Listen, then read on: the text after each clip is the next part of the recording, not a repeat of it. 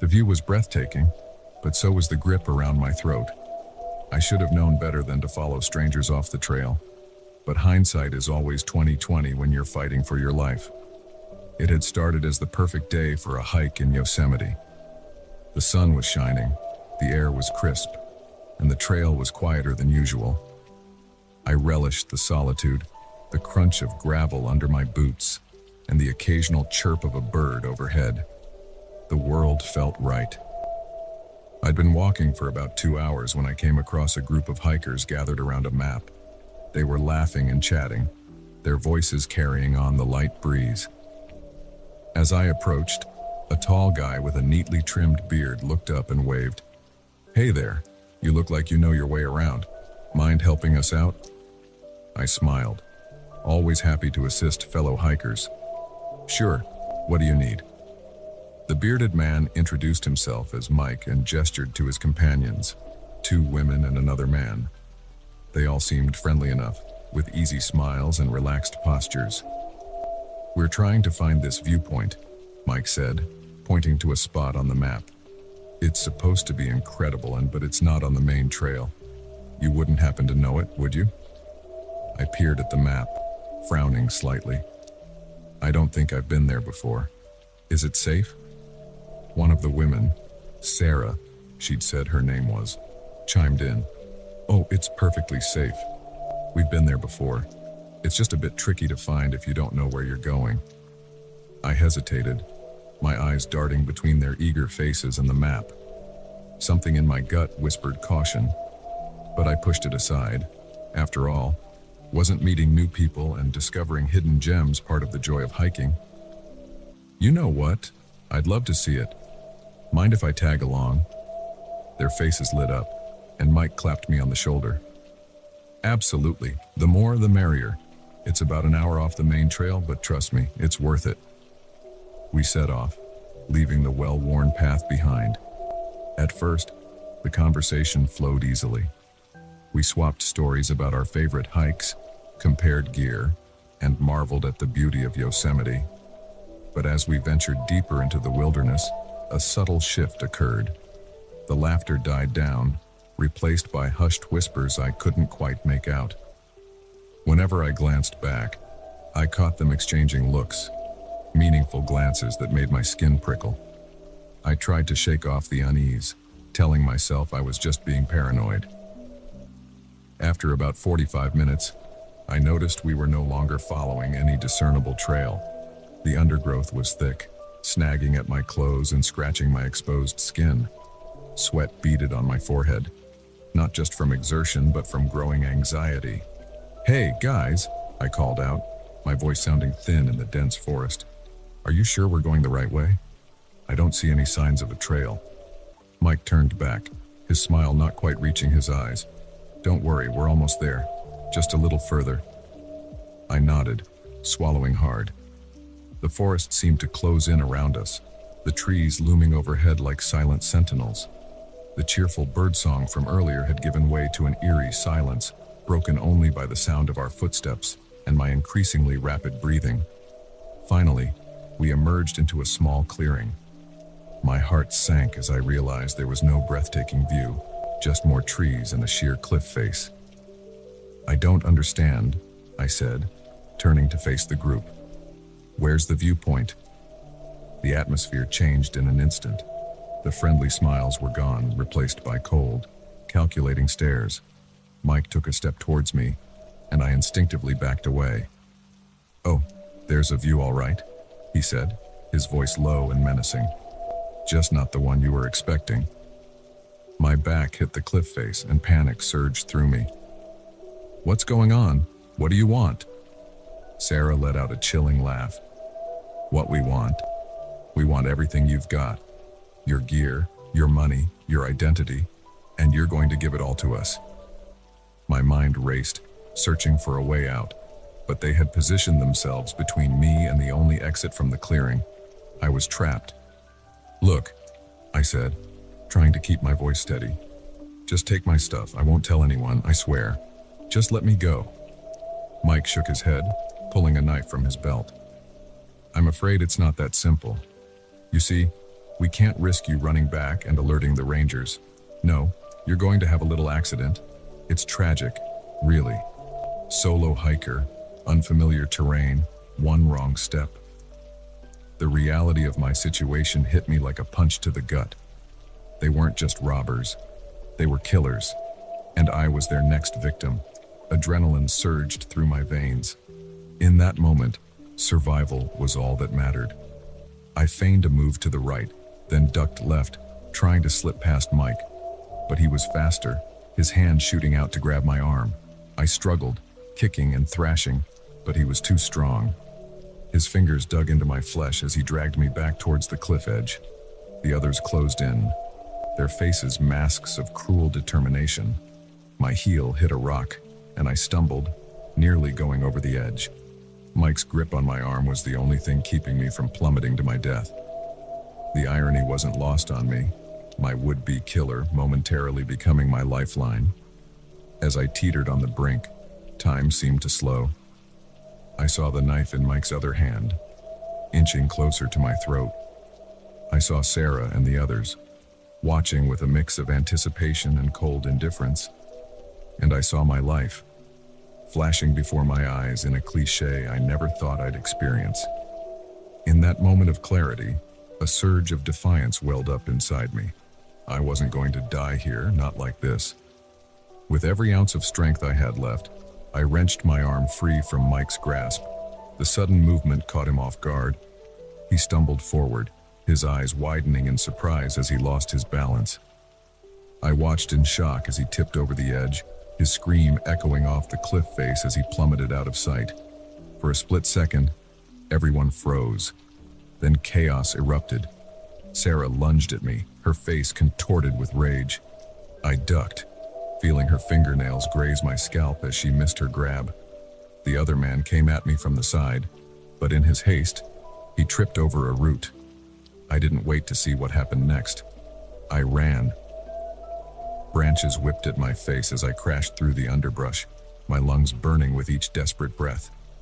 I could hear them behind me, their shouts growing fainter as I put distance between us. I had no idea where I was going. The forest all looked the same, an endless maze of trees and shadows, but I kept running, driven by pure survival instinct. Every snapping twig made me flinch. Every rustling leaf sent a jolt of terror through me. After what felt like hours, I burst out onto a trail. Actual, beautiful, man-made trail. I could have wept with relief. Instead, I pushed on, my legs trembling with exhaustion but refusing to give up. Finally, mercifully, I saw buildings ahead, the visitor center, safety. As I staggered into the parking lot, I collapsed to my knees, gasping for air. A park ranger rushed over, concern etched on his face. "Sir, are you all right? What happened?" The words tumbled out of me in a jumbled mess. The group, the fake viewpoint, the attack, the chase. The ranger's eyes widened as he listened, immediately calling for backup on his radio. The next few hours passed in a blur of questions, statements, and search parties. They found Mike's body at the base of the cliff, just where I said he'd fallen. But Sarah and the others had vanished without a trace. As I sat in the ranger station, wrapped in a shock blanket and nursing a cup of lukewarm coffee, the reality of what had happened began to sink in. I had nearly died. I had watched a man die. And somewhere out there, the others were still free, possibly looking for their next victim. The head ranger approached, his face grim. "We're going to need you to stay in the area for a while, sir. We'll have more questions, and we'll need your help identifying the suspects." I nodded numbly, knowing that even when I left Yosemite, I'd never truly escape what had happened here. The memory of that day would stay with me forever. The fake smiles, the cold eyes, the feeling of utter helplessness as I stood on the edge of that cliff. But I had survived. Against all odds, I had made it out alive. And as I looked out the window at the majestic peaks of Yosemite, I made a silent vow. I would never again ignore that little voice of caution. I would never again be an easy target.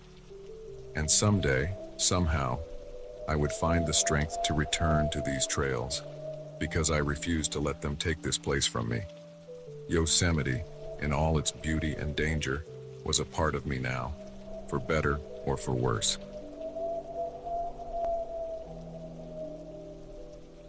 The sounds of nature can be soothing, but not when they're footsteps circling your tent at midnight. I never thought I'd fear the wilderness more than any urban jungle, but that night in the forest changed everything. I had always been a bit of a loner, finding more comfort in the rustle of leaves than in the chatter of crowds. So when I decided to take a solo camping trip in the dense forests of northern Michigan, it felt like coming home. The drive up was peaceful, my old Subaru loaded with gear and my spirits high with anticipation. I arrived at the campsite late in the afternoon, the sun already beginning its descent behind the towering pines. The air was crisp, carrying the scent of earth and evergreens. I breathed deeply, feeling the stress of city life melt away with each exhale. Setting up camp was a familiar ritual. I pitched my tent with practiced ease, arranged my cooking gear, and gathered firewood. As darkness fell, I sat by the crackling fire, enjoying a simple meal of instant noodles and canned beans. The stars emerged one by one, painting the sky with a brilliance you never see in the city. I crawled into my tent around 10 p.m., cocooning myself in my sleeping bag. The night sounds of the forest were my lullaby, the soft hooting of an owl, the distant yip of a coyote, the gentle rustle of wind through the trees. I drifted off to sleep, feeling more at peace than I had in months. But peace, I would soon learn, can be shattered in an instant. I'm not sure what woke me at first. Maybe it was a sudden silence, the absence of the usual forest sounds, or maybe it was some primal instinct, sensing a disturbance in the world around me. Whatever it was, I found myself wide awake in the pitch darkness of my tent, every nerve on high alert. Then I heard it. Footsteps, slow, deliberate footsteps, crunching on the leaf litter around my tent. At first, I told myself it was just an animal, a deer perhaps, or a raccoon scavenging for food. But as the steps continued, circling my tent with eerie precision, I knew this was no forest creature. My heart began to race. Its pounding so loud in my ears I was sure whatever was out there must hear it too. I lay perfectly still, hardly daring to breathe, as the footsteps completed one circuit of my tent, then began another. Minutes stretched into what felt like hours. The footsteps never faltered, never sped up or slowed down, just that steady, maddening pace, round and round and round. Finally, after what must have been the 10th or 11th circuit, the footsteps stopped. The silence that followed was somehow even more terrifying. I strained my ears, trying to detect any sound, any clue as to what was out there. Then, a new sound. A zipper. My blood ran cold as I realized it was the zipper of my backpack, which I'd left outside the tent. Someone was going through my things. I wanted to shout, to scare them off, but fear had frozen my vocal cords. I could only lie there, paralyzed, as I heard the rustling of my belongings being rifled through. After what seemed an eternity, the sounds stopped. Footsteps again, but this time moving away, fading into the forest. I waited, counting my heartbeats, until I could no longer hear anything but the normal sounds of the night. Only then did I allow myself to move, to breathe normally again. My hand shook as I reached for my flashlight. I knew I should look outside, assess the damage, but terror kept me rooted in place. What if they were still out there, waiting? I must have dozed off at some point because the next thing I knew, early morning light was filtering through the tent fabric. Birds were chirping, and a gentle breeze rustled the trees. It all seemed so normal, so peaceful, that for a moment I wondered if the night's events had been just a vivid nightmare. But as I unzipped my tent and stepped outside, reality came crashing back. My campsite, which I had left neat and orderly the night before, was in disarray. My backpack lay open, its contents strewn across the ground. But that wasn't the most disturbing part. My belongings hadn't just been scattered, they had been arranged. My clothes formed a crude circle around the fire pit. My food supplies were stacked in a neat pyramid, and my hiking boots, which I distinctly remembered leaving by the tent, were now hanging from a tree branch, the laces tied in intricate knots. I stood there, my mind struggling to process what I was seeing. This wasn't just random vandalism or theft. This was something else, something deliberate. A message, perhaps, though its meaning eluded me. I wanted to leave, to pack up and drive away as fast as I could. But as I looked around at my displaced belongings, I realized it would take time to gather everything. And something told me I shouldn't leave anything behind. So I set about putting my campsite back in order, my eyes constantly darting to the surrounding forest, half expecting to see someone watching me from between the trees. Every snapping twig, every rustle of leaves sent a jolt of adrenaline through my system. As I packed, I took inventory. Surprisingly, nothing seemed to be missing. Even my wallet and phone were untouched. This wasn't a robbery then. But if not that, then what? By mid-afternoon, I had everything packed up and loaded into my car. I sat in the driver's seat, key in the ignition, ready to put this place far behind me. But as I was about to start the engine, a thought struck me. What if they followed me? What if they were waiting somewhere along the road, ready to run me off into the ditch? Paranoia, I told myself. Just paranoia. But the seed of doubt had been planted and it grew roots quickly. I decided to wait until nightfall. Surely, I reasoned, they wouldn't expect me to drive at night. I could slip away under cover of darkness. So I waited, watching the sun sink lower in the sky, painting the forest in shades of orange and red. As beautiful as it was, I couldn't appreciate it. Every shadow seemed to hide a threat, every movement in the undergrowth a potential attacker. As darkness fell, the forest came alive with night sounds. But now, instead of finding them soothing, each noise set my nerves on edge. Was that really just an owl hooting, or some kind of signal? Did that rustling sound like footsteps, or was it just the wind?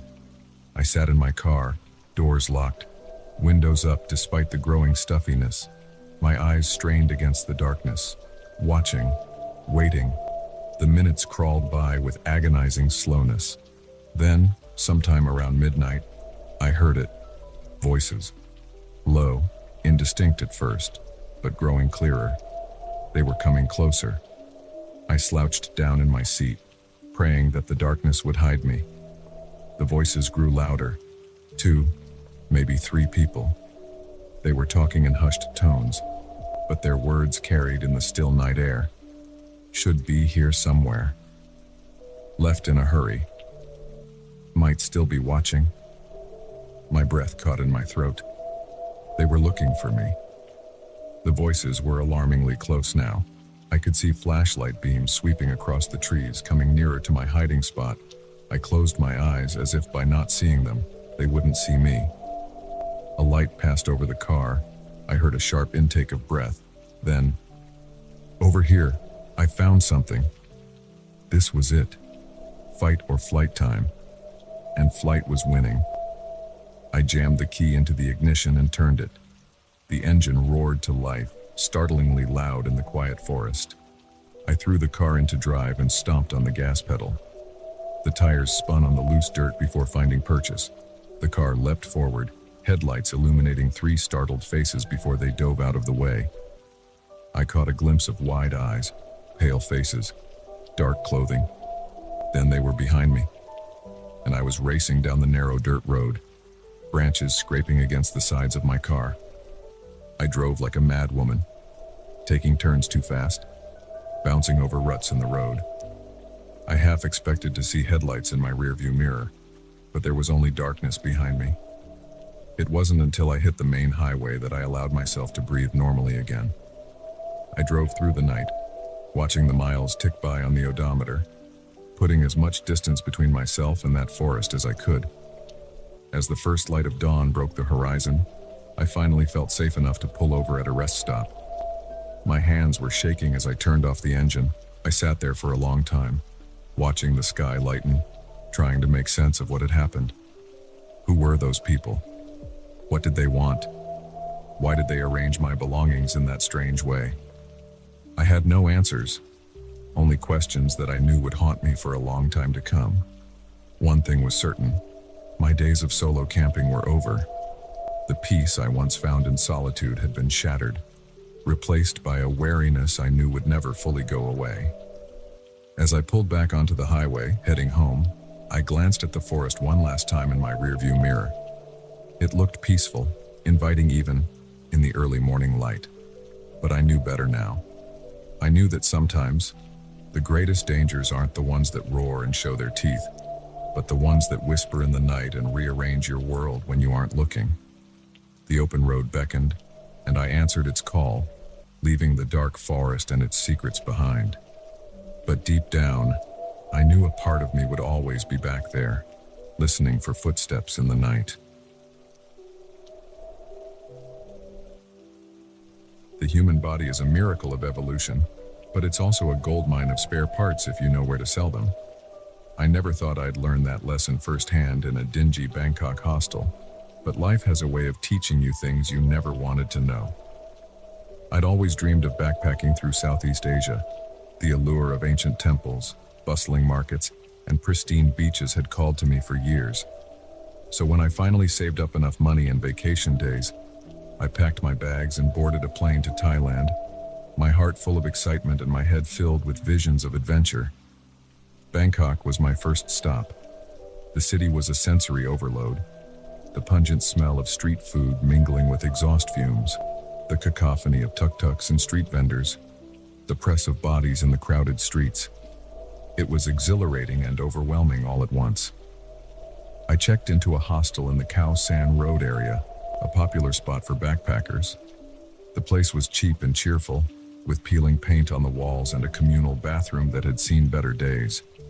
But it had a certain charm, and the common area buzzed with the energy of young travelers from all over the world. That's where I met Sarah. She was sitting alone, nursing a Chang beer and scrolling through her phone. Something about her caught my eye. Maybe it was the way she seemed both part of the scene and separate from it. I struck up a conversation, and we hit it off immediately. Sarah was from Australia, taking a gap year before starting university. She had an easy laugh and a wealth of stories from her travels. We spent the evening swapping tales and making plans to explore the city together the next day. As we parted ways for the night, Sarah gave me a warm smile. "Get some rest," she said. "Tomorrow's going to be an adventure." I had no idea how right she was, or how wrong. The next morning, I woke up feeling groggy. My head was pounding, and my mouth felt like it was stuffed with cotton. I chalked it up to jet lag and maybe one too many beers the night before. But as I tried to sit up, I realized something was terribly wrong. My limbs felt heavy, unresponsive. The room spun around me, and waves of nausea washed over me. Panic began to set in as I realized I couldn't move. I tried to call out, but my voice came out as a weak croak. The world around me faded in and out of focus. I caught glimpses of unfamiliar surroundings, bare concrete walls, a flickering fluorescent light. This wasn't my hostel room. Then I saw a face looming over me. It took me a moment to recognize Sarah, but when I did, my blood ran cold. Her warm smile was gone, replaced by a cold, calculating look that sent shivers down my spine. "Good, you're awake," she said, her voice devoid of the friendliness from the night before. "I don't try to move. The drugs will wear off soon, but not soon enough for you to cause any trouble." Drugs.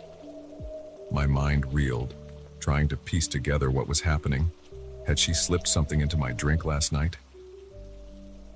Where am I?" I managed to croak out. "What's going on?" Sarah's laugh was hollow, mirthless. "You're about to make a very valuable contribution to society," she said. "Well, to certain members of society who can afford it, anyway." As the fog in my brain began to clear, the horror of the situation started to sink in. This wasn't a robbery or a kidnapping for ransom. This was something far worse. "Your organs will fetch a good price on the black market," Sarah continued, her tone matter of fact. as if she were discussing the weather. "You're young, healthy. That's a rare commodity in our line of work." I wanted to scream, to fight, to run, but my body refused to obey. I could only lie there, terror coursing through my veins, as Sarah began to prepare surgical instruments on a nearby tray. "Don't worry," she said, noticing my panicked gaze. "We're professionals. You won't feel a thing." Somehow, that was small comfort. Just then, the door opened, and two men entered. They were dressed in scrubs, looking for all the world like legitimate medical professionals. But the predatory glint in their eyes told a different story. "Is the subject ready?" one of them asked Sarah. She nodded. "Just about. Give the drugs another few minutes to wear off. We don't want any involuntary muscle spasms during the procedure." Procedure. Such a clinical term for what they were about to do to me. As they discussed the logistics of harvesting my organs, my mind raced, searching desperately for a way out. But with my body still paralyzed and three of them watching me, escape seemed impossible. I thought of my family back home, blissfully unaware of the danger I was in. Would they ever know what happened to me? Or would I simply become another statistic, another backpacker who vanished without a trace in a foreign land? The minutes ticked by agonizingly slowly. I could feel sensation gradually returning to my limbs, but it wasn't enough. Not nearly enough to fight off three people. Just as the men were preparing to move me onto a makeshift operating table, a commotion erupted outside, shouts in Thai, the sound of running feet, and then a loud bang as the door flew open. Police officers flooded into the room, guns drawn. Sarah and the two men froze, their faces masks of shock and fear. In the chaos that followed, I felt hands on me, gentler this time, helping me to sit up. A paramedic was checking my vitals, asking me questions in broken English. I answered as best I could, my voice shaky and weak. As the police handcuffed Sarah and her accomplices, I learned the truth. The real Sarah, the Australian backpacker whose identity had been stolen, had been found dead in a ditch outside Bangkok 2 weeks ago. The woman who had pretended to be her was part of an organ trafficking ring that preyed on unsuspecting tourists. I had been lucky. Another traveler at the hostel had seen Sarah slipping something into my drink and had alerted the authorities. They had been tracking the ring for months and used me as an opportunity to catch them in the act.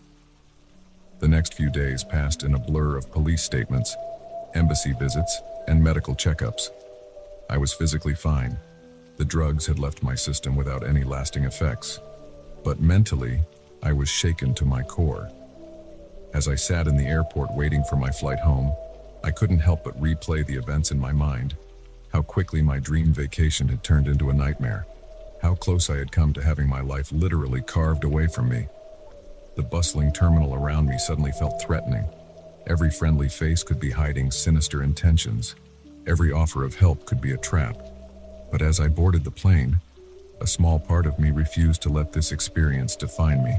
Yes, I had seen the darkest side of humanity, but I had also witnessed its best, in the fellow traveler who had saved my life, in the police officers who had rescued me, in the embassy staff who had helped me get home. The world was still full of wonders and adventures. It was also full of dangers, some hidden in plain sight. But now I was wiser, more cautious. I would travel again someday, but with open eyes and a guarded heart. As the plane took off, carrying me away from Bangkok and the horrors I had experienced there, I made a silent vow. I would live my life to the fullest, for myself and for all those who weren't as lucky as I had been. My organs were my own, and I intended to use them for a long, long time. The scars of that night in Bangkok would stay with me forever, invisible but deep. They were a reminder of how precious life is and how quickly it can be threatened. But they were also a testament to my survival, to the strength I didn't know I had. As I watched the lights of Bangkok fade away beneath the clouds, I closed my eyes and took a deep breath. I was alive, I was whole, and I was going home. The adventure I had sought had turned out to be far more than I bargained for. But in the end, I had gained something invaluable, a new perspective on life, and a deeper appreciation for every beat of my still intact heart.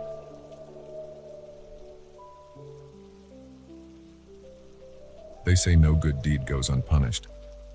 I never truly understood that saying until I picked up a hitchhiker on a lonely stretch of highway. What started as an act of kindness turned into a nightmare that would haunt me for years to come. It was the third day of my cross-country road trip. I had always dreamed of driving from coast to coast, taking in the changing landscapes and experiencing the heart of America.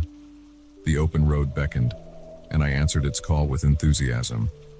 I had just crossed the border into Nevada, the endless desert stretching out before me. The sun was setting, painting the sky in brilliant hues of orange and pink. It was beautiful, but I couldn't shake the feeling of isolation that came with the vast emptiness surrounding me. That's when I saw him, a lone figure on the side of the road, thumb out, looking desperate. My first instinct was to keep driving. After all, I'd heard all the horror stories about picking up strangers. But something about his dejected posture and the middle-of-nowhere location made me reconsider. I slowed down, my conscience winning out over caution. As I pulled over, I got a better look at him. He was a man in his mid-30s, with shaggy brown hair and a scruffy beard. His clothes were dusty and worn, like he'd been on the road for a while. "Where you headed?" I called out through the passenger window. "Anywhere but here," he replied with a weak smile. "Name's Jack. I've been walking for hours." Against my better judgment, I unlocked the door. "Hop in. I'm heading west. I can take you as far as the next town at least." Jack's face lit up with relief as he climbed into the car. "Thanks, man. You're a lifesaver." As we pulled back onto the highway, I introduced myself and tried to make small talk. Jack was polite but vague about his circumstances. He mentioned something about a job falling through and needing a fresh start. I didn't push for details. For the first hour, everything seemed fine.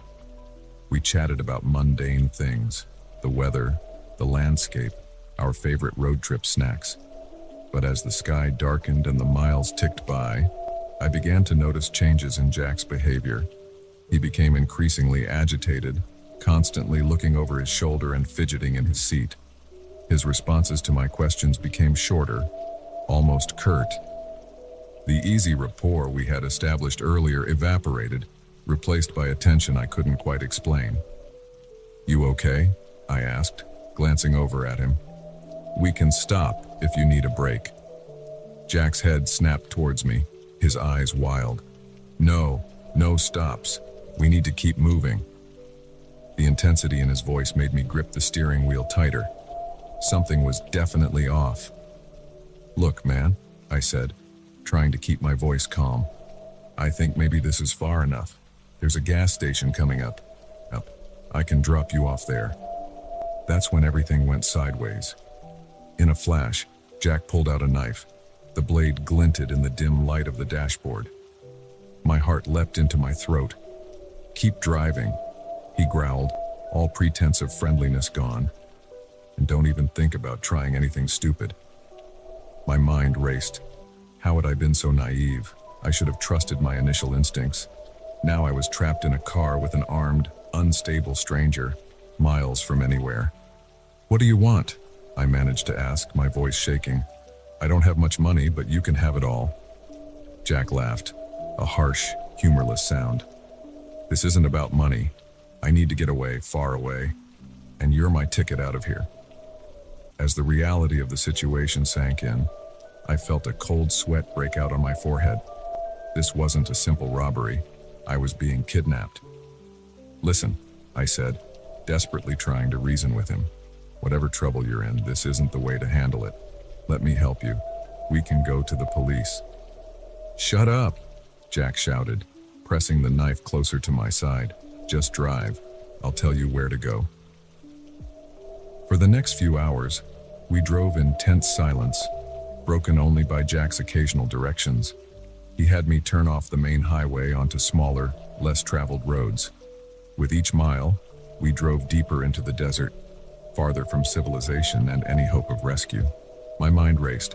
trying to think of a way out of this nightmare. Could I overpower him? Crash the car? Each option seemed more desperate and dangerous than the last. As dawn broke, painting the desert in pale light, Jack finally spoke again. "Pull over here." We were in the middle of nowhere, surrounded by nothing but sand and scrub brush. My heart pounded as I brought the car to a stop. Was this where it would end? "Get out," Jack ordered, gesturing with the knife. On shaky legs, I stepped out of the car. Jack followed, keeping the weapon trained on me. "Start walking," he said, nodding towards the expanse of desert. "You're just going to leave me out here?" I asked, disbelief and fear warring in my voice. Jack's eyes were cold. "You should have minded your own business. Now walk." I took a few steps, my mind whirling. I couldn't just let him take my car and leave me stranded in the desert. I'd die out here. In that moment, fueled by desperation and adrenaline, I made a decision. I spun around and lunged at Jack, catching him off guard. We grappled, the knife between us, each fighting for control. I felt a sharp pain in my side but ignored it, focusing all my energy on wrenching the knife away. Finally, with a burst of strength I didn't know I possessed, I managed to disarm him. The knife fell to the ground, and I kicked it away. Jack stumbled back, his eyes wide with shock and fury, but without his weapon, the balance had shifted. I saw fear replace the anger in his eyes. "It's over," I panted, my side throbbing where the knife had grazed me. "We're going to the police, now." But Jack had other ideas. With a final, desperate look, he turned and ran into the desert. I watched him go, too exhausted and in too much pain to give chase. I collapsed against the car, the adrenaline fading and the full impact of what had happened hitting me. I was alive, but I was injured and still miles from anywhere. With trembling hands, I checked my phone. No signal, of course. I was on my own. I got back in the car, wincing at the pain in my side. It wasn't too deep, but it was bleeding steadily. I found an old t-shirt in my bag and pressed it against the wound. As I started the engine, I looked out at the vast desert. Somewhere out there, Jack was running, though I couldn't imagine he'd get far in this unforgiving landscape. Part of me felt guilty for leaving him, but self-preservation won out. I needed to get help, for myself, and to alert the authorities about Jack. I drove for what felt like hours, the pain in my side a constant reminder of how close I'd come to a much worse fate. Finally, blessedly, I saw signs of civilization, a small town shimmering in the distance like a mirage. I pulled into the first gas station I saw, relief washing over me as I spotted a payphone. Within minutes, the police and an ambulance were on their way. As I sat in the back of the ambulance, being treated for my wound, I gave my statement to the police. They assured me they would search for Jack, though given the vastness of the desert, I wasn't optimistic about their chances of finding him. In the days that followed, as I recovered in a local hospital, I learned more about Jack. He was wanted in 3 states for a string of violent crimes. I had unwittingly picked up a dangerous fugitive. The police praised me for my bravery, but I didn't feel brave. I felt foolish for having put myself in that situation in the first place. The road trip I had dreamed about for so long had turned into a nightmare I couldn't wait to wake up from. As I was discharged from the hospital, the doctor gave me a stern look. "You're lucky," he said. "A few inches deeper, and that knife would have hit something vital.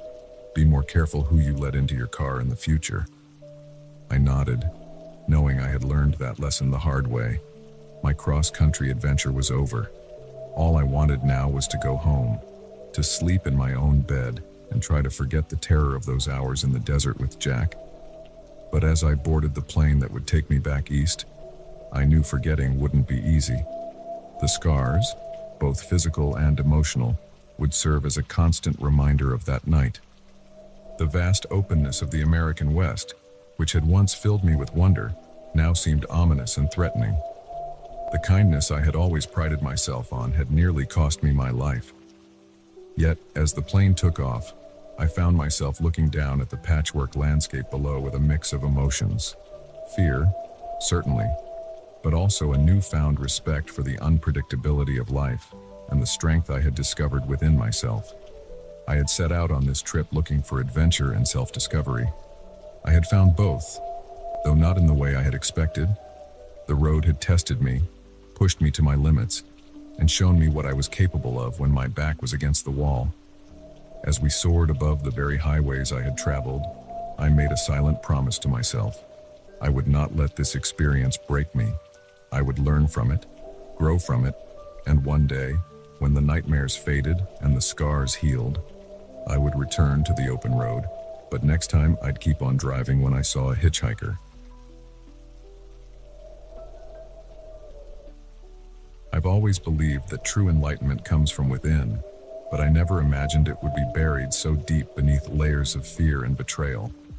The spiritual retreat that promised inner peace nearly cost me my life, and the only thing I found was a darkness I never knew existed. It all started with a simple ad: find yourself in the forests of Oregon. 7 days of meditation, nature walks, and self-discovery. It seemed perfect. I had been feeling lost, drowning in the noise of my daily life, desperate for some clarity. The retreat promised to be the reset button I so desperately needed. I arrived at the secluded location on a crisp autumn morning. The air was thick with the scent of pine, and a light mist hung over the forest, giving everything an ethereal quality. It felt magical, like I had stepped into another world. Our group was small, just 10 of us, all seeking something we couldn't quite define. We were greeted by Martin, our guide for the week. He had a calm demeanor and spoke with a soft, reassuring voice that immediately put me at ease. His eyes, though, were intense, almost piercing, as if he could see right through to your soul. "Welcome," he said, his arms spread wide. "You've taken the first step on a journey of transformation. Here, you will shed your old selves and be reborn." Looking back, I should have recognized the red flag in those words. But at the time, it sounded exactly like what I needed to hear. The first few days were everything I had hoped for. We meditated at dawn, took long walks through the forest, and shared our thoughts and feelings in group sessions.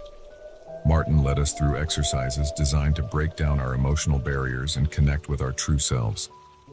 But as the days wore on, I began to notice subtle changes. Martin's teachings became more intense, more focused on letting go of our past selves. He spoke of severing ties with the outside world, of committing fully to our new path. Some of the others in the group seemed to be falling deeper under Martin's spell. They hung on his every word, their eyes glazed over with adoration. I watched as Sarah, a quiet accountant from Michigan, gave away her wedding ring, claiming it was a symbol of her old life. I tried to shake off my growing unease. Wasn't this what I had come for? To change, to find a new perspective? But something in my gut told me this wasn't right. On the 5th night, Martin announced we would have a special ceremony. "Tonight," he said, his eyes gleaming in the firelight, "we will transcend the physical and touch the divine." We gathered in a clearing deep in the forest. The moon was full, casting an eerie glow over the proceedings. Martin began to chant in a language I didn't recognize, and the others joined in. The sound rose and fell, hypnotic and unsettling. Then Martin produced a small vial of liquid. "This," he said, "will help us see the truth. It will open our minds to the universe." He began to pass the vial around. I watched as, one by one, my fellow retreatants drank without hesitation. When it came to me, I hesitated. Martin's eyes locked onto mine, challenging, almost threatening. I pretended to drink, holding the liquid in my mouth and spitting it out when no one was looking. Almost immediately, I could see the effects on the others. Their eyes glazed over, and they began to sway to some unheard rhythm. Martin started talking about shedding our old selves, about being reborn. But his words had taken on a sinister edge. He spoke of sacrifice, of leaving behind not just our old lives, but our old bodies. As I watched in horror, 2 of the men in our group began to lead Sarah towards a crude altar they had constructed. She went willingly, a beatific smile on her face. Martin raised a knife, its blade glinting in the moonlight. In that moment, I knew I had to act. I couldn't just stand by and watch this happen, but I was outnumbered, and they were in some kind of trance. I needed help. I slipped away while they were distracted, my heart pounding so hard I was sure they would hear it. I ran through the forest, branches whipping at my face, roots threatening to trip me at every step. I had no idea where I was going, only that I needed to get away, to find help. After what felt like hours, I stumbled upon a small creek. I followed it, hoping it would lead me to civilization. The forest was alive with night sounds, every snapping twig making me jump. I kept looking over my shoulder, sure that at any moment I would see Martin or one of his followers pursuing me. Finally, I saw lights through the trees, a small town, a beacon of hope in the darkness. I burst out of the forest onto a quiet street, probably looking like a mad woman, dirty, disheveled, wild-eyed with fear. I found a diner that was still open and burst in, gasping for breath. The few patrons looked up in shock. "Please," I managed to say between gulps of air. "I need help. There are people in danger." The waitress, bless her heart, didn't hesitate. She called the police immediately. As we waited for them to arrive, she sat me down, brought me water, and listened as I poured out my story. I could see the disbelief in her eyes, but to her credit, she didn't dismiss me. When the police arrived, I told them everything. About Martin, the retreat, the ceremony. I could tell they were skeptical, but something in my desperate plea must have convinced them to at least check it out. They asked me to lead them back to the retreat site. The journey back through the dark forest was terrifying, every shadow seeming to hide a threat. But with the solid presence of the officers beside me, I found the strength to go on. We reached the clearing just as dawn was breaking, but it was empty. The altar was gone. The fire, nothing but cold ashes. There was no sign of Martin or any of the others. The police searched the area thoroughly, but found nothing to corroborate my story. No vials of strange liquid, no knives, no evidence of any kind of ceremony. They took me back to town, questioning me further. I could see the doubt in their eyes growing with each passing moment. In the end, they told me they would keep investigating, but without any evidence or other witnesses, there wasn't much they could do. They advised me to go home, to seek help if I was having trouble. I left Oregon feeling shaken and confused. Had I imagined it all? The ceremony, the knife, Sarah being led to the altar. It all seemed so real. But with each passing day, as I tried to readjust to my normal life, it began to feel more and more like a vivid nightmare. I tried to find information about Martin or the retreat online, but it was as if they had never existed. The website where I had found the original ad was gone. I reached out to the hotel where I had stayed the night before the retreat, but they had no record of my stay. Weeks turned into months. I went to therapy, trying to make sense of what had happened. My therapist suggested that stress and isolation might have caused me to have a break with reality. Part of me wanted to believe her, to accept that it had all been in my head. It would have been easier that way. But I couldn't shake the feeling that it had been real. The fear I had felt that night in the forest was too visceral, too raw to have been imagined. And sometimes, late at night, I would wake up in a cold sweat, sure that I could hear Martin's voice chanting in that strange language. I never went on another spiritual retreat. The peace and clarity I had sought in those woods continued to elude me. Instead, I was left with a constant sense of unease, a feeling that the world was not what it seemed. Every time I saw a missing persons report, I wondered if they too had gone seeking enlightenment and found something far darker. I thought about Sarah, about the others in the group.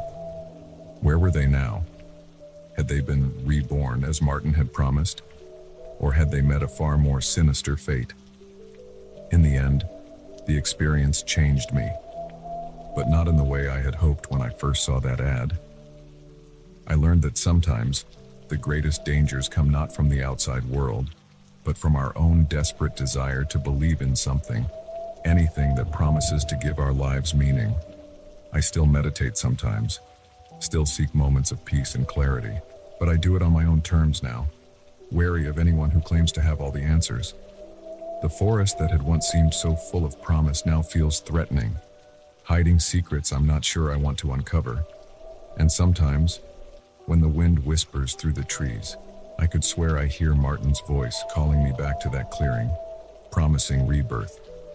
But I know now that some offers are too good to be true, and some journeys of self-discovery lead to places from which there is no return. The engine of my van had never sounded so loud as it did that night, when its gentle purr threatened to become my death knell. I'd always thought the danger in camping came from wild animals or the elements, not from the hunters who stalk human prey. I'd been on the road for 3 months, living out of my converted van, chasing the dream of freedom and adventure that so many of us yearn for. The idea was simple: work remotely, travel the country, and live life on my own terms. No rent, no roots, just the open road and endless possibilities. That particular evening, I'd found what I thought was the perfect spot for some stealth camping. It was a secluded clearing off a rarely used Forest Service road in Northern California. The towering redwoods created a natural canopy, their ancient presence making me feel small and insignificant in the best possible way. I went through my usual routine, parking the van, setting up my portable solar panel, and preparing a simple dinner on my camping stove. As the sun dipped below the horizon, painting the sky in brilliant hues of orange and pink, I sat in my folding chair, nursing a beer and feeling utterly at peace. If only I'd known then how quickly peace can shatter. The first hint that something was amiss came around midnight. I'd been asleep for a couple of hours when a sound jolted me awake. At first I couldn't place it, a rhythmic crunching that seemed out of place in the quiet forest. Then I realized footsteps, multiple sets of footsteps, moving with purpose. My heart rate quickened as I peered out the small window of my van. The moon was full, casting an eerie glow over the clearing. That's when I saw them. 3 men, dressed in dark clothing, carrying what looked like rifles. They were moving slowly, deliberately, scanning the area as if searching for something or someone. Fear gripped me as I realized the gravity of the situation. These weren't park rangers or fellow campers. The way they moved, the weapons they carried, these men were hunters, and I had a sickening feeling that I was their prey. I ducked down, praying they hadn't seen me. My mind raced, trying to piece together what was happening. Had I unknowingly camped on private property? Was this some kind of militia patrol, or was it something even more sinister? The footsteps grew closer, and I heard low voices murmuring. I couldn't make out the words, but the tone was clear. These men meant business. I held my breath, willing my heart to stop pounding so loudly in my chest. A beam of light swept across my van, and I froze. Had they spotted me? I heard one of the men say something, and the footsteps changed direction. Moving away from my vehicle, I allowed myself a small sigh of relief. But I knew I wasn't out of danger yet. For what felt like hours, I remained still, listening intently to every sound. The men seemed to be patrolling the area, their footsteps fading and then returning at regular intervals. I was trapped, unable to start the van and drive away without alerting them to my presence. As the night wore on, my mind conjured up increasingly terrifying scenarios. What if they were human traffickers, looking for lonely travelers to abduct? Or maybe they were part of some dark web hunting game, where unsuspecting campers became unwilling participants in a deadly sport. Each time their footsteps neared my van, I held my breath, certain that this would be the moment they discovered me. But each time they passed by, continuing their patrol, it was a twisted game of cat and mouse, and I was the mouse who didn't even know the rules. Around 3 a.m., I heard a new sound, the low rumble of an engine in the distance. The footsteps quickened, moving away from my van. I chanced to look out the window, and saw the men converging on a dirt road at the edge of the clearing. A few moments later, a large truck appeared, its headlights off. The men gathered around the truck, and I strained to hear their conversation. I caught fragments: shipment, border, payment, that painted a disturbing picture. These weren't just any criminals. I had stumbled into the middle of a major smuggling operation. For the next hour, I watched as they unloaded crates from the truck, carrying them deeper into the forest. I didn't know what was in those crates, and I didn't want to know. All I knew was that I needed to get out of there, and fast. But how? My van was my only means of escape, but starting the engine would immediately give away my position. I was outnumbered and unarmed. My only hope was to somehow slip away unnoticed. I formulated a plan, risky as it was. I would wait until they made another trip into the forest with their crates. Then, I would push my van as far as I could with the engine off, hoping to get enough momentum to coast down the slight incline of the Forest Service road. Once I was far enough away, I'd start the engine and floor it. It was a desperate plan, but it was all I had. The next time the men disappeared into the trees, I made my move. With shaking hands, I quickly packed up my essential belongings into a backpack, just in case I had to abandon the van and flee on foot. Then, as quietly as I could, I opened the driver's side door. The hinges creaked, the sound impossibly loud in the quiet forest. I froze, certain I'd been discovered. But no shouts came, no running footsteps. Taking a deep breath, I slipped out of the van and moved to the back. Pushing a 2-ton vehicle is no easy feat, especially when you're trying to do it silently. Every muscle in my body strained as I leaned into the van, willing it to move. For a heart-stopping moment, it didn't budge. Then, slowly, agonizingly, it began to roll. Inch by inch, I guided the van towards the road, my ears straining for any sound of returning footsteps. Sweat poured down my face, and my arms trembled with exertion. But the fear of discovery gave me strength I didn't know I possessed. Finally, after what felt like an eternity, I reached the crest of the small hill that led down to the main road. This was it, the point of no return. Once I let the van start rolling down the hill, there would be no turning back. I took one last look at the clearing. The truck was still there, its dark bulk ominous in the moonlight. There was no sign of the men, but I knew they could return at any moment. It was now or never. With a deep breath, I gave the van one final push and jumped into the driver's seat. The van began to roll, slowly at first, then picking up speed as it descended the hill. The trees seemed to rush by, branches scraping against the sides of the vehicle. I gripped the steering wheel, my knuckles white, guiding the van down the twisting road. Each turn was a heart-stopping moment, the van's momentum threatening to send me careening into the trees. But somehow, I managed to keep it on the path. As I neared the bottom of the hill, I knew it was time. I turned the key in the ignition, saying a silent prayer. The engine roared to life, shattering the night silence. I stomped on the gas pedal, and the van leapt forward. In my rearview mirror, I saw flashlights bobbing in the darkness. Shouts echoed through the trees. They had discovered my escape. I drove like I'd never driven before, taking each turn at breakneck speed. The van rattled and shook, protesting the abuse. But I couldn't slow down. In the distance, I heard the roar of another engine. They were in pursuit. For miles, I sped through the dark forest, taking random turns, desperate to lose my pursuers. Every set of headlights I saw filled me with dread. Were they gaining on me? Had they called for reinforcements? It wasn't until I reached a main highway that I finally allowed myself to breathe.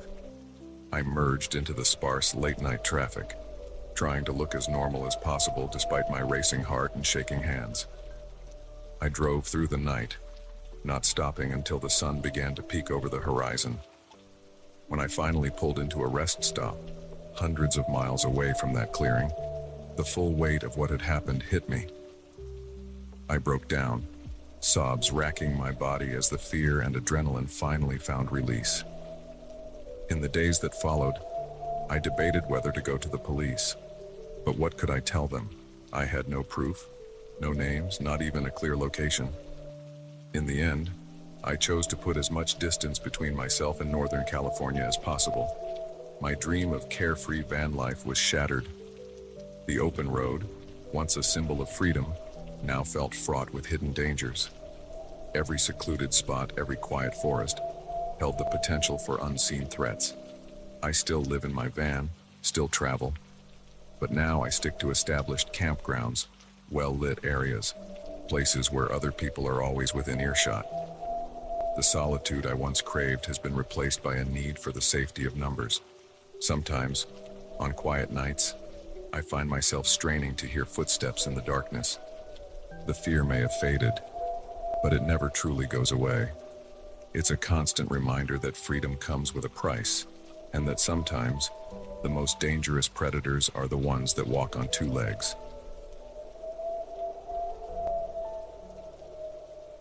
The Swiss Alps are breathtaking, they say. What they don't tell you is how quickly that beauty can turn deadly when you're lost, alone, and being hunted by someone you thought was a friend. I'd always dreamed of hiking in the Swiss Alps, the majestic peaks, the pristine lakes, the crisp mountain air. It all called to me. So when I finally had enough savings and vacation time, I didn't hesitate. I packed my bags, flew to Switzerland, and set out on what I thought would be the adventure of a lifetime. The first few days were everything I'd imagined and more. The trails were challenging but rewarding, each bend revealing vistas more stunning than the last. I'd opted to hike solo, relishing the solitude and the chance to move at my own pace. In the evenings, I'd chat with other hikers at the mountain huts, sharing stories and tips before retiring to my bunk. It was on the fourth day that I met Lucas. I was taking a break, perched on a rock and admiring the view of a glacier in the distance, when he approached. He was about my age, with a friendly smile and an easygoing demeanor that immediately put me at ease. "Quite a view, isn't it?" he said, his English tinged with a slight German accent. We struck up a conversation, and I learned he was from Munich, taking some time off to explore the Alps. He seemed knowledgeable about the area and even gave me some tips on the best trails to take. As we talked, I found myself warming to Lucas. It was nice to have some company after days of solitary hiking. When he suggested we hike together for a while, I agreed without hesitation. We set off, with Lucas leading the way. He told me he knew a shortcut that would take us to a spectacular viewpoint off the main trail. I hesitated for a moment. I'd always been taught to stick to marked paths, but Lucas assured me it was safe. "I've been here many times," he said with a confidence that quelled my doubts. "Trust me, it's worth it." So I followed him, leaving the well-trodden path behind. At first, everything seemed fine. The route was more challenging, picking our way over loose rocks and through dense underbrush. But Lucas navigated it with ease. As we climbed higher, the landscape became more rugged. The friendly chatter that had filled our first hours together dwindled, replaced by the sound of our labored breathing in the thin mountain air. It was then that I started to notice little things that didn't quite add up. Lucas's gear, which I had initially thought was top-notch, showed signs of wear that seemed inconsistent with his claims of being an experienced hiker. And some of the landmarks he pointed out didn't match what I remembered from my map. A seed of unease planted itself in my mind, growing with each step we took further from the main trail. But I pushed the feeling aside, telling myself I was being paranoid. As the sun began to dip towards the horizon, painting the mountains in shades of gold and pink, I realized we should have reached the viewpoint by now. When I mentioned this to Lucas, his demeanor changed. The friendly smile vanished, replaced by a tightness around his eyes. "We're almost there," he said, his tone clipped. "Just a bit further." But a bit further turned into another hour of hiking and still no viewpoint. The beautiful sunset had given way to twilight, and a chill was settling into the air. That's when I decided enough was enough. "Lucas," I said, stopping in my tracks, "I think we should head back. It'll be dark soon, and we're not prepared for night hiking. He turned to face me, and the look in his eyes made my blood run cold. Gone was any pretense of friendliness.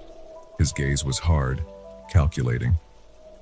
"We're not going back," he said, his voice low and menacing. In that moment, I knew I was in serious trouble. My mind raced, trying to make sense of the situation. Who was Lucas really? What did he want? "What's going on?" I asked, fighting to keep my voice steady. "Why are we out here?" Lucas laughed, a harsh sound that echoed off the surrounding rocks. "You tourists are all the same, so trusting, so naive. Did you really think I was just some friendly hiker?" He took a step towards me, and I instinctively backed away.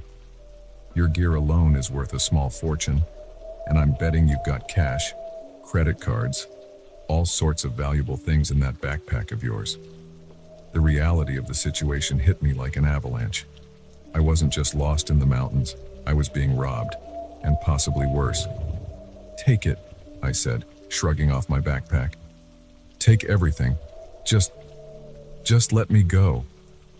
But Lucas shook his head. "It's not that simple. You've seen my face. You could identify me." Fear, cold and paralyzing, washed over me. This wasn't just a robbery. Lucas had never intended for me to make it off this mountain. In that moment of realization, survival instinct kicked in. Without thinking, I threw my backpack at Lucas as hard as I could. It caught him off guard, hitting him squarely in the chest. As he stumbled, I turned and ran. I had no idea where I was going. The trail, if you could call it that, was barely visible in the fading light, but I ran anyway, fueled by pure adrenaline. Behind me, I could hear Lucas cursing, his footsteps pounding as he gave chase. The terrain was treacherous. Loose rocks skittered under my feet, threatening to send me tumbling down the steep slope. Branches whipped at my face as I crashed through undergrowth. But I didn't slow down. Lucas's voice echoed behind me, sometimes sounding closer, sometimes further away. The mountains played tricks with the sound, making it impossible to tell where he was. As full darkness fell, my flight became even more dangerous. I could barely see where I was putting my feet. More than once, I nearly went over the edge of a drop-off, catching myself at the last second. I don't know how long I ran. Time lost all meaning in that nightmarish chase. My lungs burned, my legs ached, but still I pushed on, because I knew that to stop was to die. Eventually, I stumbled upon a small cave, little more than a hollow in the rock face. Desperate for a moment to catch my breath, I squeezed inside. The space was tight, barely big enough for me to curl up in, but it offered a moment of refuge. As I huddled there, trying to quiet my ragged breathing, I heard Lucas pass by. He was muttering to himself, his voice a mix of anger and frustration. I held my breath, praying he wouldn't discover my hiding spot. For hours, I remained in that cave, too terrified to move. Every sound, the wind whistling through the rocks, small animals scurrying about, made me flinch. I was sure that at any moment, Lucas would find me. As the first light of dawn began to filter through the mountains, I finally dared to emerge from my hiding place. My body protested, stiff from hours of being cramped in one position. But I knew I couldn't stay there. I had no idea where I was. Without my backpack, I had no map, no water, no food. I was utterly lost in one of the most unforgiving environments on Earth. But I was alive, and that was something. I picked a direction and started walking, hoping to find my way back to a marked trail. Every shadow made me jump. Every snapping twig had me looking over my shoulder. The beautiful mountains that had so enchanted me just days ago now seemed menacing, hiding potential dangers around every boulder. It was late afternoon when I heard the most beautiful sound I've ever heard, the whir of helicopter blades. Search and rescue had been called, probably when I failed to check in at the next mountain hut as planned. As the helicopter landed in a small clearing, I broke down in tears of relief. The rescue team was shocked at my condition, dehydrated, exhausted, covered in cuts and bruises.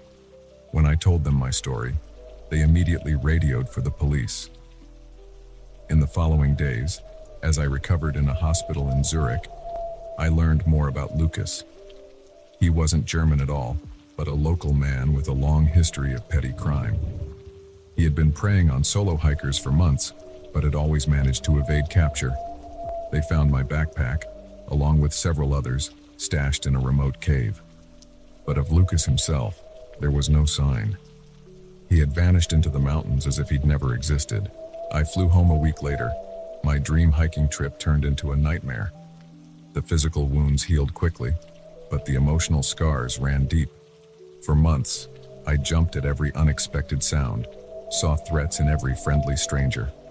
It's been years now, and I've slowly regained my love for hiking and the outdoors. But I never hike alone anymore, and I never, ever leave the marked trails. The mountains are still beautiful, still majestic. But now I know that they can also be deadly, hiding dangers far worse than any natural hazard. And sometimes, on nights when the wind howls outside my window, I find myself back on that mountain, running for my life from a man I thought was a friend. In those moments, I'm reminded that the most dangerous predators are often the ones that look just like us.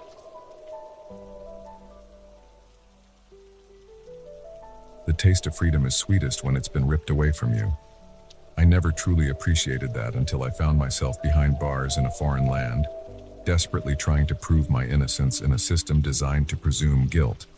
It was supposed to be a routine business trip to Moscow. As a senior executive for a multinational tech company, I'd made dozens of similar journeys. Fly in, close the deal, fly out, simple, efficient, and usually quite boring. This time, however, would be anything but routine. The first few days went smoothly. Meetings were productive, the local team was enthusiastic, and it looked like we were on track to finalize a major contract. To celebrate our progress, Victor, one of the company's executives, invited me to dinner at an upscale restaurant. The food was excellent, the vodka flowed freely, and the conversation was engaging. Victor was particularly interested in our company's latest innovations. In retrospect, perhaps a bit too interested. But in the moment, buoyed by good food and alcohol, I thought nothing of it. I even showed him some confidential documents on my tablet, eager to impress our potential partners. As we parted ways that night, Victor shook my hand warmly. "To a successful partnership," he said, his smile not quite reaching his eyes. I should have noticed that, should have sensed something was off. But I was too caught up in the euphoria of a deal nearly closed. The next morning, I was jolted awake by loud banging on my hotel room door. Before I could fully register what was happening, the door burst open and several police officers stormed in, shouting in rapid-fire Russian. Confused and still half asleep, I didn't resist as they roughly handcuffed me and began searching the room. One of them held up my tablet, saying something that sounded accusatory. Another officer thrust a document in my face, an arrest warrant, though I couldn't read the Cyrillic script. "What's going on?" I asked, my voice shaking. There must be some mistake. One of the officers, his face stern, replied in heavily accented English, "You are under arrest for theft of company secrets. Come with us now." My mind reeled. Theft? Company secrets? This had to be a misunderstanding. But as they led me out of the hotel in handcuffs, the seriousness of the situation began to sink in. Passers-by stared, some taking photos with their phones. I felt exposed, vulnerable, my world crumbling around me. At the police station, things went from bad to worse. The interrogation room was small and stuffy, with harsh fluorescent lighting that made my head pound. 2 detectives questioned me for hours, their English limited and my Russian non-existent. They accused me of stealing proprietary information from the Russian company we were partnering with, claiming they had evidence on my tablet. I tried to explain that I had only shown Victor some basic information, nothing proprietary, but they didn't believe me, or perhaps didn't want to believe me. They showed me documents I had never seen before, alleging they were found on my device. When I denied knowledge of them, the detectives grew angry, their questions more aggressive. As the interrogation dragged on, I asked repeatedly to contact the U.S. Embassy or a lawyer. Each time I was told, soon, soon. But soon never came. Finally, exhausted and overwhelmed, I was thrown into a holding cell. The reality of my situation hit me like a physical blow. I was alone in a foreign country, accused of a crime I didn't commit, with no idea how to prove my innocence. The next few days passed in a blur of confusion and fear. I was moved to a larger prison, processed, and assigned to a crowded cell. The other inmates eyed me warily. A foreigner, clearly out of place in this harsh environment. It was 3 days before I was finally allowed to contact the U.S. Embassy. The consular officer who visited me looked concerned, but could offer little immediate help. "We'll do what we can," she said, "but you need to understand that the Russian legal system works differently from ours. This could take time." Time. That was something I suddenly had too much of, yet not enough. Days stretched into weeks, weeks into months. My company initially supported me, hiring a local lawyer to handle my case. But as time dragged on and negative publicity mounted, their support waned. Eventually, they distanced themselves from me entirely, claiming they had no knowledge of my illegal activities. My lawyer, a tired-looking man named Dmitry, did his best, but it was clear he was fighting an uphill battle. "The evidence against you is strong," he told me during one of our meetings. "Those documents on your tablet, they're very damaging." "But I've never seen those documents before," I protested. "Someone must have planted them." Dmitry sighed. "Proving that will be difficult. In cases like these, the courts tend to favor the prosecution." As my trial date approached, I fell into despair. The possibility of spending years in a Russian prison loomed over me like a dark cloud. I thought of my family back home, my career in tatters, my life as I knew it over. But then, a glimmer of hope. During one of our meetings, Dmitry's eyes lit up with an idea. "The restaurant," he said, "where you had dinner with Victor, did it have security cameras?" I nodded, not sure where he was going with this. "If we can get that footage, we might be able to prove that Victor had access to your tablet. It's a long shot, but it could cast doubt on the prosecution's case." It was a slim chance, but it was all we had. Dmitry worked tirelessly to secure the footage, battling bureaucracy and reluctant restaurant owners. Finally, just days before the trial, we got lucky. The footage clearly showed Victor handling my tablet while I was distracted by a phone call. In the courtroom, I sat nervously as Dmitry presented our case.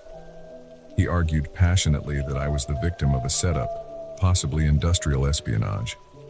The security footage, while not conclusive proof of my innocence, was enough to plant seeds of doubt. The trial dragged on for weeks. Every day was a test of endurance, sitting through hours of testimony in a language I didn't understand, trying to glean what I could from my lawyer's hurried translations.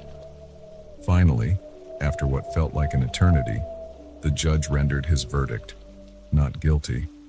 The words washed over me like a wave, relief flooding every fiber of my being. I was free. The nightmare was over. But as I walked out of the courthouse, blinking in the bright Moscow sunlight, I realized that free was a relative term. My reputation was in tatters, my career likely unsalvageable. The company I had worked so hard for had abandoned me, and the experience had left deep scars, both emotional and psychological. As I boarded the plane back to the States, I felt a mix of emotions. Relief, certainly, but also anger at the injustice I had faced, and fear of what the future held. The Moscow skyline disappeared beneath the clouds, and with it, a chapter of my life I would never forget. Back home, I tried to rebuild my life. It wasn't easy. Job interviews often ended abruptly when my Russian incident came up. Friends and even some family members seemed unsure how to act around me, as if my experience had somehow changed who I was fundamentally. In time, I started my own consulting firm, using my experience to help other businesses navigate the treacherous waters of international partnerships. I became an advocate for reform in international business law, sharing my story as a cautionary tale. Years have passed, but the memories of those months in Russian prison still haunt me. Sometimes, I wake up in a cold sweat, my mind back in that cramped cell. The sound of keys jangling still makes my heart race. But I've also gained something from the experience, a deeper appreciation for freedom, for justice, and for the importance of integrity in business and in life. I learned the hard way that sometimes the price of success can be too high. Now, when I travel for business, I'm more cautious. I guard information carefully, trust sparingly, and always stay alert. Because I know firsthand how quickly a routine business trip can turn into a fight for freedom and justice in a foreign land.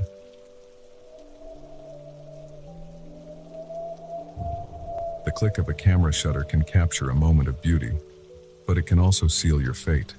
I never imagined that my passion for wildlife photography would lead me into a deadly game of cat and mouse with armed poachers in the heart of a national park. It was supposed to be the trip of a lifetime. I'd saved for years to go on a solo photography expedition to South Africa's Kruger National Park. As a wildlife enthusiast and amateur photographer, the chance to capture images of the Big Five in their natural habitat was a dream come true. The first few days were nothing short of magical. I'd managed to photograph elephants bathing in a watering hole, a pride of lions lounging in the afternoon sun, and even a pair of elusive leopards. Each click of my camera felt like I was preserving a piece of wild, untamed Africa. On the fourth day, I decided to venture into a more remote area of the park. My guide, a local named Themba, had told me about a hidden spot where rhinos often gathered at dusk. The chance to photograph these endangered creatures was too good to pass up. We set out in the late afternoon, our jeep bumping along dusty trails rarely used by tourists. As the sun began to dip towards the horizon, painting the savanna in warm golden hues, Themba brought the vehicle to a stop. "We'll go on foot from here," he whispered, his eyes scanning the landscape. "Remember, absolute silence. Rhinos have poor eyesight, but their hearing is excellent." I nodded, shouldering my camera bag. We crept through the bush, the dry grass crunching softly under our feet. After about 15 minutes, Themba held up a hand, signaling me to stop.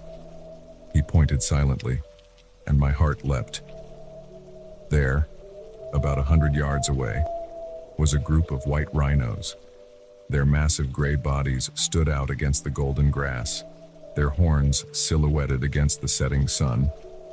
It was a photographer's dream. I raised my camera, adjusting the settings with trembling fingers.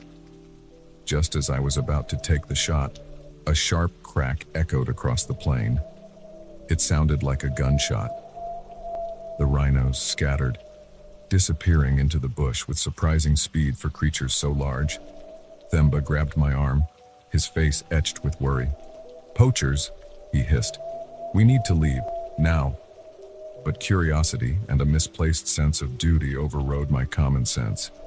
"We should report this," I whispered back. "If we can get evidence." Themba shook his head vehemently, but I was already moving, creeping towards where the sound had come from. Reluctantly, he followed.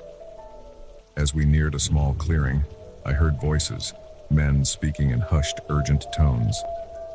I peered around a large acacia tree and felt my blood run cold. 4 men stood in the clearing, armed with high-powered rifles, but it was what lay at their feet that made my stomach churn. A rhino, its magnificent horn brutally hacked off, blood staining the dusty ground. Without thinking, I raised my camera and started shooting. The rapid-fire click of the shutter seemed deafening in the tense silence. One of the men's heads snapped up, his eyes locking onto mine. For a heartbeat, time seemed to stand still. Then all hell broke loose. "Run!" Themba yelled, grabbing my arm and yanking me away. We crashed through the bush, thorns tearing at our clothes, branches whipping our faces. Behind us, I could hear shouts and the sound of pursuit. My lungs burned, and my legs felt like lead, but terror kept me moving. Themba was a few paces ahead, his knowledge of the terrain our only advantage. A gunshot rang out, the bullet splintering bark off a tree inches from my head. I ducked instinctively, nearly losing my footing. "Keep going," Themba urged, his voice strained. We ran for what felt like hours, the sounds of pursuit sometimes fading, sometimes growing alarmingly close. As darkness fell, the bush became a maze of shadows, every sound amplified by our fear. Finally, Themba pulled me into a small cave formed by an overhanging rock. We crouched there, our breathing ragged, straining to hear any sign of the poachers. "What do we do now?" I whispered, once I had caught my breath. Themba's face was grim in the dim light. "Oh, we wait. The park rangers will be looking for us by now. But so are the poachers. If they find us first..." He didn't need to finish the sentence. The night stretched on endlessly. Every snapping twig, every rustle of leaves made us tense, expecting to see the barrel of a gun appear at any moment. I clutched my camera, the evidence it contained now a dangerous burden. As the first light of dawn began to filter through the trees, we heard a new sound, the distant whir of helicopter blades. Hope surged through me, but Themba remained cautious. "It could be a park ranger chopper," he whispered. "Or it could be the poachers, buyers coming to collect the horn. We can't risk moving until we're sure." So we waited, the sound growing louder, then fading, then returning. It was maddening, not knowing if it heralded rescue or doom. Suddenly, a voice crackled through a megaphone, barely audible but unmistakably speaking English. "This is Kruger Park Rangers. If you can hear this, signal your location." Relief flooded through me, but Themba held me back. "Wait," he cautioned. "It could be a trick." But as the voice repeated the message, this time mentioning my name and Themba's, we knew it was genuine. We stumbled out of our hiding place, waving our arms frantically. The helicopter spotted us quickly, landing in a nearby clearing. As rangers poured out, rifles at the ready, scanning the area for threats, I felt my knees go weak. It was over. We were safe. The debriefing at park headquarters was intense. I handed over my camera, the photos I had taken now crucial evidence in the fight against poaching. The park director, a stern-faced woman named Miriam, looked at me with a mixture of admiration and exasperation. "You took an incredibly foolish risk," she said, her tone softening slightly. "But these photos, they could make a real difference. We've suspected for some time that there was a large-scale poaching operation in the park, but we've never had solid evidence until now." In the days that followed, as I gave statements to police and park officials, the full scope of what I had stumbled upon became clear. The poachers were part of a sophisticated international syndicate, with connections reaching into high levels of government and business. My photos, along with Themba's testimony, provided the missing link the authorities needed to launch a major operation. Within weeks, arrests were made, not just of the poachers we had seen, but of corrupt officials and wealthy buyers as well. As for me, I found myself thrust into the spotlight, hailed as a hero by conservation groups. Journalists wanted interviews. Documentary filmmakers sought my story. It was overwhelming and, if I'm honest, a little frightening. A little. The poaching syndicate had long arms, and there was always the nagging fear of retaliation. But more than that, I struggled with the knowledge of what my actions had set in motion. Yes, dangerous criminals had been caught, and perhaps some rhinos would be saved. But I also knew that for every poacher arrested, there were desperate people waiting to take their place, driven by poverty and lack of opportunity. The experience changed me profoundly. I couldn't go back to being just an amateur photographer, not after what I'd seen. I began working with wildlife conservation groups, using my images to raise awareness about the devastating impact of poaching. I returned to Kruger a year later, this time as part of an anti-poaching education initiative. The park felt different now, still beautiful, still wild, but with an undercurrent of vulnerability I hadn't noticed before. Themba had been promoted to head ranger, his bravery and quick thinking during our ordeal recognized by park management. When we met again, there was a bond between us that went beyond words, forged in those terrifying hours of flight and hiding. As we stood watching the sun set over the savannah, a family of rhinos grazing peacefully in the distance, Themba turned to me with a smile. "You know," he said, "most people come to Africa to shoot animals with their cameras. You managed to shoot down an entire poaching ring." I laughed, but it was a laugh tinged with the weight of all that had happened. My camera hung at my side, a reminder of the power and responsibility that comes with bearing witness.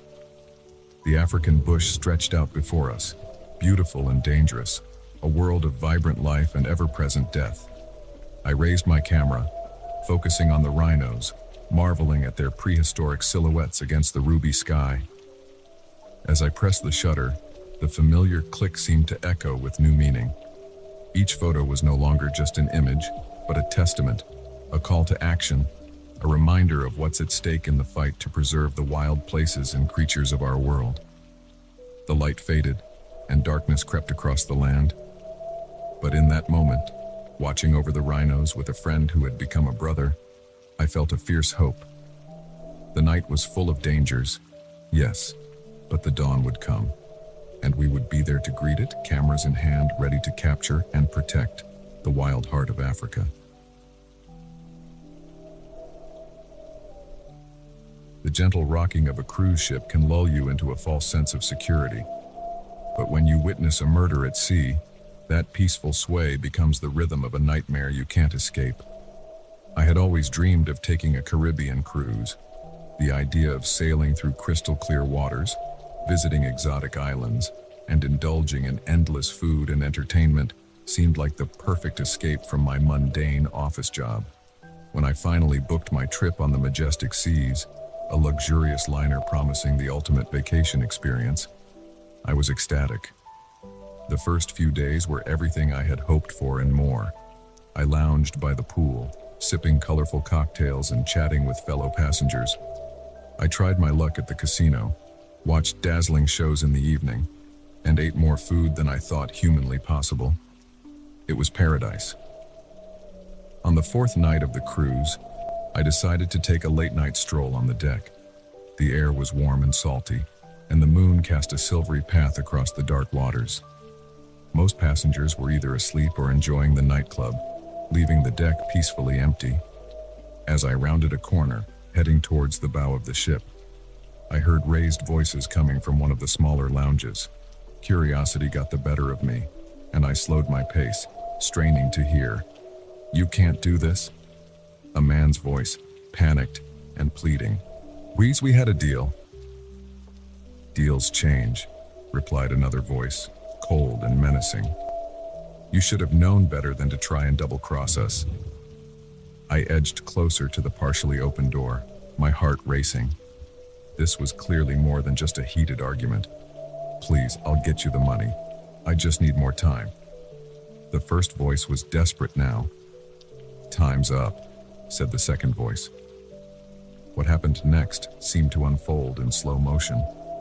I peered through the crack in the door just in time to see a tall man in a dark suit grab the other man by the throat.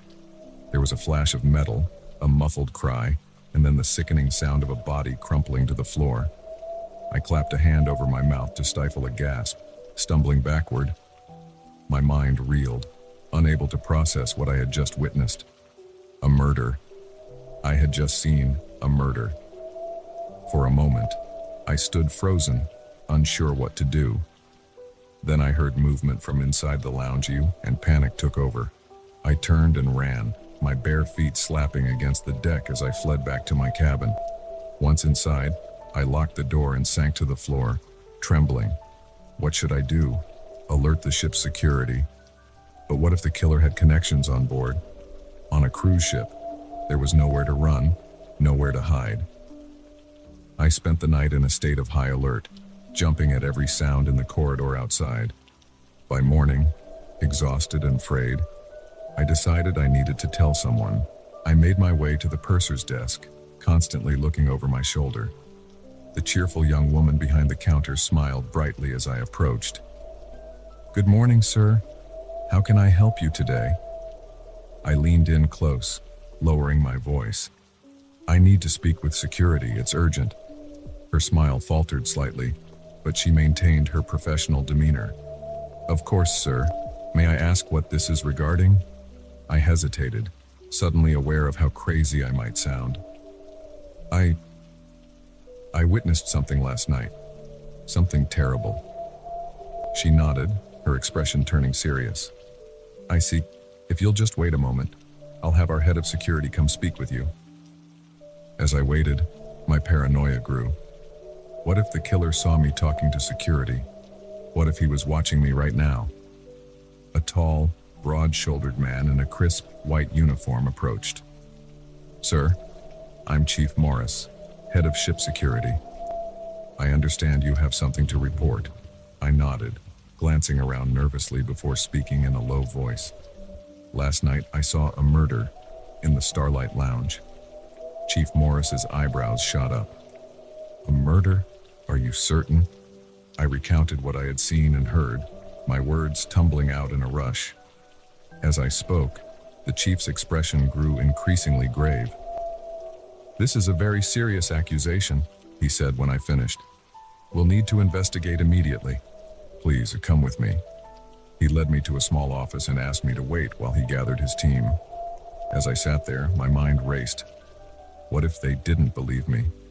What if the killer had already disposed of the body? When Chief Morris returned with 2 other security officers, I repeated my story. They asked detailed questions about what I had seen and heard, taking careful notes. "We'll conduct a thorough search of the Starlight Lounge," Chief Morris assured me. "In the meantime, I must ask you to keep this information confidential. We don't want to cause a panic among the passengers." I nodded, relieved that they were taking me seriously but still on edge. As I left the security office, I couldn't shake the feeling that I was being watched. The rest of the day passed in a blur of anxiety. I tried to go about my normal vacation activities, but every face I saw seemed suspicious. Was that man by the pool the killer? Did that woman in the buffet line know something? By evening, I was a nervous wreck. I jumped at every announcement over the ship's PA system, half expecting it to be news of a body found. But nothing came. As I picked at my dinner in the main dining room, a hand landed on my shoulder. I nearly leapt out of my skin. "Sir," it was one of the security officers from earlier. "Chief Morris would like to see you." My heart pounding, I followed him back to the security office. Chief Morris was waiting, his expression unreadable. "We've conducted a thorough search of the Starlight Lounge and the surrounding areas," he said once we were seated. "I'm afraid we found no evidence of any crime taking place." I stared at him in disbelief. "But I saw it. I heard it." Chief Morris held up a hand.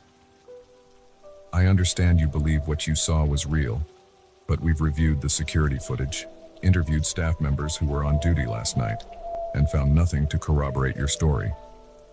"The footage," I said, grasping at straws. "Can I see it? Maybe I can point out the men I saw." The chief shook his head. "I'm sorry, but we can't share security footage with passengers. It's against company policy." I slumped in my chair, defeat washing over me. They didn't believe me. Or worse, what if they were in on it? "Sir," Chief Morris leaned forward, his voice gentle but firm. "Is it possible that what you saw was a misunderstanding? Perhaps a rehearsal for one of the ship's theatrical productions?" I wanted to argue, to insist that what I had seen was real. But doubt had begun to creep in. Had I imagined it all? Was the stress of my job, the sudden freedom of vacation, playing tricks on my mind? I don't know anymore, I admitted, my voice small. Chief Morris nodded sympathetically. "It's not uncommon for passengers to experience vivid dreams or misinterpret things they see, especially if they're not used to the shipboard environment. I can assure you, if there had been any foul play, we would have found evidence of it." I left the security office feeling dazed and confused. As I wandered the ship's corridors, every laugh, every shadow seemed to mock me. Had I really imagined the whole thing? The next few days of the cruise passed in a haze. I went through the motions of enjoying my vacation, but the joy had been sucked out of it. I couldn't shake the memory of what I had seen, or thought I had seen.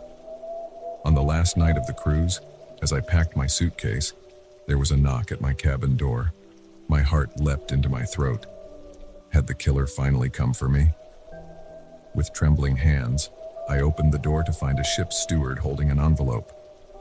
"Message for you, sir," he said cheerfully, handing it over before continuing on his rounds. Inside the envelope was a simple note. "Thank you for your discretion. Enjoy the rest of your vacation. Sam." I stared at the note, my mind whirling. Sam, Chief Morris. Was this confirmation that I hadn't imagined things after all? Or was it just a polite thank you for not causing a panic among the other passengers? As the ship docked the next morning and I joined the throng of passengers disembarking, I found myself scanning the crowds. Was the killer among us, blending in with the excited tourists heading home? Or had he slipped away at one of our port stops, vanishing into the Caribbean sunshine? I never got answers to these questions. In the years since that cruise, I've turned the events over in my mind countless times. Sometimes I'm convinced it was all real, a cover-up of a terrible crime. Other times, I wonder if it was just an overactive imagination fueled by too many mystery novels.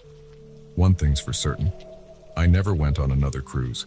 The gentle rocking of a ship that once promised relaxation now only reminds me of that night, of the thin line between paradise and nightmare, and how quickly one can become the other. To this day, whenever I see an advertisement for a luxury cruise, I think of moonlight on dark water, raised voices behind a partially open door, and the sickening thud of a body hitting the floor. And I wonder about the secrets that might be hiding behind those glossy images of sunsets and smiling passengers. Because sometimes, the most dangerous waters are the ones you're sailing through, blissfully unaware of the darkness lurking just beneath the surface.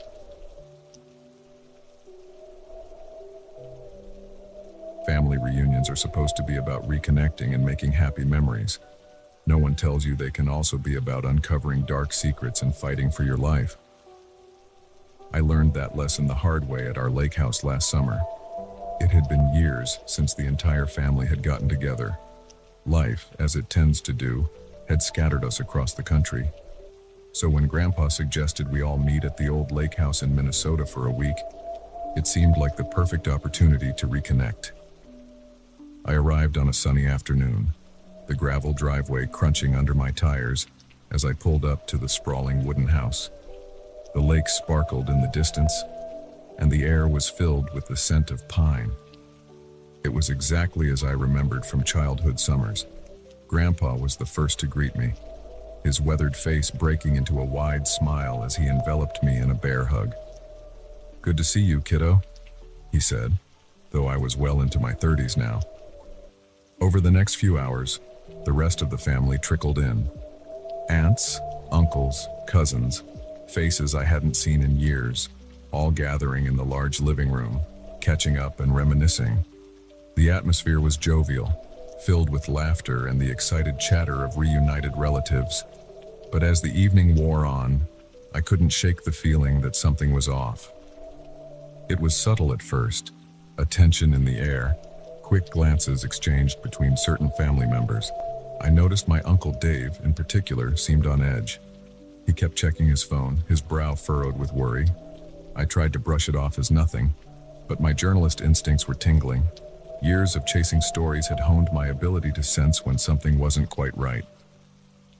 As night fell and most of the family retired to their rooms, I decided to get some fresh air. The lake house had a beautiful wraparound porch, perfect for stargazing. I was leaning against the railing, enjoying the cool night breeze when I heard hushed voices coming from around the corner. "Can't keep this up much longer, Dad." Uncle Dave's voice, strained and angry. "The creditors are breathing down my neck. I need that money now."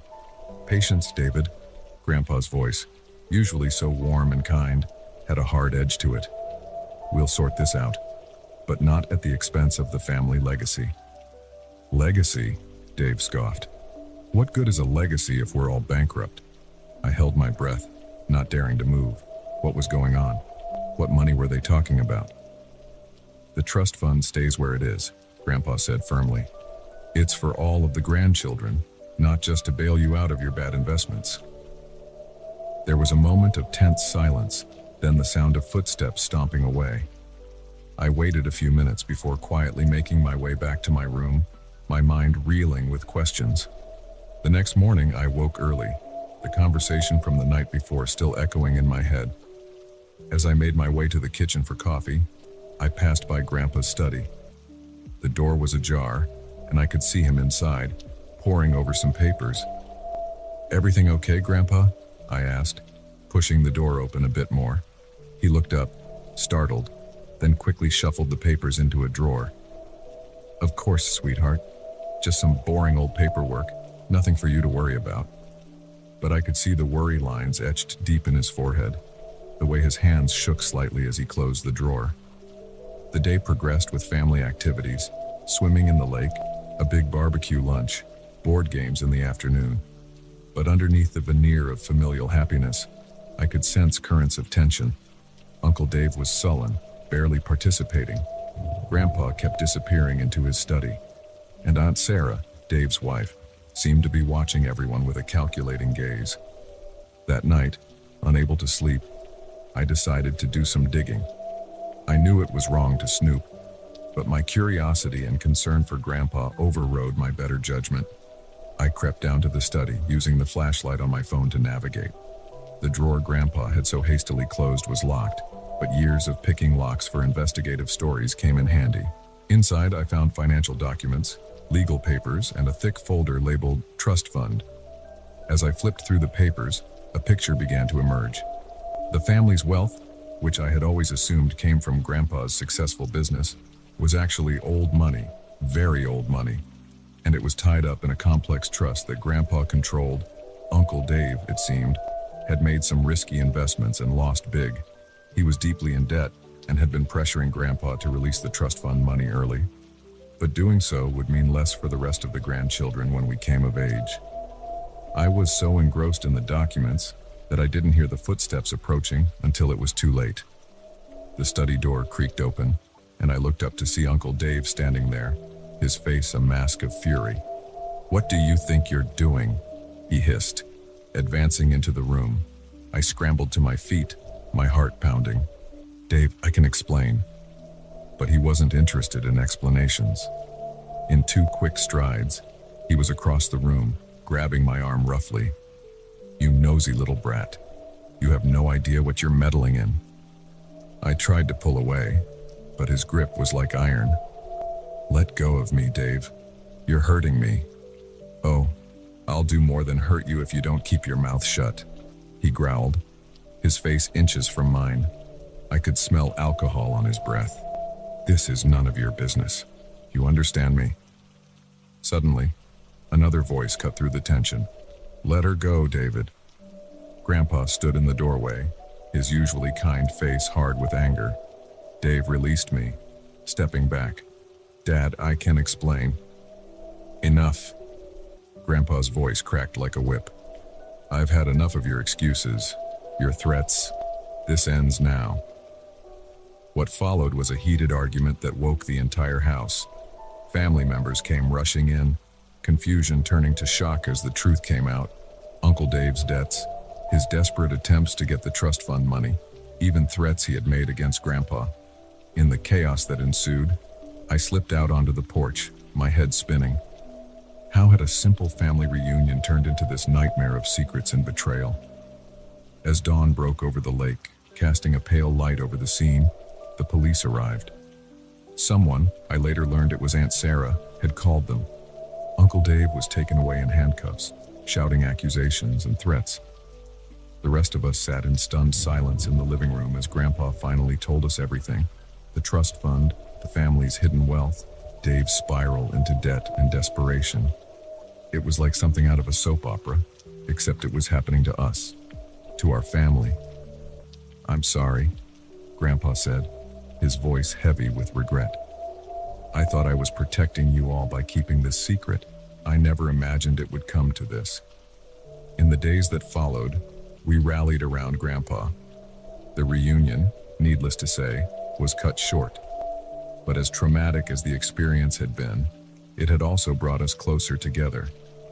We talked, really talked, for the first time in years, about the secrets, about the money, about what it meant to be a family.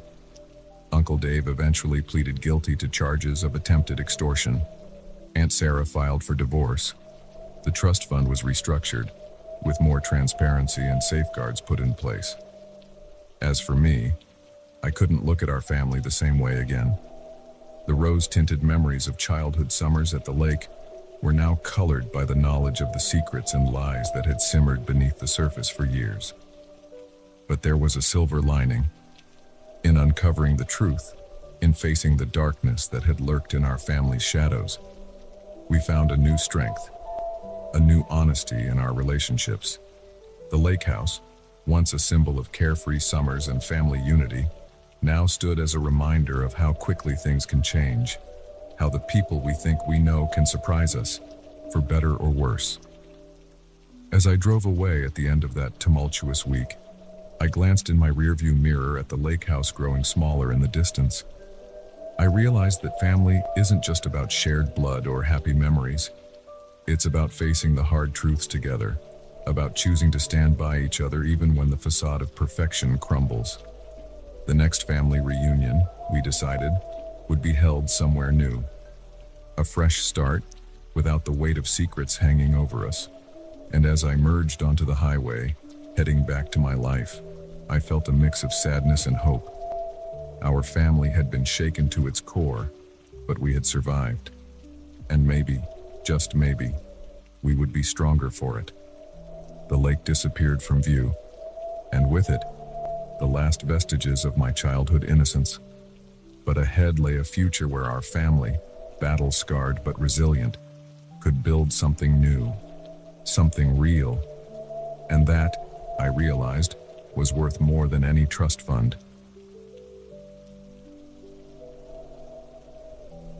They say the walls have ears, but in that secluded cabin, it was the eyes I had to worry about.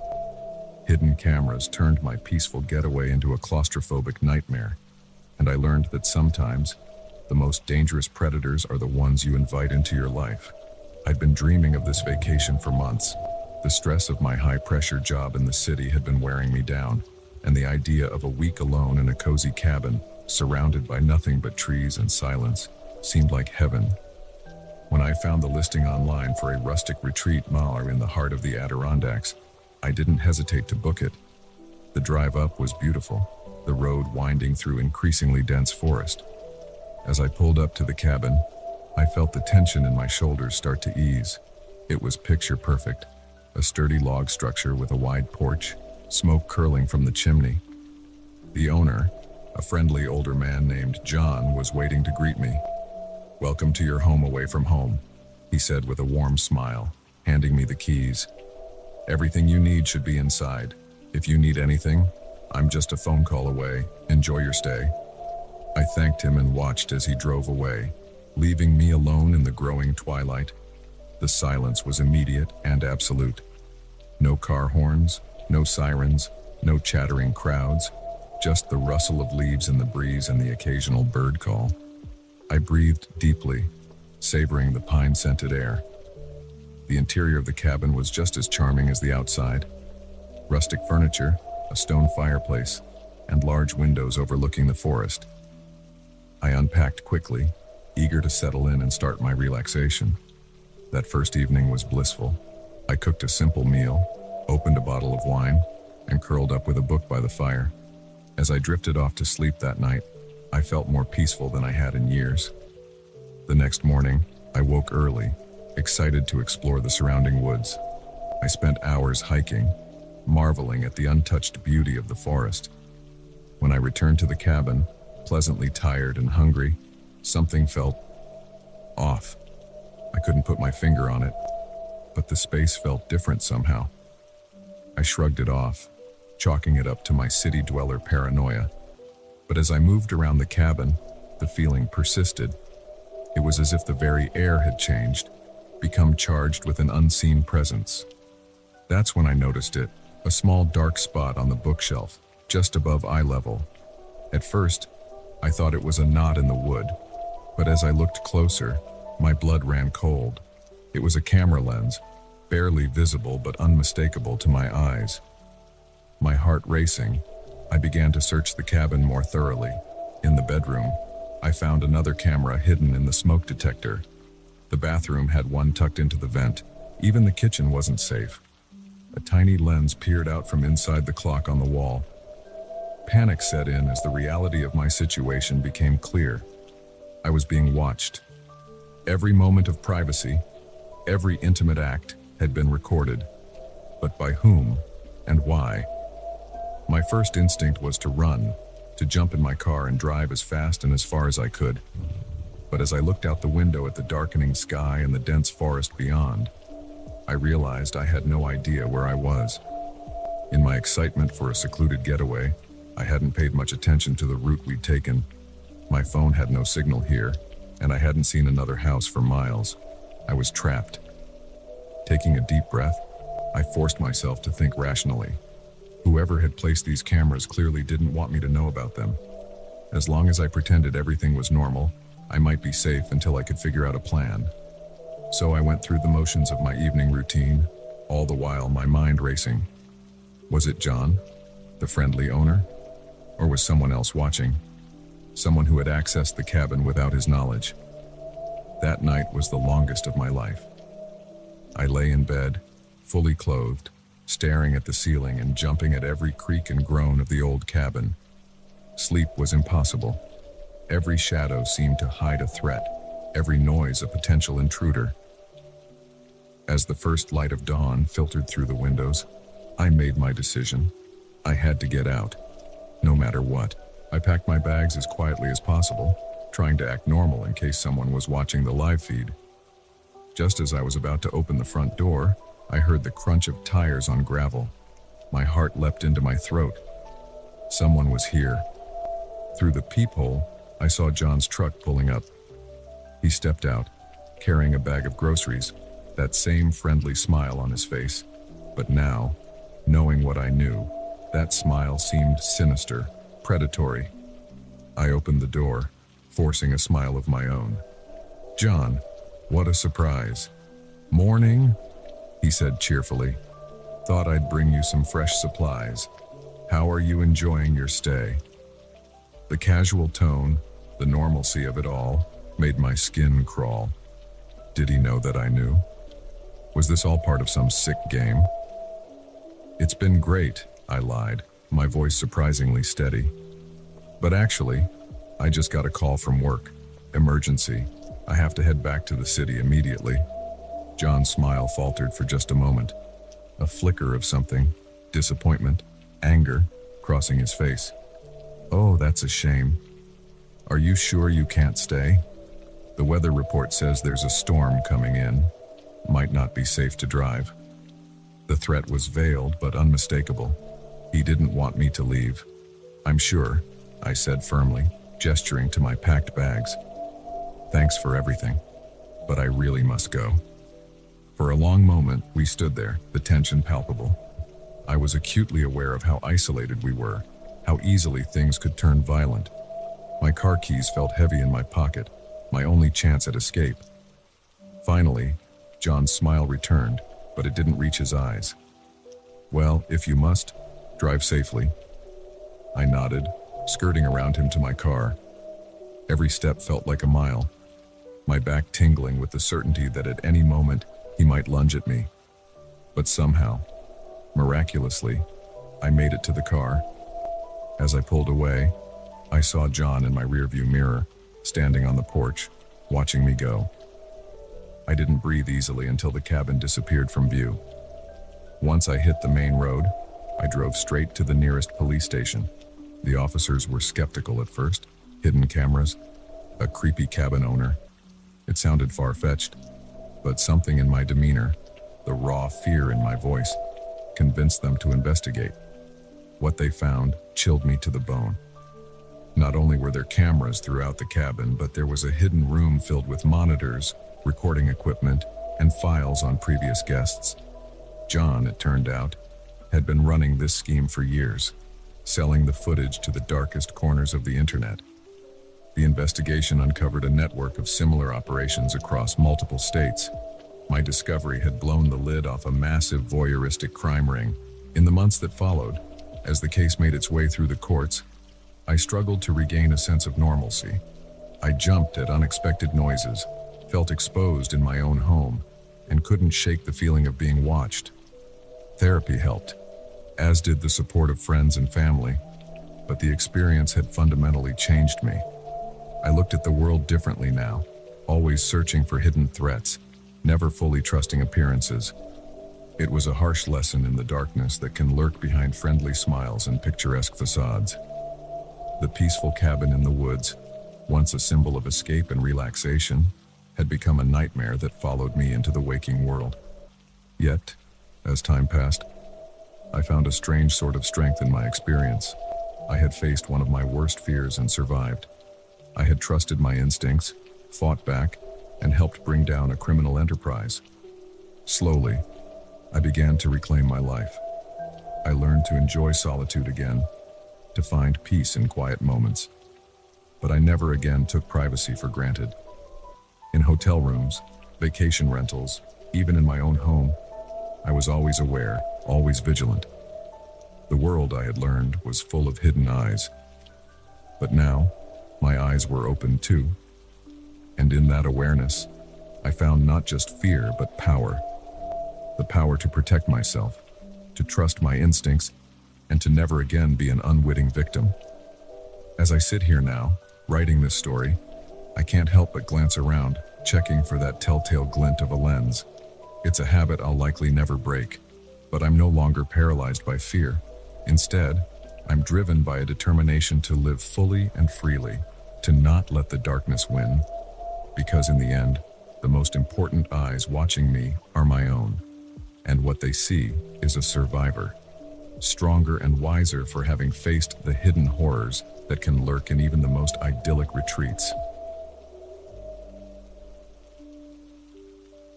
The open road has always promised freedom, but I never imagined it could become a prison. What started as an adventure across America's heartland turned into a desperate flight for survival, with every mile bringing me closer to an unknown threat that refused to let me go. I'd always dreamed of taking a cross-country road trip. The idea of driving from coast to coast, watching the landscape change from bustling cities to rolling plains to majestic mountains, had captivated me since I was young. So when I finally had enough savings and vacation time, I didn't hesitate. I packed up my trusty Honda Civic, made a loose itinerary, and set off from my home in Boston, heading west. The first few days were everything I had hoped for. I drove through quaint New England towns, stopped at roadside diners for slice of pie, and marveled at the changing scenery. As I crossed into the Midwest, the land opened up, and I felt a sense of freedom I had never experienced before. It was in a small town in Nebraska, about a week into my trip, that things took a turn. I had stopped for gas at a rundown station on the outskirts of town. As I was filling up my tank, I noticed a group of men lounging near a beat-up pickup truck, watching me intently. Something about their gaze made me uneasy, but I brushed it off as small-town curiosity about an out-of-state visitor. I went inside to pay and grab some snacks for the road.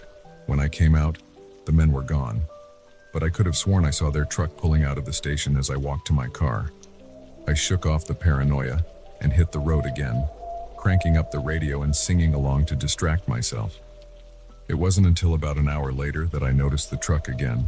It was far behind me, but I recognized the distinctive rust pattern on its hood. My heart rate picked up a bit, but I told myself it was just a coincidence. After all, there was only one major highway cutting through this part of the state. But as the miles ticked by, the truck remained a constant presence in my rearview mirror.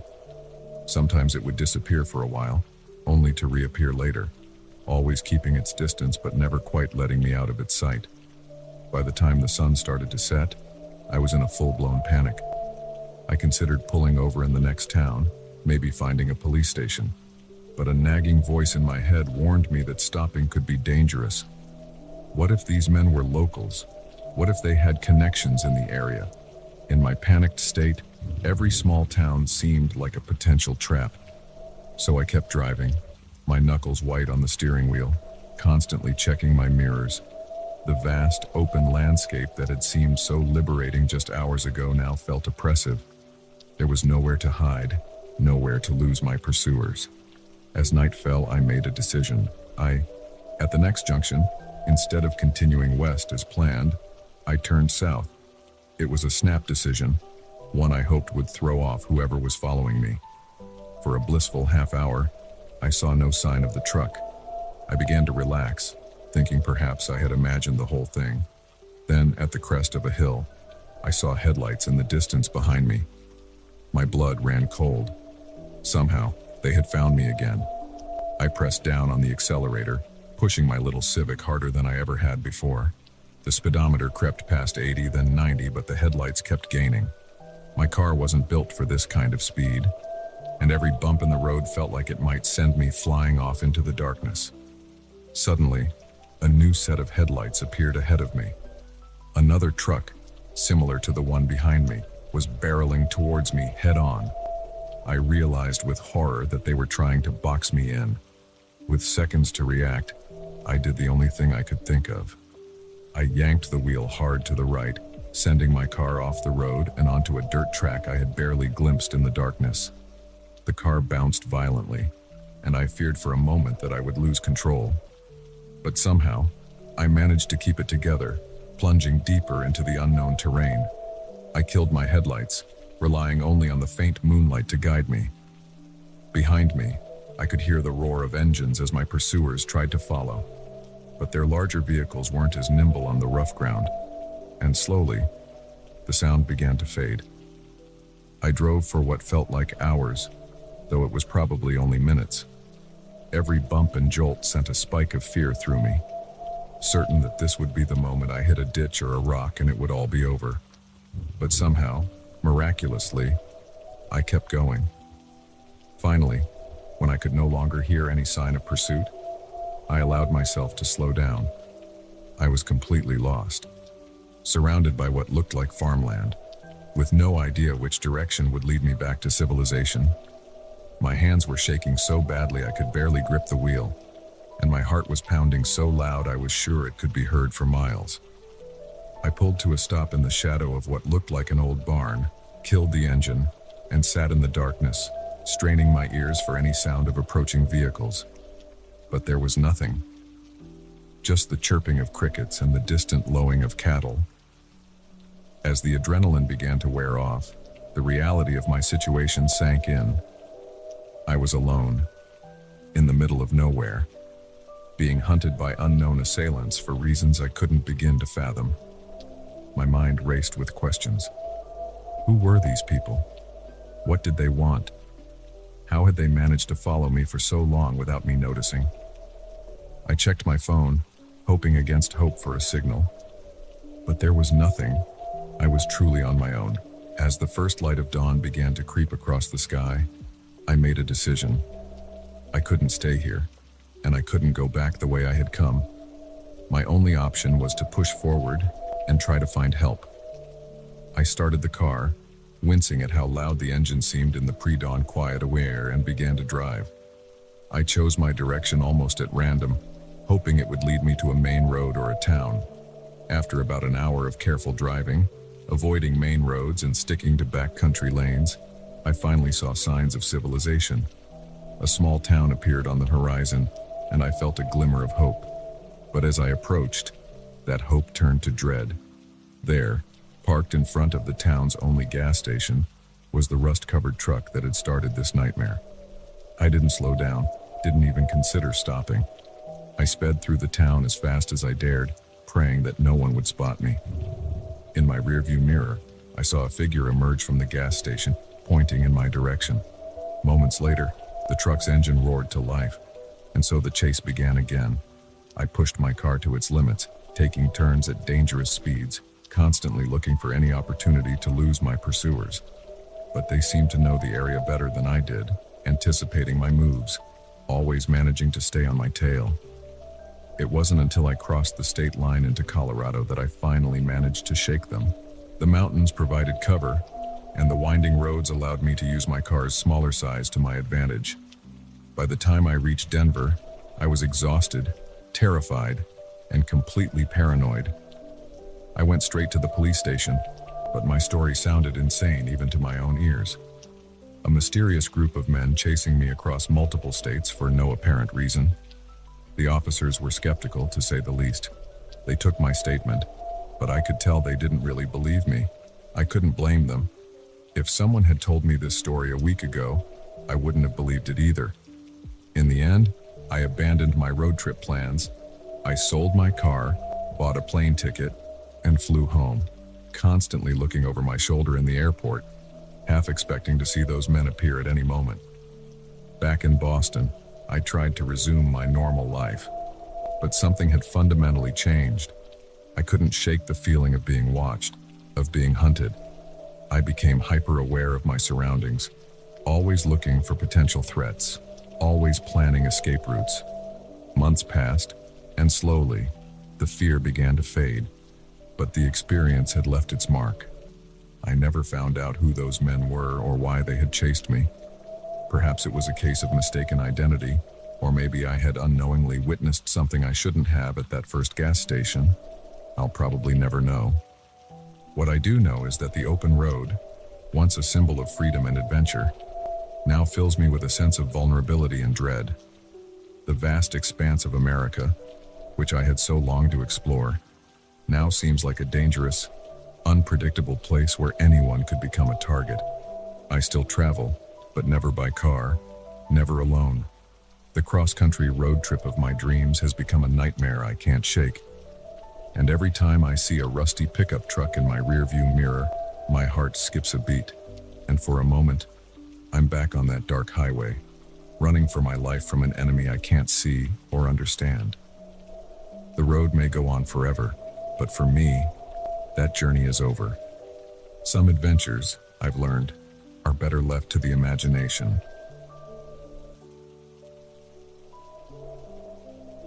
The line between adventure and nightmare is thinner than you'd think. One wrong turn, one misunderstood word, and suddenly you're fighting for your life against people who see you as a trespasser in their domain. I learned this lesson the hard way in the Appalachian Mountains, where a quest for solitude became a desperate struggle for survival. I'd always been drawn to the idea of solo camping. There's something alluring about being alone in nature, relying solely on your own skills and instincts. So when I found myself with a week of unexpected vacation time, I didn't hesitate. I packed my gear, threw it in my old camper van, and headed for the Appalachians. The drive was beautiful, winding roads taking me deeper into the mountains. As the towns grew smaller and farther apart, I felt the weight of my everyday life lifting off my shoulders. This was exactly what I needed, a complete disconnect from the world. I had a vague destination in mind, a remote area I'd read about online. It was off the beaten path, promising solitude and unspoiled wilderness. As I turned onto an unmarked dirt road, leaving the last signs of civilization behind, a thrill of excitement ran through me. The road got rougher the further I went, my van bouncing over rocks and ruts, but I pressed on, determined to find the perfect spot. As the sun began to set, casting long shadows through the trees, I finally found it. A small clearing near a babbling stream, surrounded by towering pines. I set up camp quickly, eager to settle in for the night. As darkness fell, I sat by my small campfire, listening to the night sounds of the forest. The crackling of the fire, the gentle rush of the stream, the occasional hoot of an owl. It was perfect. I fell asleep that night feeling more at peace than I had in years. The next morning, I woke early, eager to explore. I spent the day hiking, marveling at the untouched beauty around me. By late afternoon, tired but content, I headed back to my campsite. That's when things started to go wrong. As I approached my van, I noticed something was off. The door was slightly ajar, and I was certain I'd locked it. My heart rate picked up as I cautiously approached. Had an animal gotten in? Or worse, another person? I peered inside, and my blood ran cold. The interior had been ransacked. My belongings were strewn about, and several items were missing, including my phone and car keys. Before I could process what this meant, I heard voices in the distance. Gruff, angry voices, getting closer. I ducked behind the van, trying to control my panicked breathing. I'm telling ya, I saw smoke from a campfire round here yesterday. One voice said, gotta be one of them city folks trespassing again. Well, they picked the wrong mountain to mess with, another replied. Let's show them what happens to folks who don't respect private property. My mind raced. Private property. But this was public land, wasn't it? I'd researched it. I was sure. But as the voices got closer, I realized that my certainty didn't matter. These people believed I was trespassing, and they didn't sound like the type to listen to reason. I had seconds to make a decision. My van was useless without the keys, and I had no way to call for help. My only option was to run and hope I could lose them in the forest. I grabbed my backpack, thankful I'd left it outside the van, and took off into the woods as quietly as I could. Behind me, I heard shouts of discovery as they found my campsite. Hey, there's someone here. Find him. The sound of heavy footsteps crashing through the underbrush spurred me on. I ran blindly, my only thought to put as much distance between myself and my pursuers as possible. As I ran, branches whipped at my face. Roots threatened to trip me at every step, but fear gave me speed and agility I didn't know I possessed. I could hear them behind me, their angry shouts echoing through the trees. I don't know how long I ran. Time lost all meaning in that desperate flight. But eventually the sounds of pursuit faded, and I allowed myself to slow down. My lungs burned, and my legs felt like jelly. I collapsed behind a large fallen tree, trying to catch my breath and figure out what to do next. As my panic subsided, the reality of my situation sank in. I was lost in an unfamiliar forest, with no phone, no car, and no real supplies beyond what was in my small day pack. And somewhere out there, an unknown number of hostile locals were hunting for me. I took stock of what I had. A half-empty water bottle, a few granola bars, a small first aid kit, and a lighter. It wasn't much, but it would have to do. As night fell, the temperature dropped rapidly. I was afraid to start a fire, worried it would give away my position.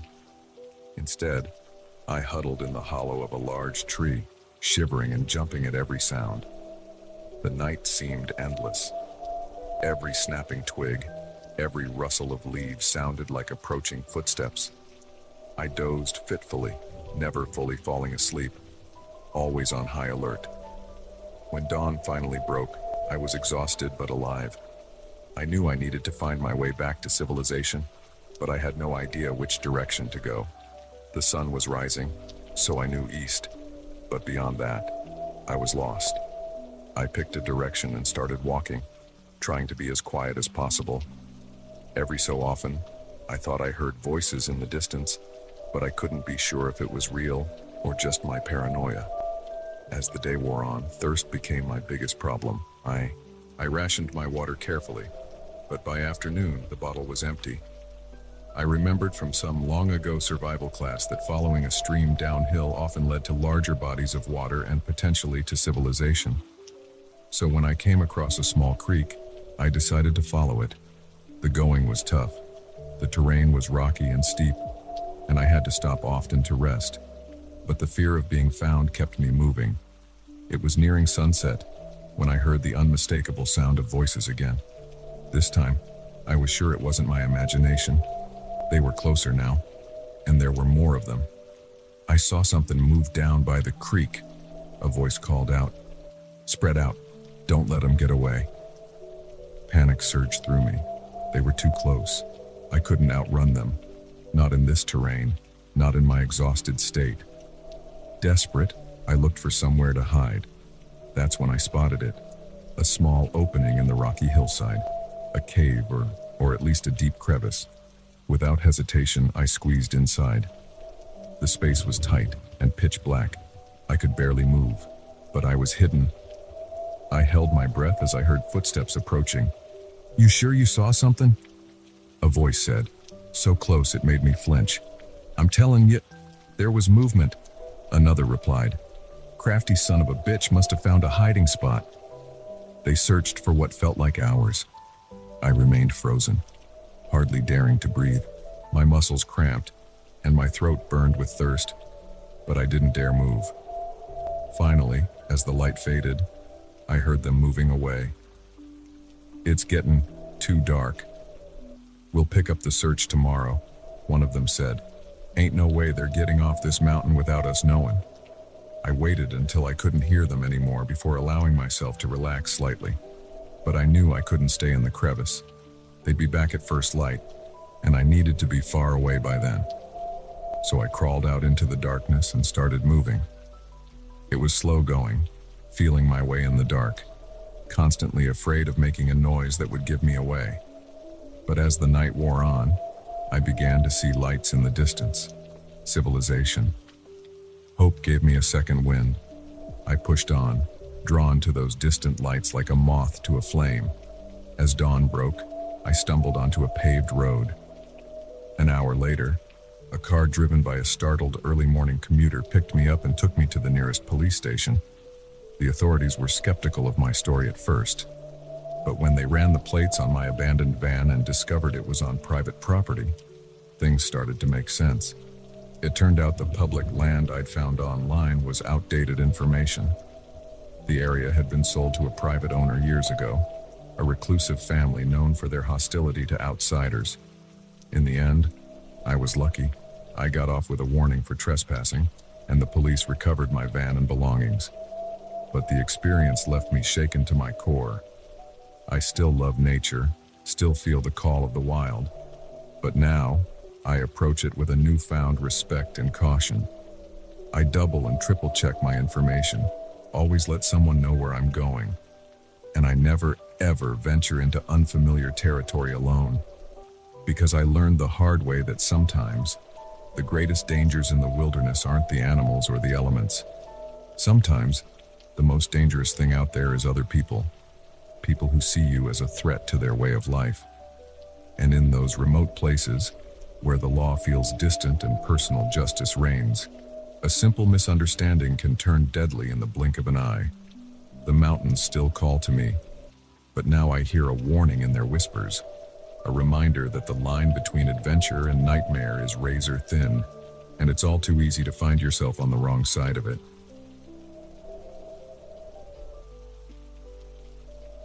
They say curiosity killed the cat, but they never mention what it does to marine biology students who stumble upon their mentor's dark secrets. I went to that remote island seeking knowledge about sea life. Instead, I learned how quickly the hunter can become the hunted. It was supposed to be the opportunity of a lifetime. When Dr. Carlson, one of the most renowned marine biologists in the field, invited me to assist with his research on a remote island off the coast of Washington, I couldn't believe my luck. His work on deep-sea ecosystems was groundbreaking, and the chance to study under him was a dream come true for a graduate student like me. The island was tiny, barely a speck on the map. As our small chartered boat approached, I could see the research station perched on the rocky shore, a cluster of prefab buildings that looked almost alien against the rugged landscape. Dr. Carlson stood at the dock to greet us, his weathered face breaking into a warm smile. "Welcome to your home for the next few months," he said, helping me with my bags. "I hope you're ready for some hard work and incredible discoveries." The first few weeks were everything I had hoped for and more. We spent our days collecting samples, analyzing data, and having fascinating discussions about marine life. Dr. Carlson was brilliant, his enthusiasm for the work infectious. I felt like I was learning more each day than I had in entire semesters at university. But as time went on, I began to notice oddities, small things at first. The way Dr. Carlson would disappear for hours without explanation. The locked room in the research station that no one was allowed to enter. The strange sounds I sometimes heard late at night, almost like distressed animal calls, but unlike anything I'd ever heard before. When I asked the other researchers about these things, they brushed off my concerns. That's just how the doc is, they'd say. He's eccentric, but he's a genius. You get used to it. But I couldn't shake the feeling that something was off. My curiosity, the very trait that had driven me to pursue marine biology, now gnawed at me relentlessly. One night, unable to sleep, I decided to do some exploring. The research station was quiet, everyone else long asleep. I crept down the hallway, my heart pounding with each step. As I approached the locked room, I heard it again, that strange, muffled cry that sent chills down my spine. I knew it was wrong, but I had to know what was behind that door. Using the skills I'd picked up in my misspent youth, I managed to pick the lock. As the door swung open, the smell hit me first, a mix of salt water and something else. Something organic and wrong. I fumbled for the light switch, and when the fluorescent bulbs flickered to life, I had to stifle a scream. The room was filled with tanks, but these weren't ordinary aquariums. Inside were creatures I had never seen before, things that shouldn't exist. Fish with too many eyes, cephalopods with grotesquely enlarged brains, crustaceans with limbs that looked almost human, and in the largest tank at the back of the room, something so alien I couldn't even begin to classify it. But it wasn't just the creatures themselves that horrified me. It was their condition. Many looked sick or injured, with visible surgical scars. Equipment that looked more at home in a medical lab than a marine research facility lined the walls. This wasn't conservation or study. This was experimentation. I was so absorbed in my shock that I didn't hear the footsteps behind me until it was too late. Fascinating, isn't it? Dr. Carlson's voice made me jump. I spun around to find him standing in the doorway, his eyes gleaming with an intensity I'd never seen before. I was wondering how long it would take you to find your way in here. Dr. Carlson, what is all this? I managed to stammer out. He stepped into the room, closing the door behind him. This, my dear, is the future of marine biology. These creatures represent evolutionary leaps that would take millions of years to occur naturally. But with a little nudge, we can accelerate the process. As he spoke, moving from tank to tank with an almost fatherly pride, the full horror of what I was seeing sank in. Dr. Carlson wasn't just studying these animals, he was creating them, modifying them, playing God with the building blocks of life itself. But this is wrong, I said, finding my voice. It's unethical. It's cruel. Dr. Carlson's face hardened. Cruel. What's cruel is the destruction humans have wrought on our oceans. These creatures are the key to survival in a changing world. They're adapted to withstand pollution, temperature changes, acidity levels that would kill their natural cousins. He turned to me, his eyes burning with fervor. Don't you see? This is how we save the oceans, by creating life that can withstand what we've done to them. I shook my head, backing away. This isn't saving anything. It's monstrous. For a moment, I thought I saw a flicker of doubt cross his face, but it was quickly replaced by resolve. I had hoped you would understand, that you would see the importance of this work. But if you can't, he sighed heavily. Well, I'm afraid I can't let you leave this island. The threat in his words was clear. My mind raced, trying to think of a way out, but I was trapped. Trapped on an island with a man I now realized was dangerously unhinged, surrounded by others who either agreed with him or were too afraid to speak up. What are you going to do? I asked, trying to keep my voice steady. Dr. Carlson smiled, but it was a cold, clinical expression. Do. Why? I'm going to give you the opportunity to contribute to science in the most profound way possible.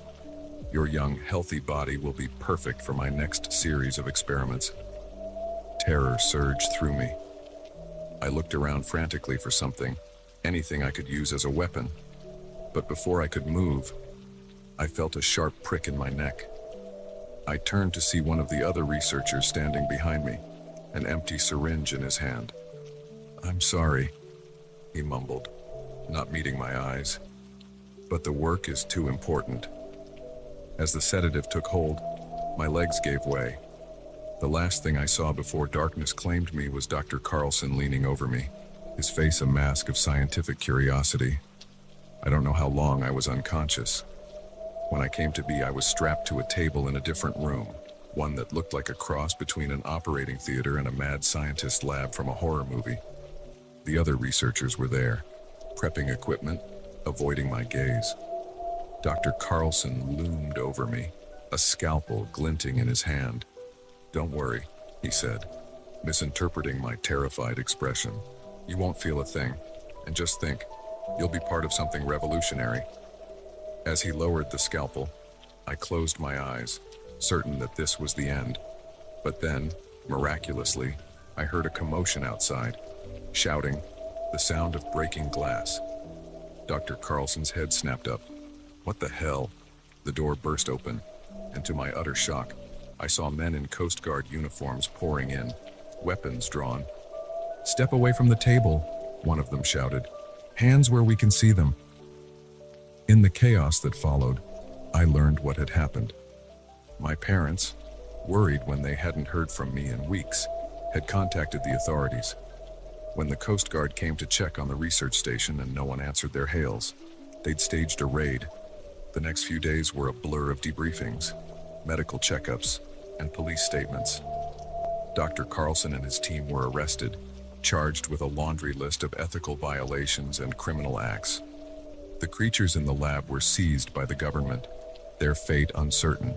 As for me, I was hailed as a whistleblower, even though my discovery had been purely accidental. The scientific community was rocked by the scandal, with heated debates about the ethics of genetic modification and the oversight of remote research stations. But the experience had changed me profoundly. My passion for marine biology remained, but now it was tempered with a deep understanding of the responsibility that comes with scientific knowledge. I couldn't look at the ocean the same way anymore, always wondering what secrets might be hidden in its depths, both natural and man-made. In the years that followed, I dedicated myself to ethical marine research and conservation, determined to protect the oceans without resorting to the extremes I had witnessed. The nightmares of my time on the island faded, but I never forgot the lesson I had learned. Science, for all its potential for good, can be twisted into something dark when divorced from ethics and compassion. It's up to each of us in the scientific community to be vigilant, to question, and to remember that our ultimate responsibility is not to our ambitions or our egos, but to the natural world we seek to understand and protect. The ocean still calls to me, but now I hear in its waves a warning as well as an invitation. A reminder that the greatest monsters aren't always the ones with scales and fins, but sometimes the ones in lab coats who have lost sight of the line between discovery and destruction.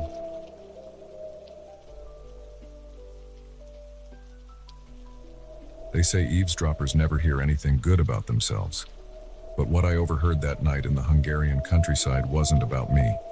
It was something far worse. Something that turned my peaceful camping trip into a desperate fight for survival. I'd always been drawn to the idea of stealth camping. There's something thrilling about setting up camp in a secluded spot, far from designated campgrounds and prying eyes. So when I planned my backpacking trip through Europe, I made sure to include some off-the-beaten-path adventures in my itinerary. Hungary wasn't originally on my list, but a fellow traveler I met in Vienna raved about the beautiful countryside and suggested I give it a try. "There's this perfect spot," he said, marking a location on my map. "Totally secluded, amazing views. You'll love it." I should have known better than to trust the advice of a stranger, but the promise of solitude and unspoiled nature was too tempting to resist. So I found myself on a local bus, heading deep into the Hungarian countryside, my backpack stuffed with camping gear and a few days' worth of supplies. The bus dropped me off at a small village that seemed frozen in time. Elderly women in headscarves watched curiously as I adjusted my backpack and consulted my map. I smiled and waved, trying to appear friendly and non-threatening, before setting off down a dirt road that led into the rolling hills beyond the village. The hike was beautiful. Fields of golden wheat swayed in the breeze, punctuated by patches of wildflowers. In the distance, I could see dense forests crowning the hills.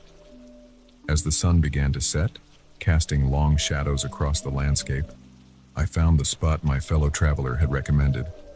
It was perfect, a small clearing on the edge of the forest, overlooking a valley. I could see for miles, the countryside bathed in the warm glow of the setting sun. I quickly set up my tent and prepared a simple dinner on my camping stove, feeling utterly at peace. As night fell, I crawled into my tent, exhausted from the day's hike, but deeply content. The only sounds were the gentle rustling of leaves and the occasional hoot of an owl. I drifted off to sleep, looking forward to exploring more of this beautiful area in the morning. I'm not sure what woke me.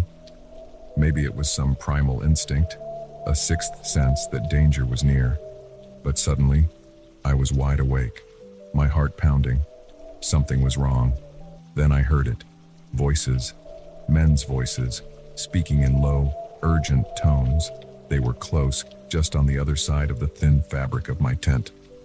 I held my breath, straining to listen. The voices were speaking Hungarian, a language I didn't understand, but their tone was clear enough. They were angry, agitated. I caught a few words that sounded like English names, and something that might have been American. Slowly, carefully, I peered out of my tent.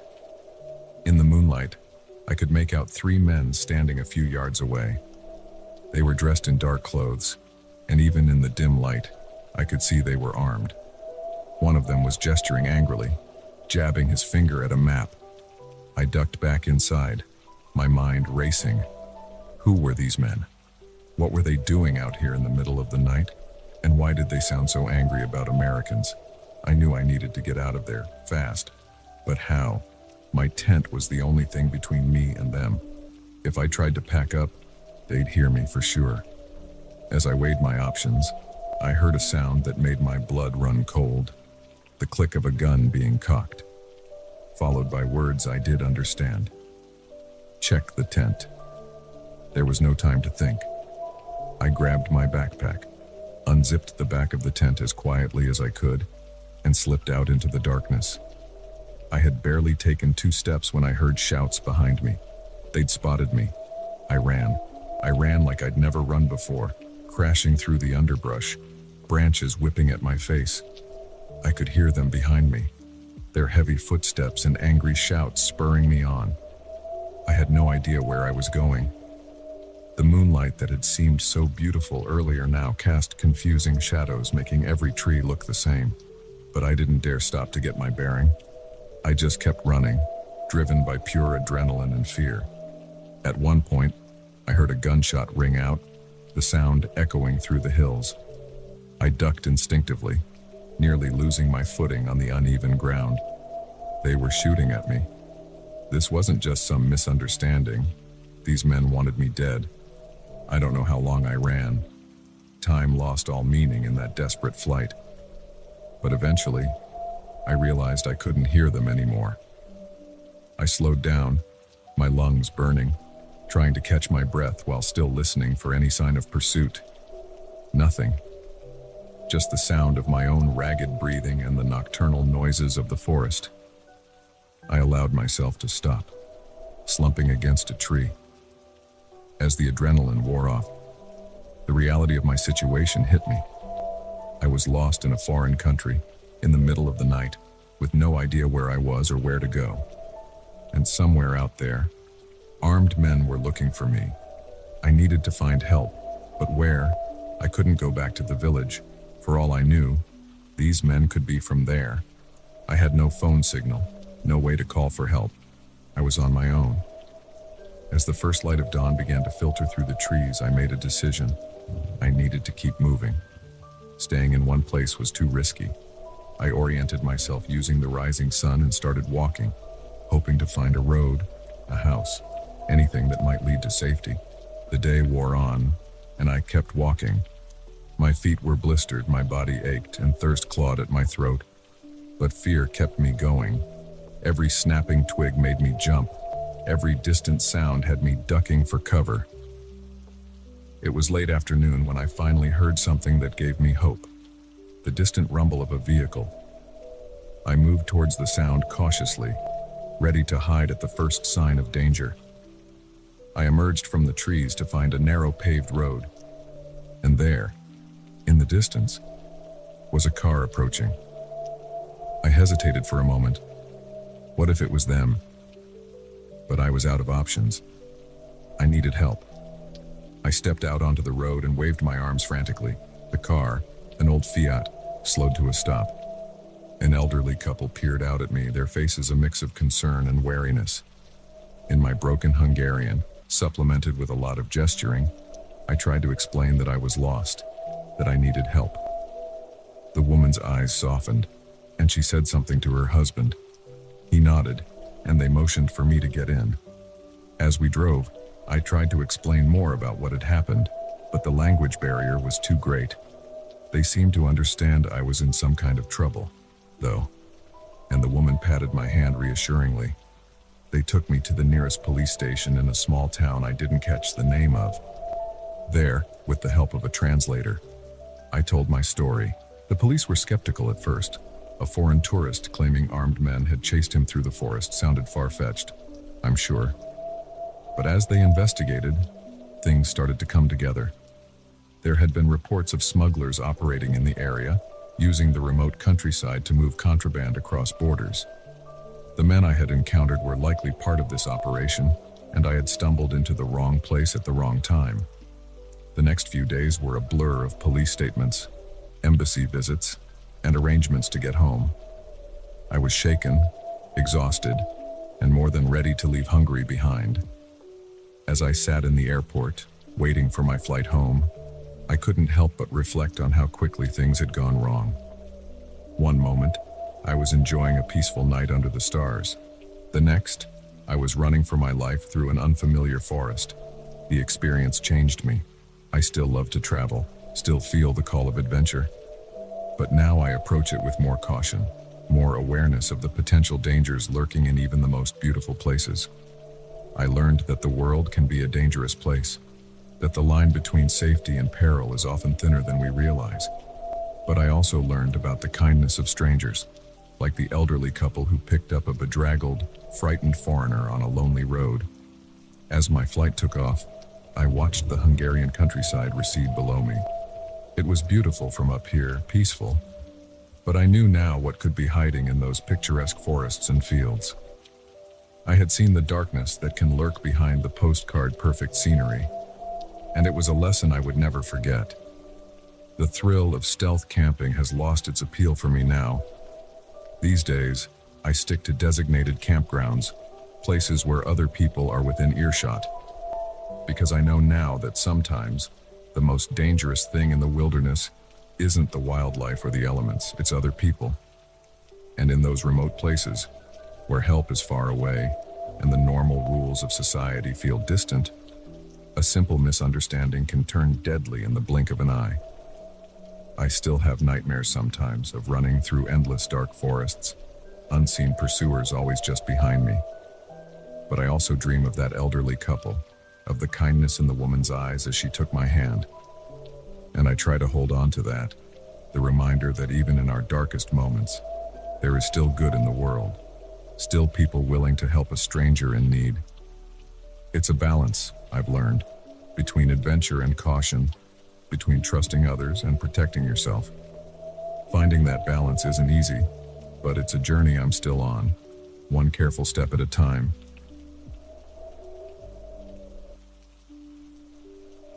The golden rule of wildlife photography is to never interfere with nature. But what do you do when nature isn't the real predator, and you find yourself caught between man's greed and the last of a dying species? I'd always dreamed of going on a South African safari. The idea of capturing the raw beauty of wildlife in their natural habitat had been my passion since I first picked up a camera. So when I finally saved enough for the trip, I splurged on a package that promised an authentic experience, away from the usual tourist traps. The first few days were everything I'd hoped for and more. We saw elephants bathing in waterholes, lions lounging in the afternoon sun, and even a pair of elusive leopards. Each click of my camera felt like I was preserving a piece of wild, untamed Africa. Our guide, Themba, was a fountain of knowledge. His eyes would light up as he shared stories about the animals and the land. "Remember," he'd often say, "we are guests here. We observe, we appreciate, but we never interfere." On the fourth day, Themba told us he had a special treat. "I know a place," he said, his voice low and excited, "where we might see rhinos. It's off the usual routes, but it's worth it." We set off at dawn, our jeep bumping along barely there trails. As the sun climbed higher, painting the savannah in warm golden hues, Themba brought the vehicle to a stop. "We'll go on foot from here," he whispered. "Remember, absolute silence. Rhinos have poor eyesight, but their hearing is excellent." Heart pounding with excitement, I followed Themba and the other tourists into the bush. After about 15 minutes of careful stalking, Themba held up a hand, signaling us to stop. He pointed silently, and my breath caught in my throat. There, about 100 yards away, was a small group of white rhinos. Their massive gray bodies stood out against the golden grass, their horns silhouetted against the sky. It was a photographer's dream. I raised my camera, adjusting the settings with trembling fingers. Just as I was about to take the shot, a sharp crack echoed across the plain. It sounded like a gunshot. The rhinos scattered, disappearing into the bush with surprising speed for creatures so large. Themba's face had gone pale. "Poachers," he hissed. "We need to leave, now." But curiosity and a misplaced sense of duty overrode my common sense. "We should report this," I whispered back. "If we can get evidence." Themba shook his head vehemently, but I was already moving, creeping towards where the sound had come from. Reluctantly, he followed. As we neared a small clearing, I heard voices, men speaking in hushed, urgent tones. I peered around a large acacia tree and felt my blood run cold. 4 men stood in the clearing, armed with high-powered rifles, but it was what lay at their feet that made my stomach churn. A rhino, its magnificent horn brutally hacked off, blood staining the dusty ground. Without thinking, I raised my camera and started shooting. The rapid-fire click of the shutter seemed deafening in the tense silence. One of the men's heads snapped up, his eyes locking onto mine. For a heartbeat, time seemed to stand still. Then all hell broke loose. "Run!" Themba yelled, grabbing my arm and yanking me away. We crashed through the bush, thorns tearing at our clothes, branches whipping our faces. Behind us, I could hear shouts and the sound of pursuit. My lungs burned, and my legs felt like lead, but terror kept me moving. Themba was a few paces ahead, his knowledge of the terrain our only advantage. A gunshot rang out, the bullet splintering bark off a tree inches from my head. I ducked instinctively, nearly losing my footing. "Keep going," Themba urged, his voice strained. We ran for what felt like hours, the sounds of pursuit sometimes fading, sometimes growing alarmingly close. As darkness fell, the bush became a maze of shadows, every sound amplified by our fear. Finally, Themba pulled me into a small cave formed by an overhanging rock. We crouched there, our breathing ragged, straining to hear any sign of the poachers. "What do we do now?" I whispered, once I had caught my breath. Themba's face was grim in the dim light. "We wait. The park rangers will be looking for us by now. But so are the poachers, if they find us first." He didn't need to finish the sentence. The night stretched on endlessly. Every snapping twig, every rustle of leaves made us tense, expecting to see the barrel of a gun appear at any moment. I clutched my camera, the evidence it contained now a dangerous burden. As the first light of dawn began to filter through the trees, we heard a new sound, the distant whir of helicopter blades. Hope surged through me, but Themba remained cautious. "It could be a park ranger chopper," he whispered. "Or it could be the poachers' buyers coming to collect the horn. We can't risk moving until we're sure." So we waited, the sound growing louder, then fading, then returning. It was maddening, not knowing if it heralded rescue or doom. Suddenly, a voice crackled through a megaphone, barely audible but unmistakably speaking English. "This is Kruger Park Rangers. If you can hear this, signal your location." Relief flooded through me, but Themba held me back. "Wait," he cautioned. "It could be a trick." But as the voice repeated the message, and this time mentioning my name and Themba's, we knew it was genuine. We stumbled out of our hiding place, waving our arms frantically. The helicopter spotted us quickly, landing in a nearby clearing. As rangers poured out, rifles at the ready, scanning the area for threats, I felt my knees go weak. It was over. We were safe. The debriefing at park headquarters was intense. I handed over my camera, the photos I had taken now crucial evidence in the fight against poaching. The park director, a stern-faced woman named Miriam, looked at me with a mixture of admiration and exasperation. "You took an incredibly foolish risk," she said, her tone softening slightly. "But these photos, they could make a real difference. We've suspected for some time that there was a large-scale poaching operation in the park, but we've never had solid evidence until now." In the days that followed, as I gave statements to police and park officials, the full scope of what I had stumbled upon became clear. The poachers were part of a sophisticated international syndicate, with connections reaching into high levels of government and business. My photos, along with Themba's testimony, provided the missing link the authorities needed to launch a major operation. Within weeks, arrests were made, not just of the poachers we had seen, but of corrupt officials and wealthy buyers as well. As for me, I found myself thrust into the spotlight, hailed as a hero by conservation groups. Journalists wanted interviews. Documentary filmmakers sought my story. It was overwhelming and, if I'm honest, a little frightening. The poaching syndicate had long arms, and there was always the nagging fear of retaliation. But more than that, I struggled with the knowledge of what my actions had set in motion. Yes, dangerous criminals had been caught, and perhaps some rhinos would be saved. But I also knew that for every poacher arrested, there were desperate people waiting to take their place, driven by poverty and lack of opportunity. The experience changed me profoundly. I couldn't go back to being just an amateur photographer, not after what I'd seen. I began working with wildlife conservation groups, using my images to raise awareness about the devastating impact of poaching. I returned to Kruger a year later, this time as part of an anti-poaching education initiative. The park felt different now, still beautiful, still wild, but with an undercurrent of vulnerability I hadn't noticed before. Themba had been promoted to head ranger, his bravery and quick thinking during our ordeal recognized by park management. When we met again, there was a bond between us that went beyond words, forged in those terrifying hours of flight and hiding. As we stood watching the sun set over the savannah, a family of rhinos grazing peacefully in the distance, Themba turned to me with a smile. "You know," he said, "most people come to Africa to shoot animals with their cameras. You managed to shoot down an entire poaching ring." I laughed, but it was a laugh tinged with the weight of all that had happened. My camera hung at my side, a reminder of the power and responsibility that comes with bearing witness. The African bush stretched out before us, beautiful and dangerous, a world of vibrant life and ever-present death.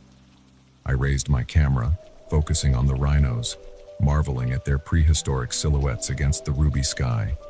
As I pressed the shutter, the familiar click seemed to echo with new meaning. Each photo was no longer just an image, but a testament, a call to action, a reminder of what's at stake in the fight to preserve the wild places and creatures of our world. The light faded, and darkness crept across the land.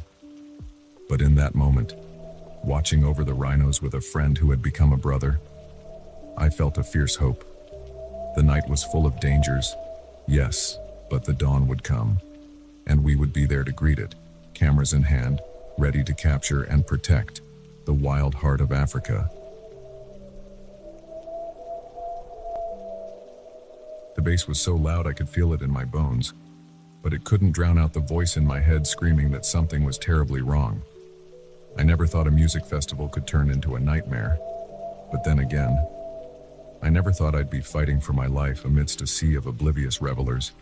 It was supposed to be the weekend of a lifetime, the Euphoria Music Festival, 3 days of non-stop music, dancing, and freedom in the California desert.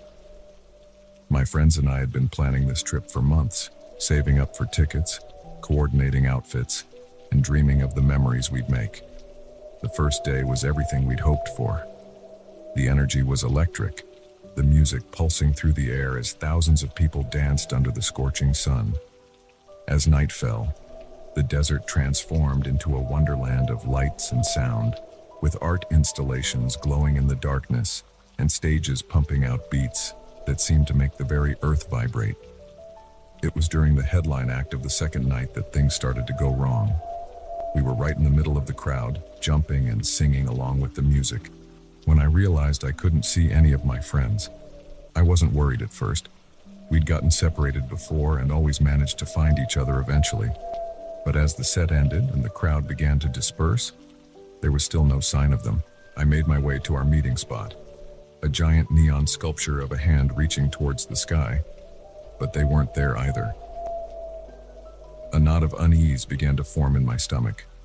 I tried calling them, but the cell service was spotty at best, overwhelmed by thousands of people trying to use their phones at once. After what felt like hours of searching, I was exhausted, dehydrated, and starting to panic. That's when I met Sarah. She seemed to appear out of nowhere, a friendly face in a sea of strangers. "You look lost," she said, her voice somehow carrying over the noise of the festival. "Need some help?" I explained my situation, relief washing over me at the prospect of assistance. Sarah nodded sympathetically. "I know a place where we can get a better view," she said. "Maybe we'll spot your friends from there." I followed her without hesitation, grateful for her kindness. We weaved through the crowds, moving away from the main stages and towards the outskirts of the festival grounds. As we walked, Sarah chatted amiably about the bands she'd seen and how much fun she was having. It wasn't until we'd been walking for about 15 minutes that I realized how far we'd gone from the heart of the festival. The music had faded to a distant thump, and the crowds had thinned to almost nothing. Unease crept back into my mind. Sarah?" I said, slowing my pace. "I think we should head back. This doesn't seem like a good place to look for my friends." Sarah turned to me, and the change in her expression made my blood run cold. The friendly smile was gone, replaced by something calculating and cold. "Oh, we're not looking for your friends," she said. "We're meeting mine." Before I could react, 2 men stepped out from behind a nearby structure. They were large and intimidating, with hard eyes that regarded me like a piece of meat. I turned to run, but Sarah grabbed my arm, her grip surprisingly strong. "Don't make this difficult," she hissed. "You're coming with us, one way or another." My mind raced, trying to understand what was happening. Human trafficking, robbery, whatever it was, I knew I was in serious danger. I opened my mouth to scream, but one of the men clamped his hand over it, muffling my cries. They started dragging me towards a van parked in the shadows. I fought with everything I had, kicking and thrashing, but they were too strong. Panic threatened to overwhelm me as I realized how easily I'd fallen into their trap. Just as they were about to shove me into the van, a voice rang out. "Hey, what's going on over there?" It was a security guard, his flashlight beam cutting through the darkness. My captors hesitated for a split second, and that was all I needed. I bit down hard on the hand covering my mouth, tasting blood. The man yelped and loosened his grip. I wrenched myself free and ran towards the security guard, screaming for help. The guard radioed for backup as Sarah and her accomplices fled into the night. I collapsed to the ground, shaking uncontrollably as the reality of what had almost happened sank in. The next few hours passed in a blur. Police were called, Statements were taken, and my friends were finally located. They had been searching for me too, frantic with worry. When they heard what had happened, they were horrified and guilt-ridden for losing track of me. The festival organizers were apologetic and supportive, offering counseling and upgrading our accommodations for the rest of the weekend. But the magic of the event was gone for me. Every face in the crowd now seemed potentially sinister, every friendly stranger a possible threat. We stayed for the final day, mostly because changing our travel plans would have been a logistical nightmare. But I couldn't enjoy it. The music that had lifted my spirits now grated on my nerves. The carefree atmosphere felt false, a thin veneer hiding darker realities. As we drove home, I couldn't stop thinking about how close I'd come to disappearing, how easily I'd trusted Sarah, how quickly things had spiraled out of control. The festival that was supposed to be a celebration of life and music had become a stark reminder of the dangers lurking in the world. In the weeks that followed, I struggled with anxiety and paranoia. Crowds made me nervous, and I found myself constantly looking over my shoulder. My friends tried to understand, but they hadn't experienced the bone-deep terror of being powerless in the hands of people who meant them harm. Therapy helped. Slowly, I learned coping mechanisms and worked on rebuilding my sense of safety. But I also learned valuable lessons about situational awareness and trusting my instincts. I didn't swear off music festivals entirely. The thought of letting fear rob me of experiences I loved was almost as scary as what had happened. But I approached them differently now. No more separating from the group, no more trusting strangers, no matter how friendly they seemed. It took time, but eventually, I found a balance between caution and enjoyment. I could appreciate the music and the atmosphere while staying vigilant. I made sure my friends and I had a solid buddy system and check-in procedures. We researched festivals thoroughly, choosing ones with strong security measures and good reputations. The experience changed me, there's no doubt about that. But it also taught me resilience. I learned that I was stronger than I knew, that I could face my fears and come out the other side. A year after the incident, I returned to Euphoria. It was a decision I struggled with, but ultimately I felt it was important for my healing process. Walking through those gates again was one of the hardest things I've ever done. My heart was pounding, and for a moment, I thought I might turn around and leave. But then the music started, and I felt something shift inside me. I looked around at the smiling faces, the elaborate costumes, the art installations glowing in the twilight, and I realized that while there was darkness in the world, there was also light. There was joy and connection, and the transformative power of music. I danced that night, surrounded by my friends, more alive and present than I'd felt in months. The bass thrummed through me, but this time it didn't drown out my thoughts. It amplified them. I was here. I was safe. I was strong.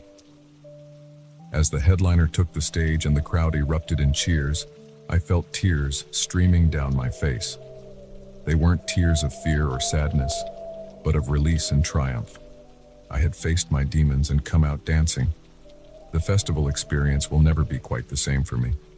I'll always be a little more cautious, a little more aware, but I refuse to let fear dictate my life. Instead, I choose to live it fully, to dance harder, to love deeper, and to never take for granted the gift of being present in a moment of pure joy. Because in the end, that's what music festivals are about. Not just the beats and the bands, but the reminder that even in a world that can be dark and dangerous, there are moments of pure magic, and those moments are worth fighting for.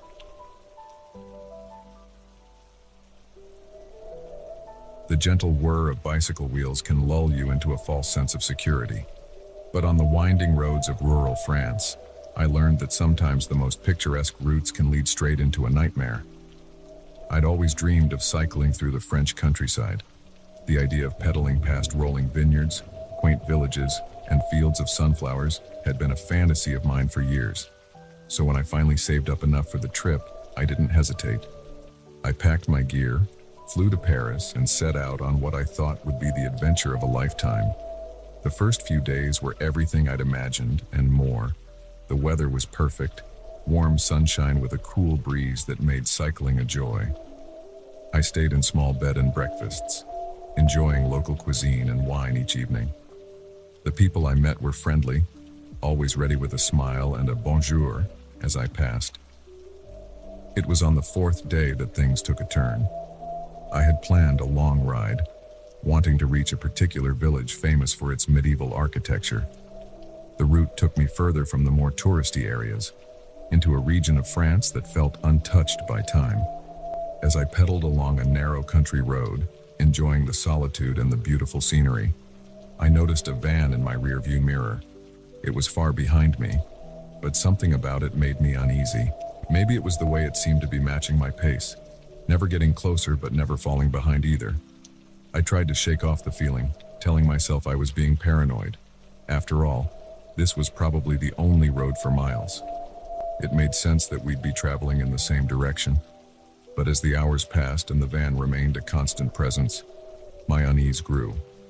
I decided to take a detour, turning onto an even smaller road that wound through a dense forest. To my dismay, the van followed. My heart started to race. This couldn't be a coincidence. I picked up my pace, pushing my legs harder, hoping to lose them on the twisting road. But the van kept up, the sound of its engine growing louder as it gained on me. Panic started to set in.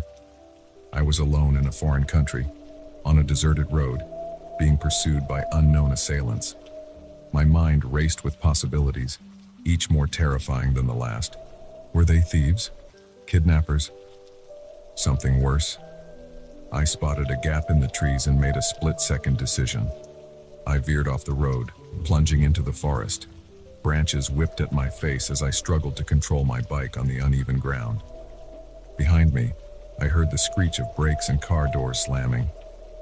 "She went into the woods," a man's voice shouted in accented English. "Spread out and find her." Terror gave me strength I didn't know I possessed. I pedaled furiously, ignoring the burning in my legs and lungs. The forest was dense, the ground treacherous. More than once I nearly lost control, the bike skidding on loose leaves and exposed roots. I could hear them crashing through the undergrowth behind me, their shouts growing closer. I didn't dare look back, focusing all my energy on moving forward, on escaping. After what felt like hours, but was probably only minutes, I burst out of the forest onto another road. Without hesitation, I turned and started pedaling again, my legs screaming in protest. I had no idea where I was or where this road led, but anywhere was better than back there. As I rode, I tried to make sense of what was happening. Who were these people? What did they want with me? I ran through everything I'd done in the past few days, trying to think if I'd somehow offended someone or witnessed something I shouldn't have. But nothing came to mind. The road began to climb, a steep hill that had me gasping for breath. But fear kept me going. At the top, I allowed myself a quick glance back. My heart sank as I saw the van in the distance, steadily gaining on me. I flew down the other side of the hill, taking the curves at dangerous speeds. The wind whipped past me, bringing tears to my eyes. I was going faster than I ever had on a bike, but it still didn't feel fast enough. As I rounded a bend, I saw something that made my heart leap, a small town in the distance. Civilization, safety. I pushed harder, willing my exhausted body to keep going just a little longer. I barreled into the town square, nearly colliding with a group of startled tourists. Ignoring their shouts of surprise, I spotted a police station and made straight for it. I practically fell off my bike at the station's steps, stumbling inside with legs that felt like jelly. The officer at the desk looked up in alarm as I burst in, wild-eyed and gasping for breath. "Help!" I managed to choke out between gulps of air. "Someone chasing me." The next few hours passed in a blur. I gave my statement to the police, describing the van and the men as best I could. They sent out patrols to search the area, but found no sign of my pursuers. As the adrenaline wore off, the full impact of what had happened hit me. I broke down, sobbing uncontrollably. The female officer who had taken my statement wrapped a blanket around my shoulders and pressed a cup of sweet tea into my hands.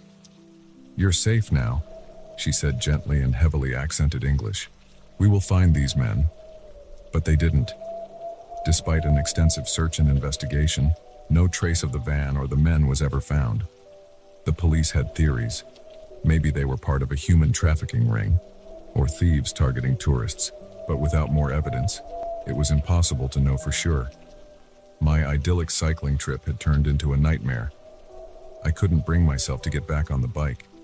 The very thought of those quiet country roads, once so appealing, now filled me with dread. I cut my trip short, flying home a week early. Back home, I struggled to readjust. The incident had shaken me to my core. I jumped at every sudden noise, flinched whenever a van drove by. Sleep was elusive, plagued by nightmares of endless chases through dark forests. It took time and therapy, but slowly, I began to heal.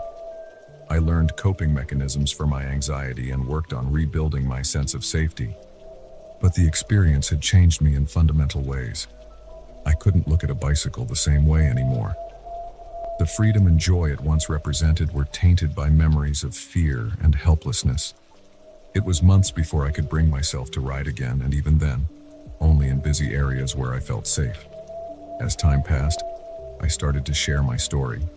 At first, it was just with close friends and family, but eventually, I found the courage to speak at travel safety workshops. I wanted to warn others about the potential dangers, to encourage them to be cautious without letting fear stop them from exploring the world. It wasn't easy to relive that day, to see the shock and horror on people's faces as I recounted my experience. But it was also cathartic. Each time I told the story, it lost a little bit of its power over me. A year after the incident, I made a decision that surprised even me. I was going back to France, not to cycle this time, but to face my fears head-on. I returned to the same region, drove those same roads that had once been the backdrop to my terror. It was harder than I expected. Every van I saw made my heart race. Every stretch of quiet road brought back memories of that desperate flight through the forest. But with each mile I drove, each village I visited without incident, I felt a little stronger. On my last day, I found myself in the town where I'd finally found safety. I stood in the square, looking at the police station that had been my refuge, and for the first time since that day, I felt a sense of peace. I realized then that while the incident had changed me, it hadn't broken me. I was still here, still traveling, still living. The men in the van had taken my sense of security, but they hadn't taken my spirit. As I flew home from that second trip, I felt a shift inside me. The fear was still there, a quiet presence in the back of my mind, but it no longer controlled me. I had faced it, acknowledged it, and moved forward despite it. I may never cycle alone through the French countryside again, but I won't let that one terrifying experience define me or limit my life. Instead, I choose to focus on the beauty I saw, the kindness of the people who helped me, and the strength I found within myself. Because in the end, that's what travel is about. Not just seeing new places, but discovering new parts of ourselves. Sometimes those discoveries come from moments of joy and wonder, and sometimes, as I learned on those winding French roads, they come from facing our deepest fears and emerging stronger on the other side. They say knowledge is power, but sometimes ignorance truly is bliss. I learned that lesson the hard way one night in a skyscraper, when my curiosity led me into a world of cybercrime and danger I never knew existed right under our noses.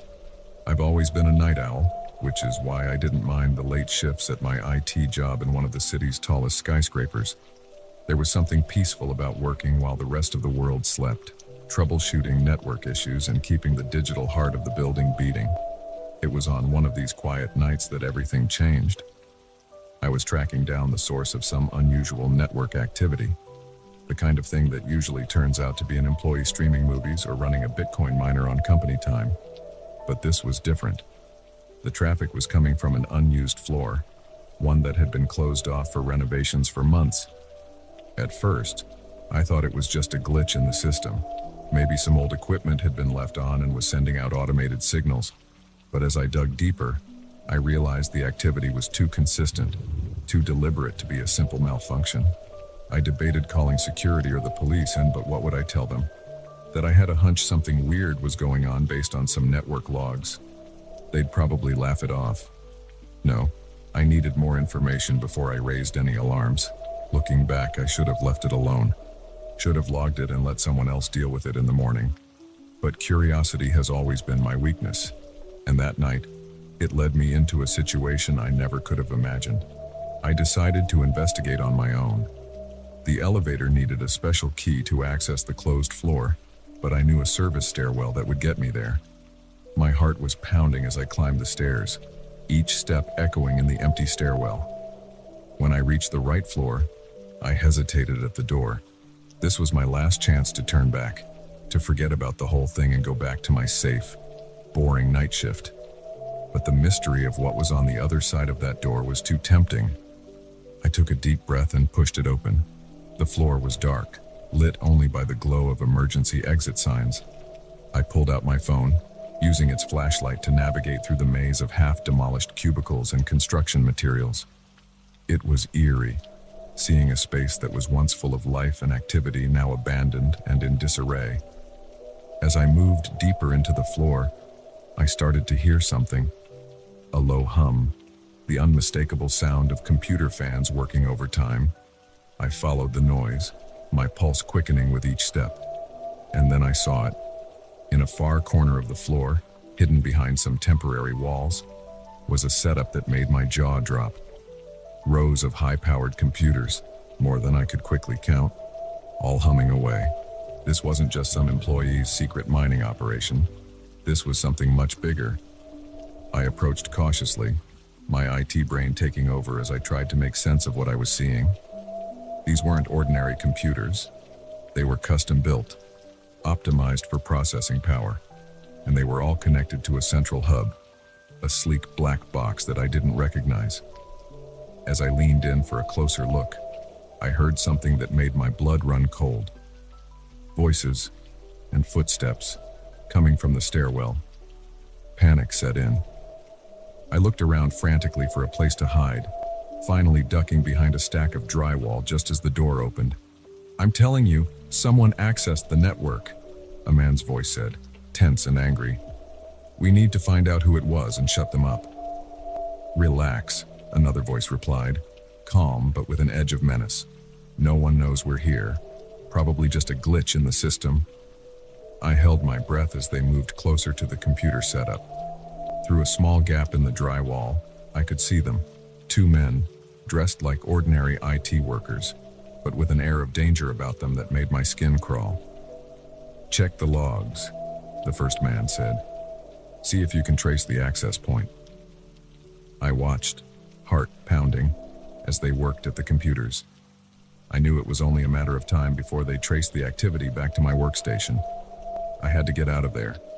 But as I was planning my escape, I overheard something that made me freeze. "The attack is scheduled for midnight tomorrow," one of them said. "Once we're in their systems, we'll have control of everything.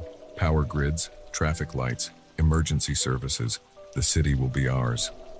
I couldn't believe what I was hearing. These weren't just hackers or crypto miners. They were cyber terrorists, planning an attack that could paralyze the entire city.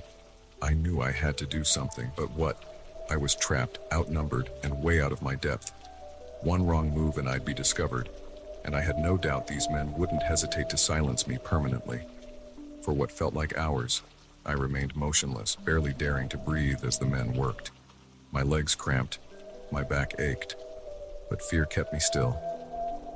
Finally, mercifully, they seemed satisfied that their security hadn't been breached. "Come on," one of them said.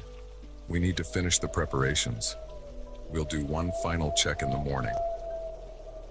I waited until I couldn't hear their footsteps anymore, before I allowed myself to move.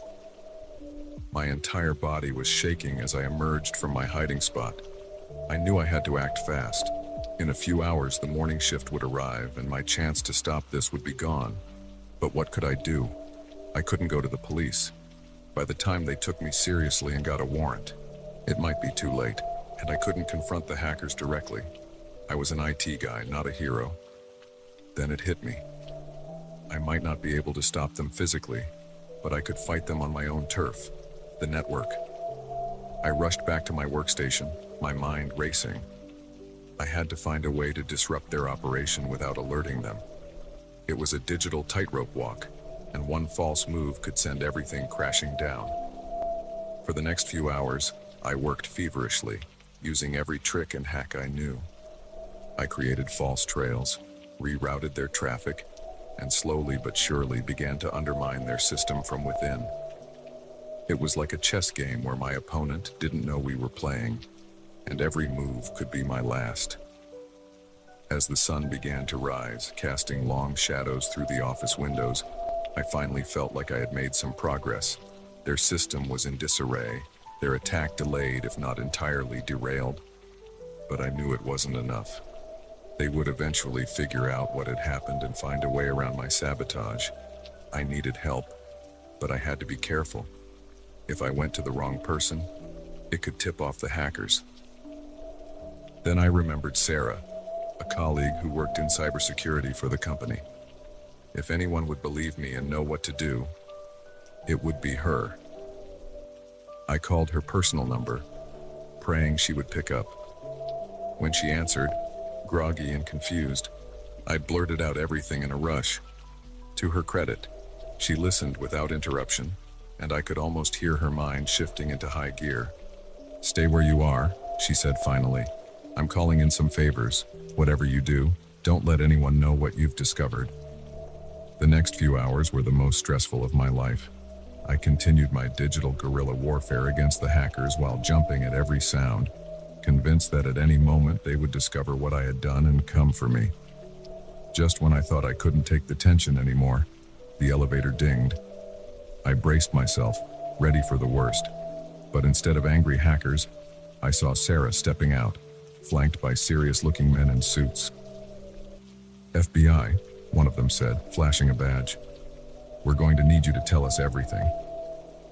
What followed was a whirlwind of activity. The building was quietly evacuated, the closed floor swarmed by agents. I told my story over and over, to increasingly higher-ranking officials. By nightfall, the hackers had been apprehended, caught completely off guard by the raid. In the days that followed, the full scope of what I had stumbled upon came to light. The hacking group had infiltrated not just our building, but others across the city, setting up a network that would have allowed them to cripple the city's infrastructure. My late-night curiosity and quick thinking had prevented a catastrophe. There was talk of commendations, of job offers from shadowy government agencies, but all I could think about was how close we had come to disaster, and how many other threats might be lurking in the dark corners of our digital world. The experience changed me. I couldn't look at a computer network the same way anymore, always wondering what secrets it might be hiding. But it also showed me the power of knowledge, of trusting your instincts, and of fighting back even when the odds seem insurmountable. I still work late nights in that skyscraper. But now, every time I trace an unusual signal or investigate a network anomaly, I do it with the knowledge that sometimes the greatest threats are the ones hiding in plain sight, waiting for someone curious enough to uncover them. The smell hit me first. Acrid and metallic, it filled my nostrils as soon as I opened the door to room 213. My hand froze on the doorknob, every instinct screaming at me to turn and run. But I was the night manager, and it was my job to check on guests who hadn't been seen for days. I took a deep breath, instantly regretting it as the stench coated my tongue, and stepped inside. The room was dark, curtains drawn against the feeble glow of the parking lot lights outside. I fumbled for the light switch, my fingers trembling slightly. The overhead light flickered to life, revealing a scene that would haunt me for years to come. The bed was untouched, its crisp white sheets still perfectly tucked in. But the rest of the room, God, the rest of the room. Clothes were strewn everywhere. Men's and women's garments mixed together in chaotic piles. Empty food containers littered every surface, some crusted with mold. And the smell, it was stronger now, emanating from the closed bathroom door. My heart pounded in my chest as I approached the bathroom. I didn't want to open that door. Every fiber of my being screamed at me to turn around, to call the police, to do anything but confront whatever horror awaited me. But I had a job to do. I reached out, my hand shaking so badly I could barely grasp the doorknob. I turned it slowly, the metal cool against my sweaty palm. The door creaked open, and the full force of the odor hit me like a physical blow. There, in the bathtub, lay the guest from room 213. His skin was pale and waxy, his eyes wide open but seeing nothing. He had been dead for days. I stumbled backward, my hand flying to my mouth to stifle a scream. I had to get out of there, had to call the police. I turned to flee, but a sound from the hallway stopped me cold. Footsteps, heavy and deliberate. They were coming closer. Panic gripped me. Who else could be here? The guest was dead and no one else had access to this floor. I looked around frantically, searching for a weapon, anything I could use to defend myself. The footsteps stopped just outside the door. I held my breath, praying they would move on. But then I heard it, the soft scrape of a key card being inserted into the lock. I dove for the closet, squeezing myself between hanging coats just as the door swung open. Through a crack in the closet door, I watched as a man entered the room. He was tall and broad-shouldered, dressed all in black. His face was hidden by a hood, but I could see his eyes glinting in the dim light. He moved with purpose, heading straight for the bathroom. I watched, frozen in terror, as he dragged the body from the tub. With practiced efficiency, he wrapped it in a shower curtain and hefted it over his shoulder. Then he began to clean. For what felt like hours, I remained hidden in that closet, barely daring to breathe. I watched as the man meticulously scrubbed every surface, removing all traces of the gruesome scene. He gathered up the scattered clothes, the food containers, everything that might indicate someone had been living in this room. Finally, he stood in the center of the now pristine room, surveying his work. Satisfied, he nodded to himself and headed for the door. But just before leaving, he paused. Slowly, he turned towards the closet where I was hiding. My heart stopped. Had he heard me? Did he know I was there? I pressed myself further back into the coats, willing myself to disappear. The man took a step towards the closet, then another. I could hear the blood rushing in my ears, sure that at any moment he would fling open the door and find me. But then, miraculously, his phone buzzed. He pulled it out, glanced at the screen, and turned away. Without another look back, he left the room, taking the body with him. I waited until I couldn't hear his footsteps anymore before I allowed myself to breathe again. On shaky legs, I emerged from the closet, my mind reeling from what I had just witnessed. What was I supposed to do now? If I called the police, would they even believe me? The room was spotless. There was no evidence that anything had happened here. And if they did believe me, what would happen to me? Would the man in black come back for me? I stumbled out of the room, my legs barely supporting me. I made it to the elevator, punching the button for the lobby with trembling fingers. As the doors closed, I caught a glimpse of myself in the mirrored walls. I looked pale and shell-shocked, my eyes wide with fear. The elevator dinged as it reached the lobby. I stepped out, trying to compose myself. I had to act normal. I couldn't let anyone suspect that anything was wrong. I made my way to the front desk, where my coworker, Sarah, was working the night shift. "Everything okay, Mike?" she asked, concern evident in her voice. "You look like you've seen a ghost." I forced a smile, hoping it didn't look as fake as it felt. "Just tired," I lied.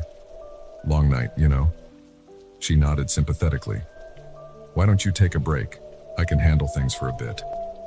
I mumbled my thanks and retreated to the break room. Once there, I collapsed into a chair, my mind racing. What was I going to do? I couldn't just pretend nothing had happened. But if I spoke up, would anyone believe me? And more importantly, would I be putting myself in danger? I pulled out my phone, staring at the screen. I should call the police. It was the right thing to do. But my finger hovered over the keypad, unable to dial. Just then, the door to the break room opened. I quickly pocketed my phone, trying to look casual. It was Carl, one of our security guards. "Hey, Mike," he said, heading for the coffee machine. "Quiet night?" I nodded, not trusting myself to speak. Carl poured himself a cup of coffee, then turned to me with a concerned look. "You okay? You look a bit pale." I opened my mouth to reassure him, but the words stuck in my throat. Before I knew it, everything came spilling out. The body in room 213, the man in black, the cleanup. Carl listened in silence, his face growing more serious with each word. When I finished, he set down his coffee cup and looked me straight in the eye. "Mike," he said slowly, "are you sure about what you saw?" I nodded emphatically. "I know it sounds crazy, but I swear it's true. We have to call the police." Carl held up a hand. "Hold on. Let's think this through. You said the room was cleaned, right? No evidence left behind?" I nodded again, confused by his reaction. "And you're the only witness," he continued. "No one else saw anything?" "No, but then it's your word against, well, nothing. Think about it, Mike. If we call the police, what are they going to find? An empty, clean room, no body, no evidence of a crime. And you, claiming to have seen something impossible." I felt a chill run down my spine. He was right. It did sound impossible. Who would believe me? "But we can't just do nothing," I protested weakly. Carl sighed, running a hand through his hair. "Look, I've been working security for a long time. I've seen things that it's better not to get involved with. My advice, forget what you saw, for your own safety." I stared at him, shocked. "You want me to just pretend it never happened?" He nodded grimly. "Sometimes, that's the safest thing to do. Trust me, Mike, you don't want to get mixed up in this." With that, he picked up his coffee and left, leaving me alone with my thoughts. I sat there for a long time, wrestling with my conscience. Part of me knew that Carl was right. Speaking up could be dangerous, but another part of me couldn't bear the thought of letting a murderer go free. In the end, I made my decision. I pulled out my phone and dialed 911. As I waited for someone to answer, I tried to calm my racing heart. I didn't know what would happen next, but I knew I couldn't live with myself if I stayed silent. 911, what's your emergency?" A calm voice answered. I took a deep breath. "I need to report a murder," I said, my voice shaking slightly. "At the Sunset Inn, room 213. As I began to recount my story, I couldn't shake the feeling that I was being watched. I glanced around the empty break room, half expecting to see the man in black standing there. But I was alone. For now, I didn't know what the future held, but I knew one thing for certain. My life would never be the same after tonight. The horror of room 213 would stay with me forever, a dark secret that threatened to consume me. But I had made my choice. Now, all I could do was hope it was the right one. The headlights of my beat-up Corolla cut through the darkness, illuminating sheets of rain cascading onto the empty highway. I never pick up hitchhikers, but tonight was different. I couldn't leave someone out there in this storm. How was I to know that one act of kindness would turn into a nightmare? It had been a long day at work, and all I wanted was to get home, curl up with a good book, and forget about the world for a while. The storm had come out of nowhere, transforming the usually busy highway into a desolate stretch of asphalt. I squinted through the windshield. the wipers working overtime to clear my view. That's when I saw him. A lone figure stood on the side of the road, arm outstretched, thumb pointed hopefully towards the sky. Even from a distance, I could see he was soaked to the bone, his clothes clinging to his body like a second skin. I felt a pang of sympathy. No one should be out in weather like this. I slowed down, my tires hissing on the wet road as I pulled over to the shoulder. The man jogged towards my car, hunched against the wind and rain. I leaned over and popped open the passenger door. "Thank you," he said as he climbed in, water dripping from his clothes onto my upholstery. I thought I was going to be out there all night. "No problem," I replied, trying to sound friendly despite the unease creeping up my spine. Where are you headed?" "Just up the road a ways," he said vaguely, rubbing his hands together for warmth. "I really appreciate this." I nodded and pulled back onto the highway, the rhythmic thump of the wipers filling the silence between us. I snuck glances at my passenger when I could. He was younger than I'd initially thought, maybe mid-20s, with dark hair plastered to his forehead and a scruffy beard. His eyes darted around nervously, never settling on one spot for long. "So," I said, trying to break the tension, "what brings you out on a night like this?" He hesitated for a moment before answering. "Car broke down a few miles back. Couldn't get a signal on my phone to call for help." Something about his story didn't sit right with me, but I couldn't put my finger on why. Maybe it was the way his eyes wouldn't meet mine, or the slight tremor in his voice. I pushed the thought aside, chalking it up to my own paranoia. "That's rough," I said. "Lucky. I came along when I did, huh?" He nodded, a small smile playing at the corners of his mouth. "Yeah, lucky." We drove in silence for a while, the only sounds the pounding rain and the occasional rumble of thunder. I kept my eyes on the road, but I could feel him watching me. The hairs on the back of my neck stood up, and I gripped the steering wheel tighter. "Mind if I turn on the radio?" I asked, desperate to fill the silence. "Go ahead," he said. I reached for the dial, but as I did, I caught a glimpse of something that made my blood run cold. In the glow of the dashboard lights, I saw a dark stain on the sleeve of his jacket. It looked like blood. My mind raced. Had he been injured when his car broke down? Or was there a more sinister explanation? I tried to keep my breathing steady, not wanting to let on that I'd noticed anything amiss. "So," I said, my voice sounding strained even to my own ears, "where exactly am I taking you?" He shifted in his seat, and I saw his hand move towards his pocket. "Just keep driving," he said, his tone suddenly cold and commanding. "I'll let you know when to stop." My heart pounded in my chest as the realization hit me. This man wasn't just a stranded motorist. He was dangerous, possibly even a fugitive, and I was alone with him on a deserted highway in the middle of a storm.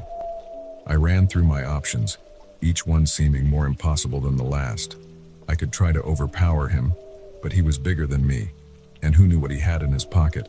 I could crash the car intentionally, but at these speeds, that was as likely to kill me as it was to stop him. "Look," I said, trying to keep my voice calm. "I don't want any trouble. Just tell me where you want to go and I'll drop you off. No questions asked."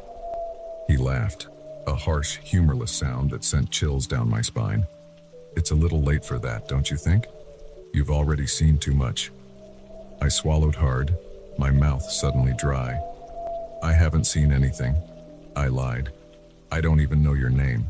I could just let you out right here, and we could both forget this ever happened." "Nice try," he said, reaching into his pocket and pulling out a switchblade. The sound of it opening seemed impossibly loud in the confines of the car. But I'm afraid our little road trip isn't over yet. I felt the cold press of the blade against my neck, and I knew I was out of options. I had to do something, and I had to do it now. Without warning, I slammed on the brakes, sending us both lurching forward. The blade nicked my skin, a sharp pain blooming where it had cut, but I didn't have time to worry about that now. I threw the car into park and lunged for the door handle, but he was quicker. His hand clamped down on my arm, yanking me back into the seat. I screamed, hoping against hope that someone would hear me over the storm, but I knew it was useless. "Shut up," he snarled, pressing the knife harder against my throat. "One more sound and I'll cut you ear to ear." I froze, terror paralyzing me. The rain lashed against the windows, and lightning illuminated his face in brief, terrifying flashes. His eyes were wild, filled with a manic energy that told me he was capable of anything. "Now," he said, his voice low and menacing, "here's what's going to happen. You're going to start driving again, and you're not going to stop until I tell you to. Understand?" I nodded, not trusting myself to speak. With shaking hands, I put the car back in drive and eased onto the gas pedal. We continued down the highway, the darkness seeming to close in around us. My mind raced, searching desperately for a way out of this nightmare. I thought about my family, my friends. Would they even know what had happened to me? Would anyone ever find out the truth? As we drove, he kept the knife pressed against me, a constant reminder of the danger I was in. He directed me to turn off the main highway onto smaller, more isolated roads. With each turn, we got further and further from civilization, from any hope of rescue. "Please," I said, my voice barely above a whisper, "just let me go. I won't tell anyone, I swear." He laughed again, that same chilling sound. "You still don't get it, do you? There's no going back now, for either of us." A sob caught in my throat as the full weight of my situation crashed down on me. This man wasn't just looking for a ride or even to rob me. He had something much worse planned, and I was powerless to stop it. Or was I? As we rounded a sharp curve, an idea struck me. It was risky, possibly even suicidal, but it was the only chance I had. I took a deep breath, steeling myself for what I was about to do. In one fluid motion, I jerked the steering wheel hard to the right, sending the car careening off the road. We hit the shoulder at full speed, the tires losing traction on the wet grass. The world spun around us as we rolled, once, twice, 3 times before coming to a stop on the roof. Everything hurt. I could taste blood in my mouth, and my vision swam as I tried to focus. But I was alive, and more importantly, I was free of the knife. I fumbled with my seatbelt, my fingers feeling thick and clumsy. I heard a groan from beside me and knew I didn't have much time. Finally, the buckle released, and I fell onto the roof of the car. Ignoring the pain shooting through my body, I crawled towards the shattered window. The rain was still coming down in sheets as I pulled myself out of the wreckage.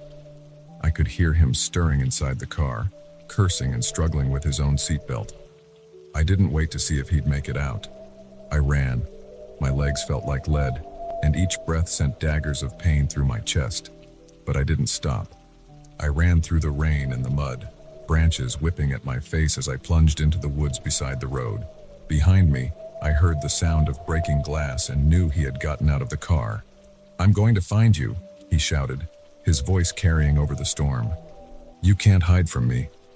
I ran harder, pushing my battered body to its limits. I didn't know where I was going, but anywhere was better than back there with him. The woods were dark, the trees looming over me like silent sentinels. Every shadow seemed to hide a threat, every sound a harbinger of doom. I don't know how long I ran. Time lost all meaning in that endless night. But eventually, I saw lights in the distance, a gas station, its fluorescent glow a beacon of hope in the darkness. With the last of my strength, I staggered into the parking lot and collapsed against the door. The attendant looked up in shock, his eyes widening as he took in my battered, mud-covered appearance.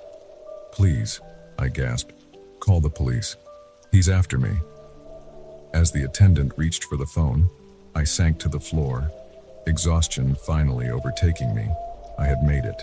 I was safe. In the distance, I heard sirens approaching, their wail cutting through the storm. And for the first time since I'd seen that lonely figure on the side of the road, I allowed myself to breathe. I had survived the longest night of my life, but I knew that the memory of that hitchhiker and the terror of our rain-soaked journey would stay with me forever.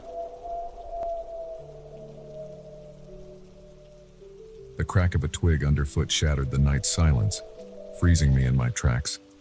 I'd been a forest ranger for 15 years, but nothing had prepared me for what I was about to stumble upon in the depths of these woods. As I stood there, heart pounding, I had no idea that in just a few moments, I'd be fighting not just to protect the forest, but for my very life. It was supposed to be a routine night patrol, the kind I'd done 100 times before, checking for campfires left burning or hikers who'd strayed off the marked trails. The autumn air was crisp, carrying the scent of pine and decaying leaves.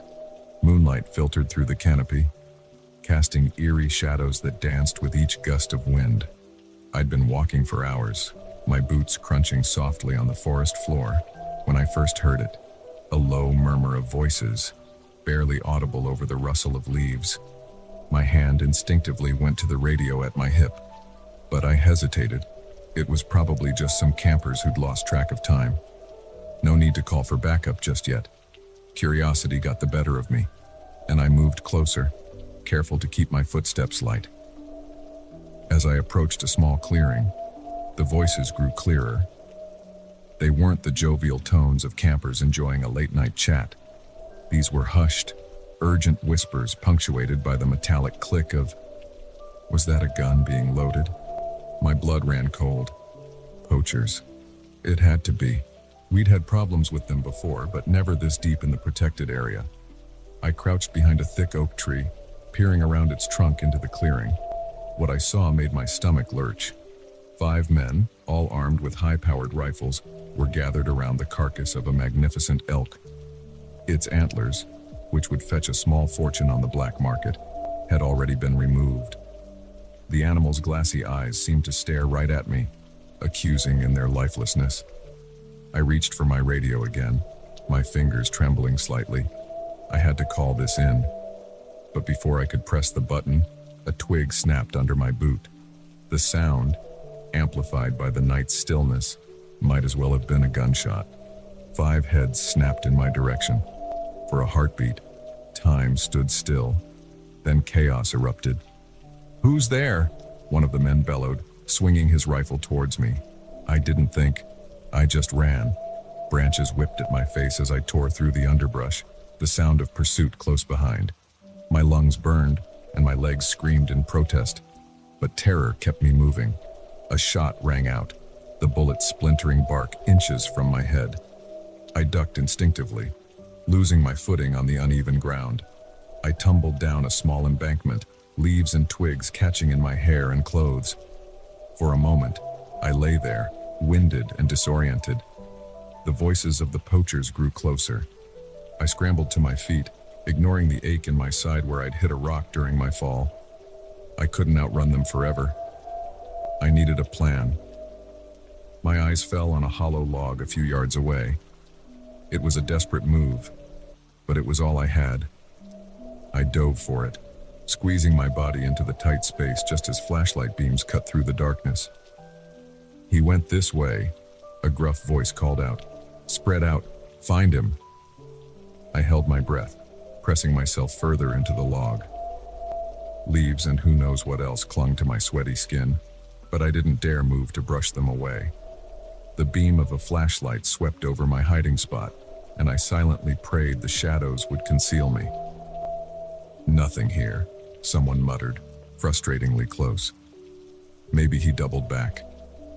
"Doesn't matter," another voice replied. "We need to clear out. Now, before more rangers show up." I listened as their footsteps receded, hardly daring to believe my luck. But I knew better than to move just yet. Minutes ticked by, each one feeling like an eternity. Only when the forest had been silent for a solid 10 minutes did I finally ease myself out of the log. My muscles protested as I stood, stiff from being cramped in such a small space. I took a moment to get my bearings, realizing I'd run further than I thought in my panic. The poachers' camp was at least a mile back, in the opposite direction from where they'd been searching for me. I pulled out my radio, praying it hadn't been damaged in my fall. "This is Ranger Miller," I whispered urgently. "I've got a code 10 at Sector 7. Multiple armed suspects requesting immediate backup." Static crackled for a moment before a voice responded. "Copy that, Miller. Backup is on the way. What's your situation?" I quickly relayed what I'd seen, keeping my voice low in case the poachers were still nearby. As I spoke, a plan began to form in my mind. I couldn't let them get away, not when they'd already killed at least one animal. But I couldn't take on 5 armed men alone either. "Stay put, Miller," the voice on the radio advised. "Backup will be there in 20 minutes. I knew I should listen. It was the safe, smart thing to do. But in 20 minutes, those poachers could be long gone, taking their ill-gotten gains with them. I couldn't let that happen. "Negative," I replied. "I'm going to track them. They're heading east, towards the old fire road. I'll keep my distance and update on their location." Ignoring the protests from my radio, I set off in the direction I'd last seen the poachers heading. The adrenaline was wearing off, and every step sent jolts of pain through my bruised body. But I pressed on, driven by a mixture of duty and anger at what these men were doing to the forest I'd sworn to protect. As I moved through the trees, I strained my ears for any sound of the poachers. It wasn't long before I heard the low rumble of engines. They must have vehicles waiting on the fire road. I picked up my pace, my heart racing. I had to get there before they left. As I neared the edge of the tree line, I could make out the shapes of 2 pickup trucks. The poachers were loading their gear, arguing in hushed but heated tones. "We should have found that ranger," one of them growled. "He's probably called for backup by now." "Shut up and load faster," another snapped. "We'll be long gone before anyone else shows up."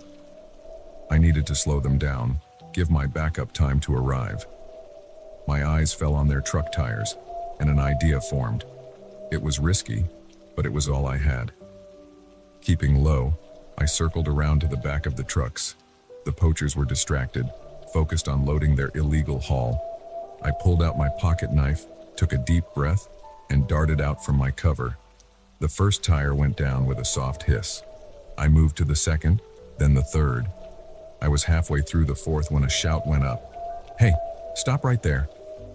I didn't stop. I didn't even look up. I just ran, zigzagging between the trees as bullets whizzed past me. The forest, which I knew like the back of my hand, was my only advantage now. I dove behind a large boulder, gasping for breath. The sound of pursuit was close behind, but not as close as before. They were hesitating, unsure of where I'd gone in the darkness. "Come out, Ranger," one of them called. "We just want to talk." "Yeah? Right. I'd seen what they did to elk. I didn't want to find out what they'd do to a human who'd caught them in the act." I was considering my next move when a new sound cut through the night. Sirens. My backup had arrived, and judging by the amount of noise, they'd brought the whole cavalry. The poachers' curses filled the air, followed by the sound of running feet as they scattered. I sagged against the boulder, relief washing over me. It was over. As red and blue lights flooded the area, I stepped out from my hiding place, hands raised to identify myself to my fellow officers. In moments, I was surrounded by concerned colleagues, their questions coming rapid fire. But my eyes were drawn to the trucks, where officers were already securing evidence and the poachers' ill-gotten gains. Among the items being cataloged, I saw the magnificent antlers of the elk I'd seen earlier. It hadn't died in vain. Its killers would face justice. As I was led to a waiting ambulance to be checked over, I couldn't help but feel a mix of exhaustion and triumph. The forest was safe, at least for tonight. And as for me, well, I had a feeling my next few patrols would be a lot less routine, but that was okay. After all, protecting this forest and all its inhabitants was more than just a job. It was my calling. And no matter what dangers lurked in the shadows, I'd always be ready to answer that call.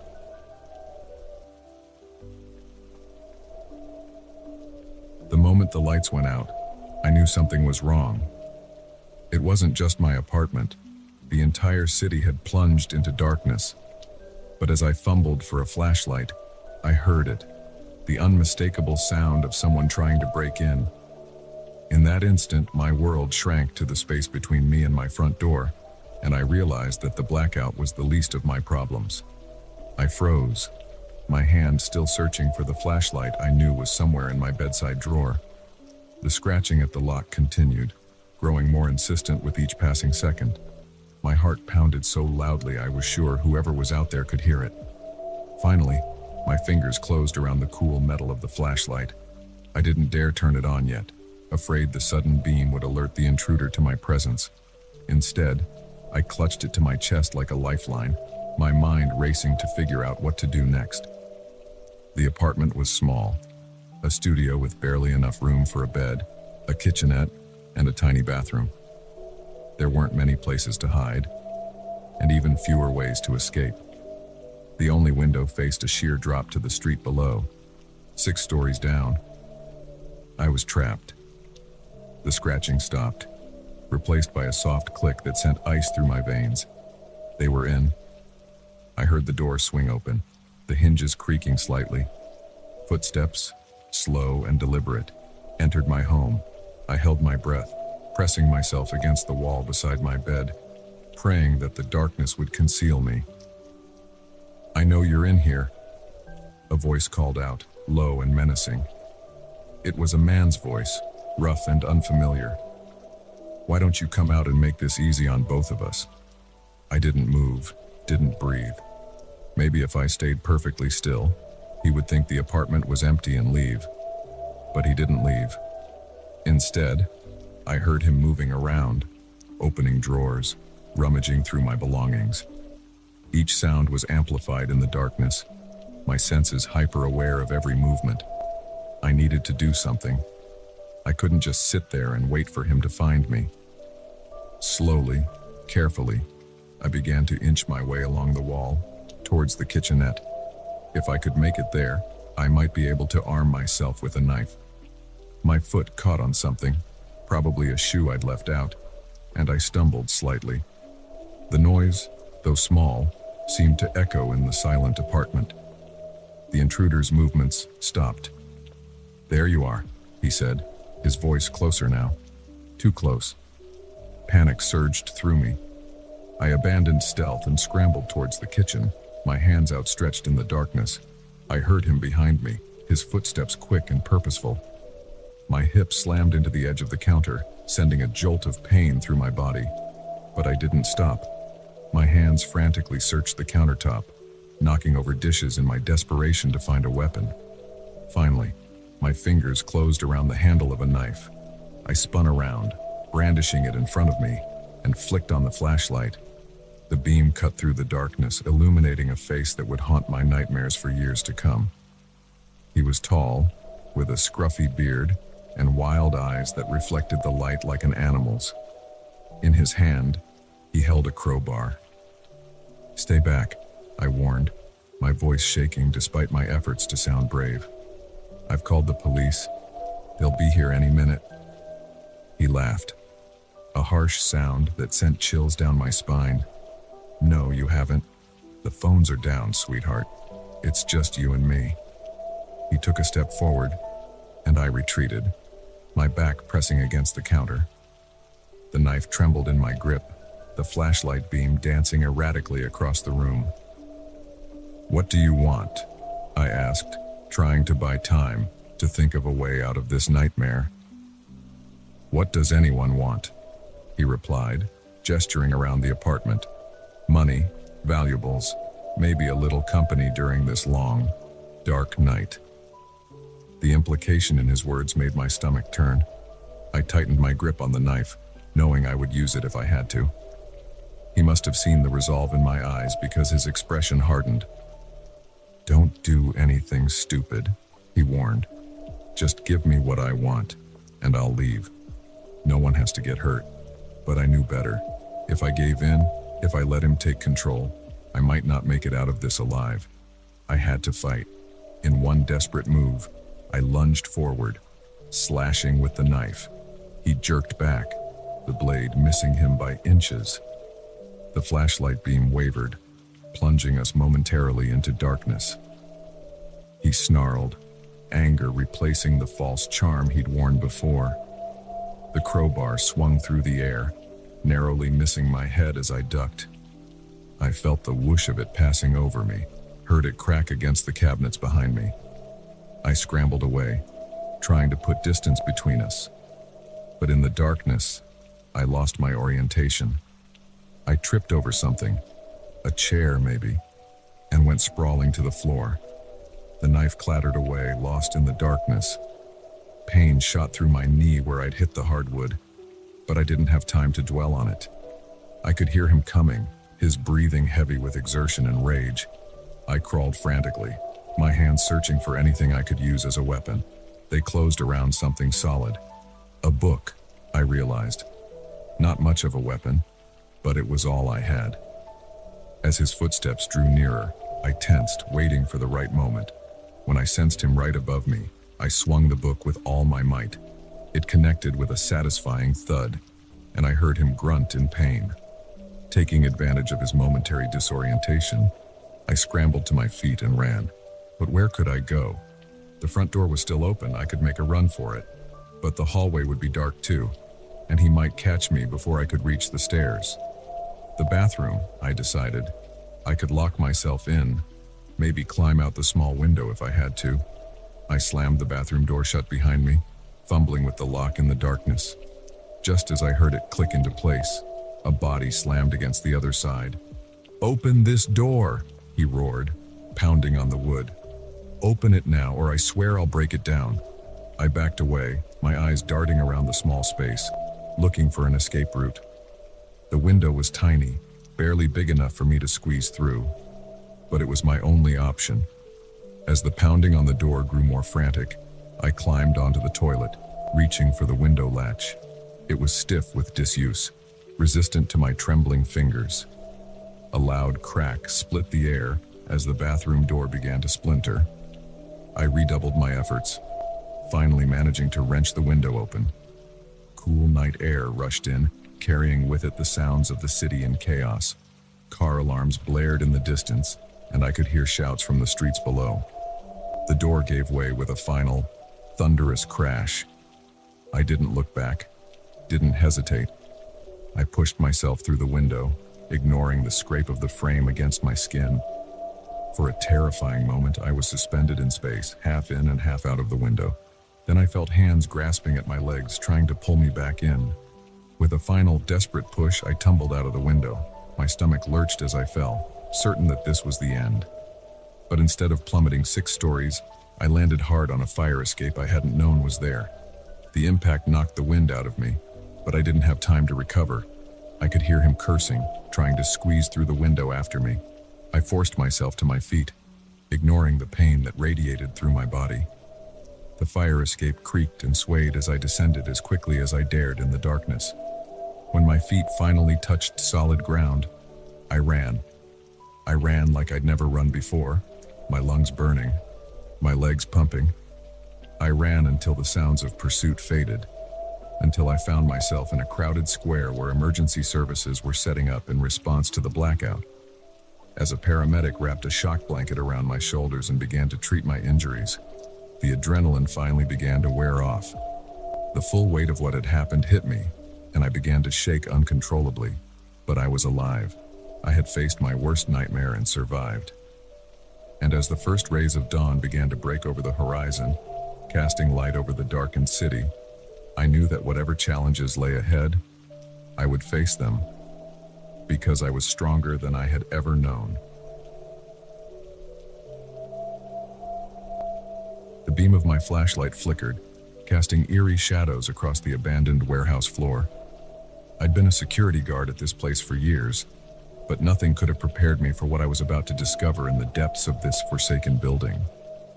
As I ventured deeper into the darkness, I had no idea that my routine night shift was about to turn into a fight for survival. It was just past midnight, and the warehouse was as silent as a tomb. The only sounds were the soft scuff of my boots on the concrete floor and the occasional creak of metal settling in the cool night air. I'd made this round 1,000 times before, but tonight felt different. There was a tension in the air, a feeling that something was off. I swept my flashlight across the rows of dusty shelves, its beam cutting through the gloom.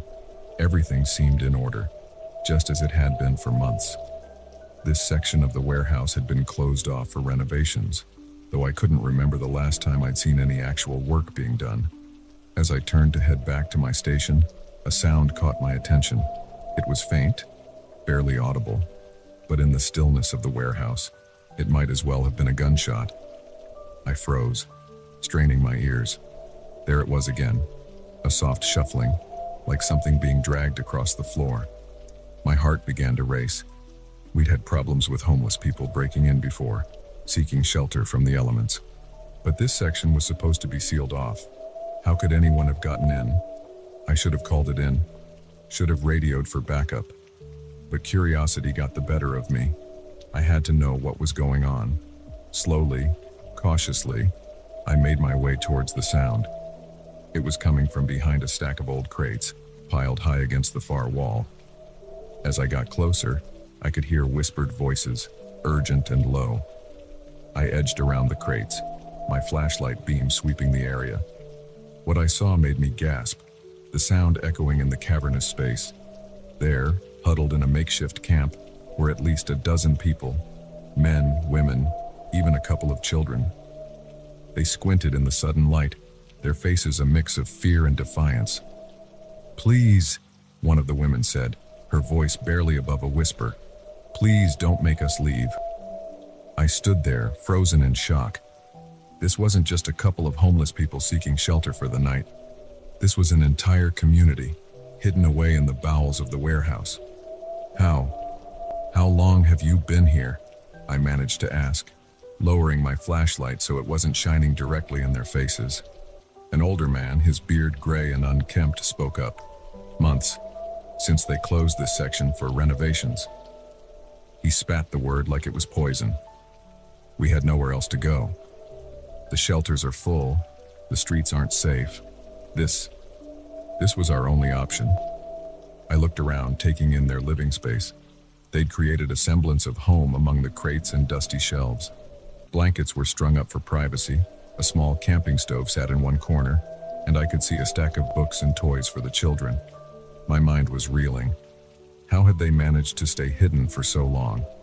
And more importantly, what was I going to do about it? "You can't stay here," I said, hating the words even as they left my mouth. "It's not safe. If my bosses find out, we'll die out there." The woman who had first spoken interrupted. "Please, we have children."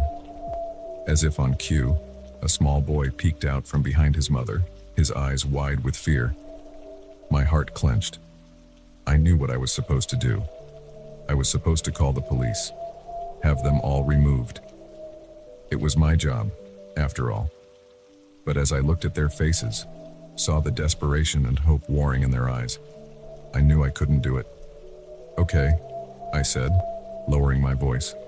"Okay, let me think." I paced back and forth, running my hand through my hair.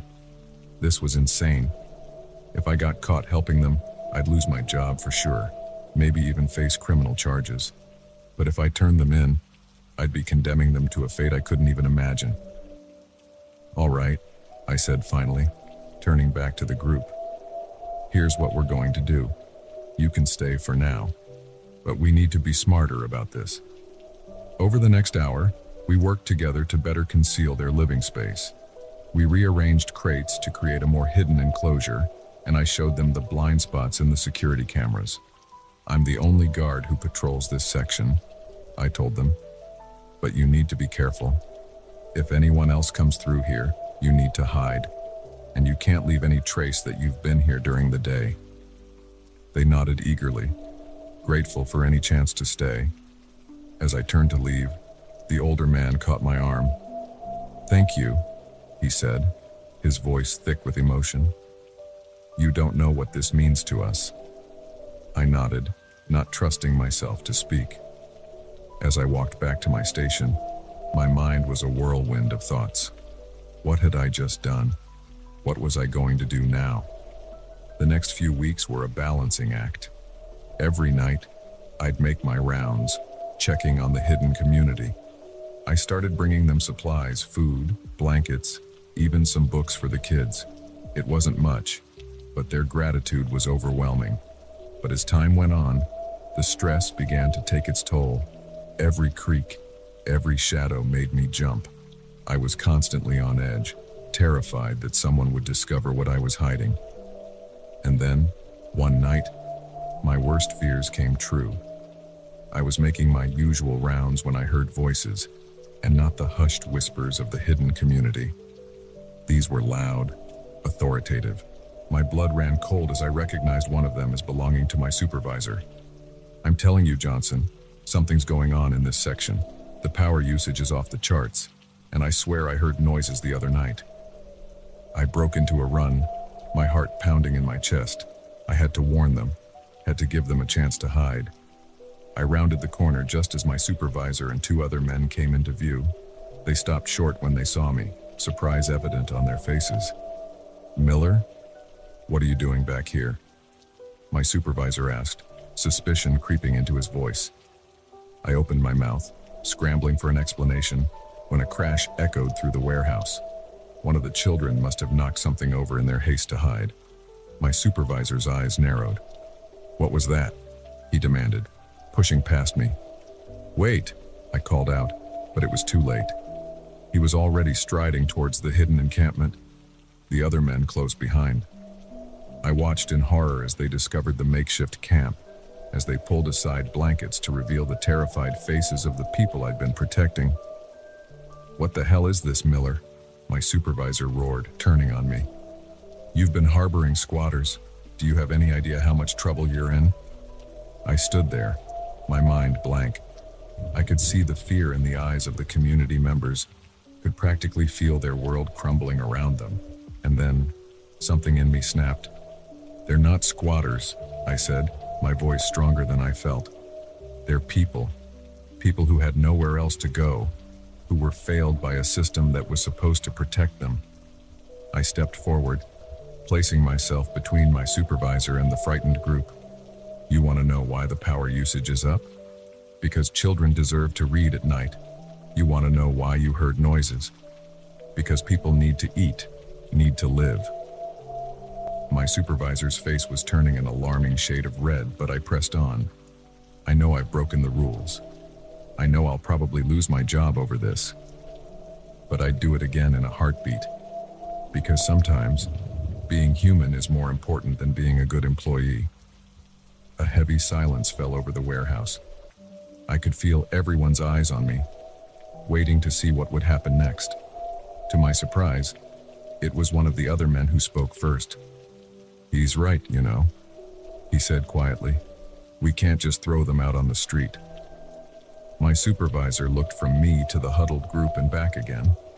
I could see the conflict in his eyes, the battle between duty and compassion. Finally, he sighed, his shoulders sagging. "All right, Miller, you've made your point, but this can't continue. Not like this." Over the next few hours, we talked, really talked, about the housing crisis, about the lack of resources for the homeless, about the human cost of looking the other way. By the time the sun rose, we had the beginnings of a plan. The warehouse company would work with local charities to convert the unused section into a proper shelter. It wasn't a perfect solution, but it was a start. As I watched the first rays of sunlight stream through the dusty windows, illuminating the faces of the people I'd risked everything to protect, I felt a weight lift from my shoulders. I knew the road ahead wouldn't be easy. There would be paperwork, red tape, probably more than a few arguments. But for the first time in weeks, I felt hope. Because sometimes, in the darkest of places, you find the light of human kindness.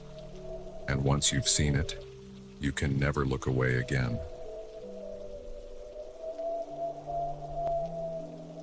The moment he stepped into my cab, I knew something was off.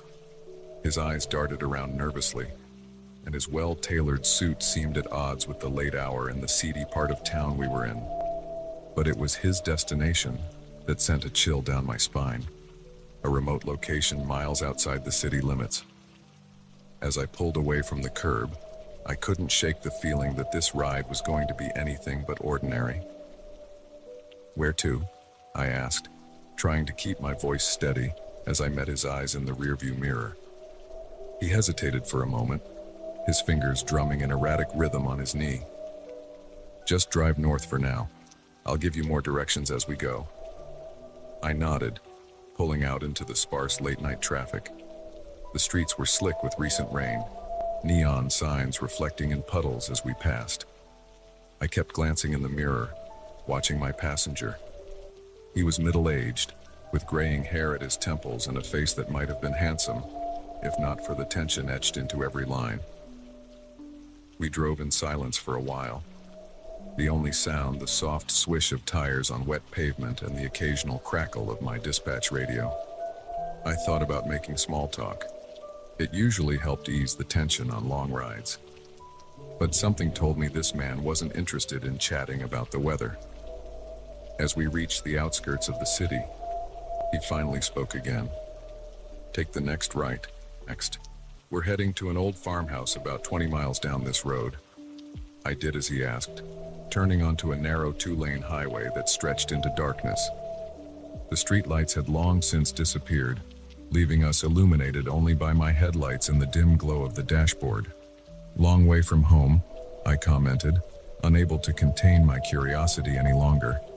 He grunted in response, his eyes fixed on the road ahead. "Sometimes home isn't where you think it is." The cryptic answer did nothing to ease my growing unease. I tightened my grip on the steering wheel, hyper-aware of every pothole and curve in the road. The houses had become few and far between, replaced by vast fields and the occasional dilapidated barn. "So, what brings you out this way so late?" I asked, trying to sound casual. He shifted in his seat, and I saw his hand move to the inside of his jacket. My heart rate spiked, imagining a gun or a knife. But when he withdrew his hand, he was holding only a flask. He took a long swig before answering. "Business," he said curtly, "the kind that's best conducted away from prying eyes." I swallowed hard, my mouth suddenly dry. What kind of business required this level of secrecy? Nothing legal, that was for sure. I began to regret picking up this fare, but it was too late now. We were miles from anywhere, and the fare would be substantial. I needed the money too badly to turn back now. The minutes ticked by, each one feeling longer than the last. The silence in the cab was oppressive, broken only by the occasional static from my radio. I fiddled with it, hoping for some connection to the outside world, but we were too far out, nothing but dead air. "Turn here," my passenger said suddenly, pointing to a dirt road I would have missed if not for his direction. I slowed the cab, turning onto the rutted path. My headlights illuminated a sign, weathered and faded. "No trespassing. Private property." "You sure this is the right way?" I asked, unable to keep the nervousness from my voice. He leaned forward, his face uncomfortably close to mine. "I'm sure. Keep driving." The dirt road seemed to go on forever, winding through dense woods. Branches scraped against the sides of the cab, and more than once I winced at the sound of rocks pinging against the undercarriage. If we got stuck out here, we'd be in real trouble. Finally, the trees gave way to a clearing. In the center stood an old farmhouse, its paint peeling and shutters hanging askew. No lights were on, and there were no other cars in sight. It looked like it hadn't been lived in for years. "Stop here," my passenger ordered. I brought the cab to a halt, the engine idling loudly in the stillness of the night. He made no move to get out, instead leaning back in his seat and closing his eyes. Sir," I ventured after a moment. "We've arrived. That'll be $87.50. His eyes snapped open, fixing me with an intense stare. "We're not done yet. Turn off the engine and wait here."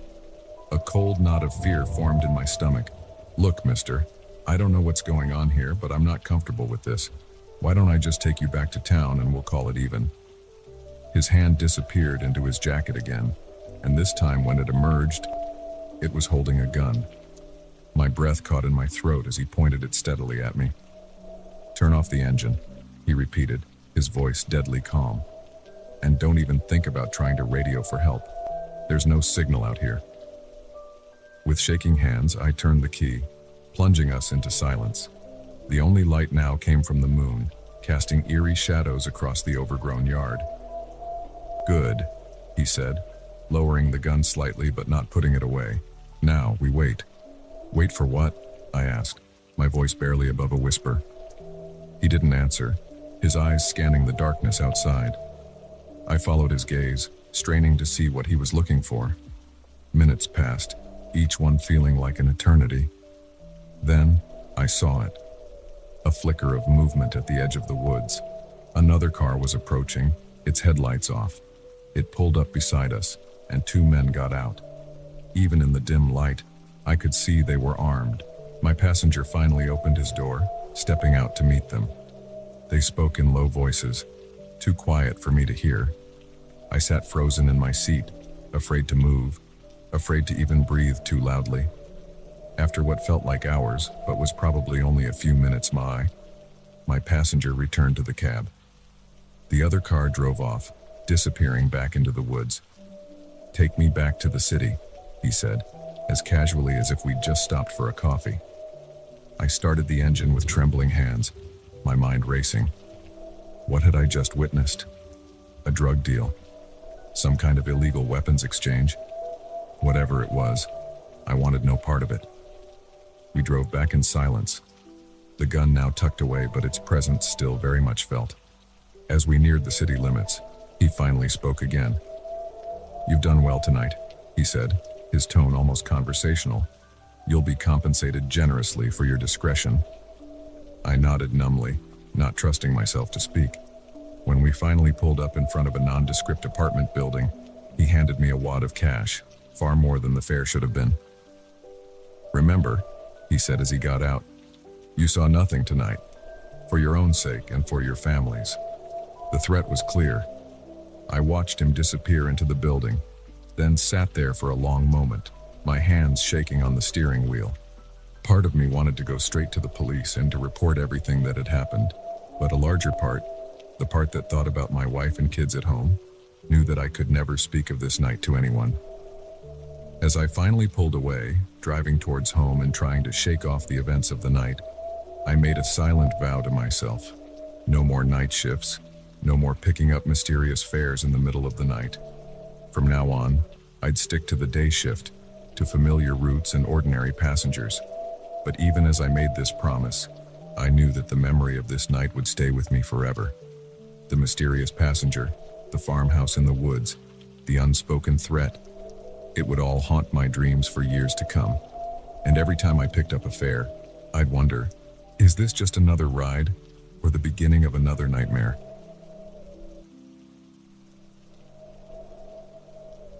The wolves' eyes glowed an unnatural blue in the moonlight, their snarls echoing through the forest with an otherworldly resonance. As a wildlife biologist, I'd studied these creatures for years, but nothing in my experience could explain what I was witnessing. Little did I know, my search for answers would lead me into a nightmare beyond my wildest imagination. I'd been tracking this particular pack for months, fascinated by their unusual behavior patterns. They were more coordinated than any wolves I'd ever observed, hunting with an almost military precision.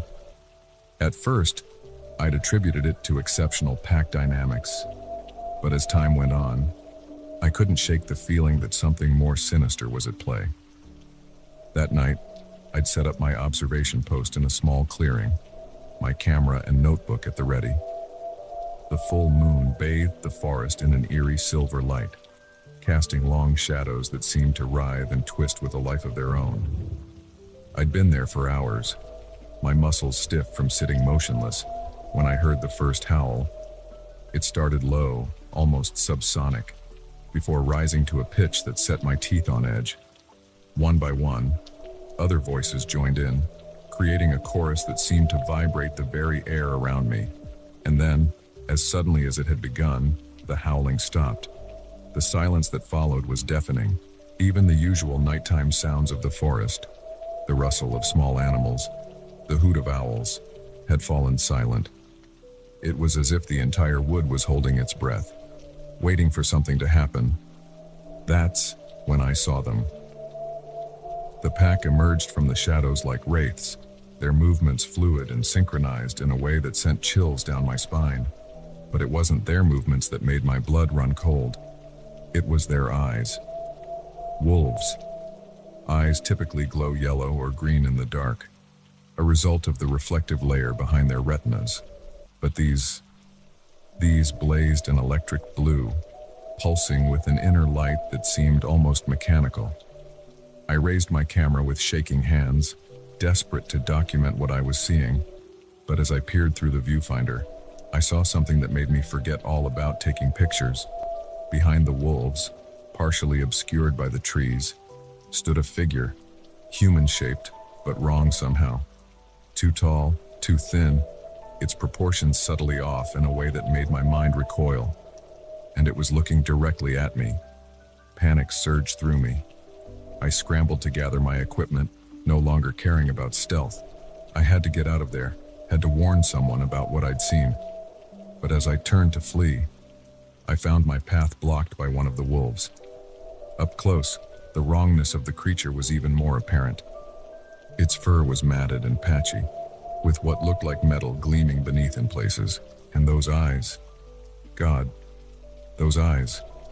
Looking into them was like staring into an abyss of cold alien intelligence. I backed away slowly, my heart pounding so hard I was sure it would burst from my chest. The wolf matched me step for step, herding me back towards the clearing, towards the figure. As I stumbled backward, I felt something snag my ankle. I went down hard, the breath knocked from my lungs. Gasping, I looked down to see what had tripped me. It was a root, but no root I'd ever seen before.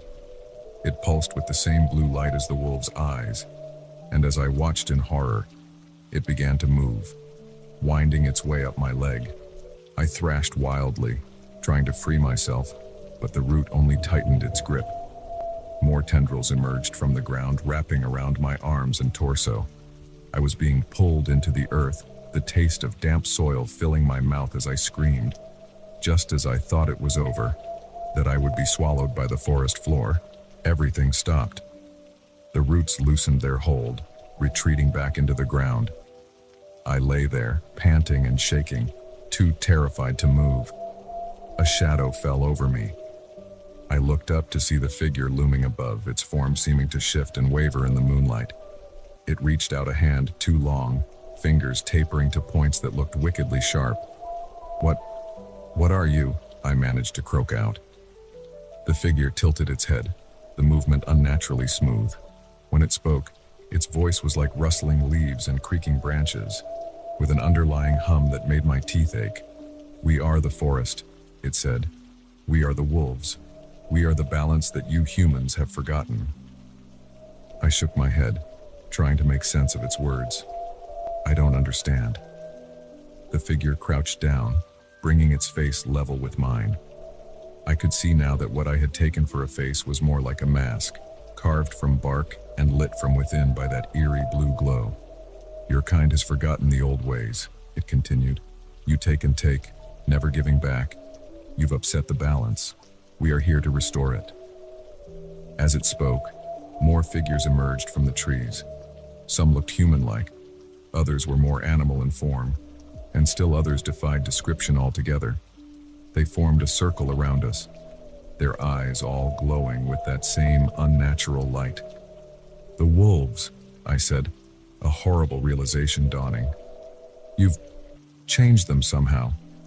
The figure nodded. "They are our avatars. Through them, we watch. Through them, we act.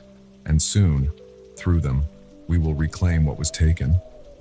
I thought of the strange behavior I'd observed in the pack, the coordinated hunting, the unnatural intelligence in their eyes. It all made a twisted kind of sense now. "What are you going to do?" I asked, dreading the answer. The figure stood towering over me once more. "We will remind humanity of its place in the natural order, and you, little scientist, will help us." Before I could protest, the figure placed a hand on my forehead. Pain exploded behind my eyes. and I felt something alien pushing its way into my mind. Images flashed through my consciousness, ancient forests, rituals performed in moonlit clearings, wolves running through time immemorial, and beneath it all, a pulsing blue light, calling to me, trying to subsume my will. I fought against it with everything I had, clinging desperately to my sense of self, but it was like trying to hold back the tide. Bit by bit, I felt myself slipping away, being replaced by something other, just when I thought all was lost. When I was on the verge of surrendering to the alien presence in my mind, a sound cut through the night. A helicopter, its searchlight sweeping the trees. The figures around me hissed and retreated, melting back into the shadows. The one touching me jerked its hand away as if burned. In that moment of distraction, I found the strength to push back against the invading presence in my mind, forcing it out with a mental scream. I scrambled to my feet and ran, not caring about the direction, just needing to get away. Branches whipped at my face. Roots seemed to reach up to trip me, but I kept going. The sound of the helicopter grew louder, and suddenly I burst out of the tree line into a small meadow. The searchlight found me, momentarily blinding me. I waved my arms frantically, shouting for help. As the helicopter descended, I chanced to look back at the forest.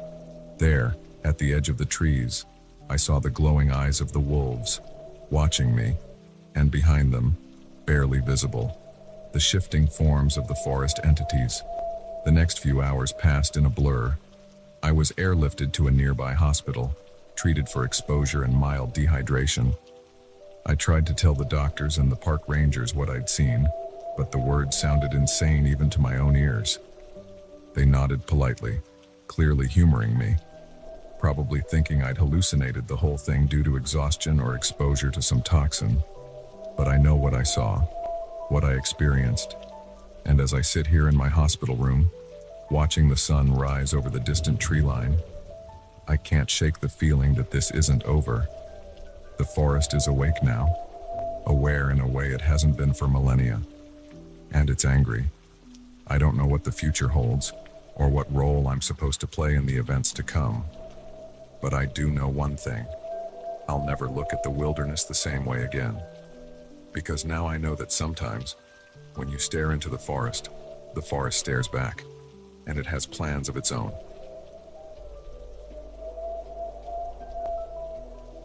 The neon sign flickered outside, casting an eerie glow through the grimy windows of the convenience store. It was 2 a.m. tour, and I'd been staring at that car for hours, just sitting there, engine idling. Windows tinted so dark I couldn't make out the driver. Something wasn't right. And as the night wore on, I couldn't shake the feeling that I was about to find out exactly what that something was. I'd been working the graveyard shift at this 24-hour convenience store for about 6 months. It wasn't glamorous, but it paid the bills. Most nights were uneventful, restocking shelves, mopping floors, and ringing up the occasional insomniac or trucker passing through. But tonight was different. The car had pulled up around 11 p.m., a sleek black sedan that looked out of place in this rundown neighborhood. At first, I thought maybe the driver was lost or having car trouble. But as the hours ticked by and the car remained, my unease grew. I tried to distract myself with busy work, but my eyes kept drifting back to that car. The rain that had been threatening all night finally started, a steady drizzle that blurred the outlines of the vehicle and made the whole scene feel even more surreal. Around 1:30 a.m., I decided to step outside for a closer look. I told myself I was just going to check the trash cans, but really, I wanted to see if I could get a glimpse of who was inside that car. The cool night air hit me as I stepped out, a welcome relief from the stuffy store. I made a show of adjusting the trash can lids, all the while stealing glances at the sedan. The windows were so dark, it was like looking into a black hole. But as I turned to head back inside, I caught a flash of movement. Someone was definitely in there. Back behind the counter, I debated calling the cops, but what would I tell them? That a car had been parked outside my store for a few hours? They'd probably laugh it off. No, I decided to wait it out. My shift ended at 6 a.m. Surely the car would be gone by then. But at 2:30 a.m., everything changed. The car door opened, and a man stepped out. Even from a distance, I could tell he was agitated. He paced back and forth beside the car, running his hands through his hair and muttering to himself. Then, abruptly, he turned and headed straight for the store. My heart began to race. I'd seen my fair share of strange customers, but something about this guy set off every alarm bell in my head. As he got closer, I could see his eyes were wild, darting around frantically. His clothes were rumpled like he'd been wearing them for days, and there was a faint tremor in his hands. The bell above the door jingled as he entered, the sound unnaturally loud in the quiet store. He stood just inside the doorway for a moment, scanning the aisles before his gaze settled on me. "Gar's evening," I said, trying to keep my voice steady. "Can I help you with something?" He didn't respond right away, just stared at me with those unsettling eyes. Then, slowly, he began to approach the counter. "You ever feel like you're being watched?" he asked, his voice low and intense. I swallowed hard, not sure how to respond. I guess sometimes. Nature of the job, you know?" He leaned in closer, and I caught a whiff of stale sweat and something else I couldn't quite place. "No, not like that.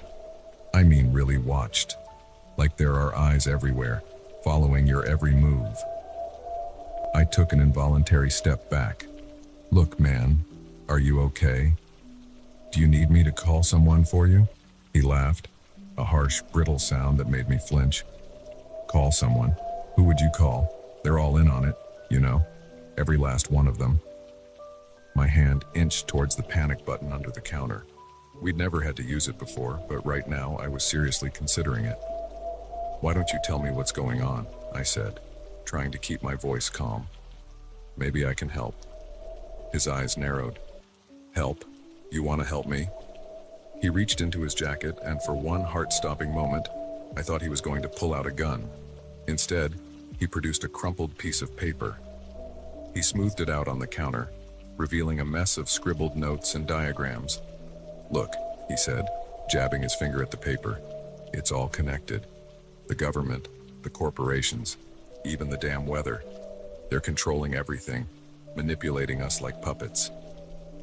I nodded slowly, not taking my eyes off him. "That must be scary," I said cautiously. "Scary," he repeated, his voice rising. "It's terrifying. Do you have any idea what they're capable of? What they'll do to keep their secrets?" He was practically shouting now, his face flushed and spittle flying from his mouth. I glanced towards the door, praying for another customer to walk in, but the street outside remained deserted. "Sir," I said, trying to keep my voice firm, "I'm going to have to ask you to calm down. You're scaring me." For a moment, he looked taken aback, as if he'd forgotten where he was. Then his expression hardened. "Scaring you? You should be scared. We should all be scared. They could be listening right now." He began to pace up and down in front of the counter, muttering to himself. I watched him warily, my hand hovering near the panic button.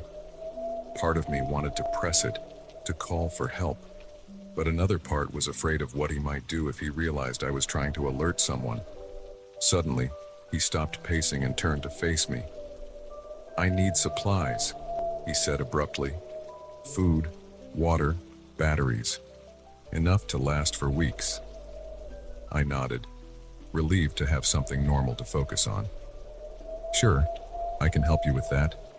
Why don't you grab a basket and I'll show you where everything is." As we moved through the aisles, filling his basket with canned goods and bottled water, he continued to ramble about conspiracies and hidden agendas. I made non-committal noises, trying to keep him calm while also looking for an opportunity to get back behind the counter. Finally, with his basket full, we returned to the register. As I began to ring up his items, he leaned in close again. "You seem like a good kid," he said, his voice low. "You should get out while you still can. Find somewhere safe and off the grid. They haven't gotten to you yet." I nodded, not trusting myself to speak. My hands shook as I bagged his groceries, acutely aware of how close he was standing. "That'll be 78.50, I said, my voice sounding strained even to my own ears. He pulled out a wad of crumpled bills, peeling off several and handing them to me. As I counted out his change, I noticed his hands were shaking too. "Keep it," he said as I held out the coins. "You might need it more than me soon." With that cryptic statement, he gathered up his bags and headed for the door. I watched him go, my heart still racing. As he reached his car, he turned back to look at the store. For a moment, our eyes met through the window, and I saw something in his gaze that I couldn't quite define. Fear, maybe, or desperation. Then he was gone, the car pulling away with a screech of tires. I stood there for a long time, staring at the empty parking lot, trying to process what had just happened. The rest of my shift passed in a blur. Every time the door opened, I tensed, half expecting to see him return. But it was just the usual early morning crowd. Shift workers grabbing coffee, delivery drivers restocking their routes. As 6 a.m. approached and my replacement arrived, I debated whether to mention the strange encounter. In the light of day, it all seemed a bit surreal. Maybe I had overreacted. Maybe he was just a troubled guy having a bad night. But as I stepped out into the cool morning air, I couldn't shake the feeling that something had changed. The world looked the same, but it felt different somehow, as if a veil had been lifted and I was seeing things I hadn't noticed before. I walked home slowly, my mind replaying the night's events. The man's words echoed in my head. "They haven't gotten to you yet." I shook my head, trying to clear away the paranoid thoughts. It was just the ramblings of a disturbed individual, nothing more. But as I climbed the stairs to my apartment, I couldn't help but glance over my shoulder, half expecting to see a black sedan lurking in the shadows. That night marked a turning point for me. I quit the convenience store job soon after, telling myself it was just time for a change. But deep down, I knew the real reason. Every time I worked the late shift, I found myself watching the parking lot, tense and on edge, waiting for that car to return. And sometimes, in the quiet hours of the night, I still catch myself wondering, what if he was right? What if there really is something out there, watching, waiting? And what do you do when the paranoia starts to make a twisted kind of sense?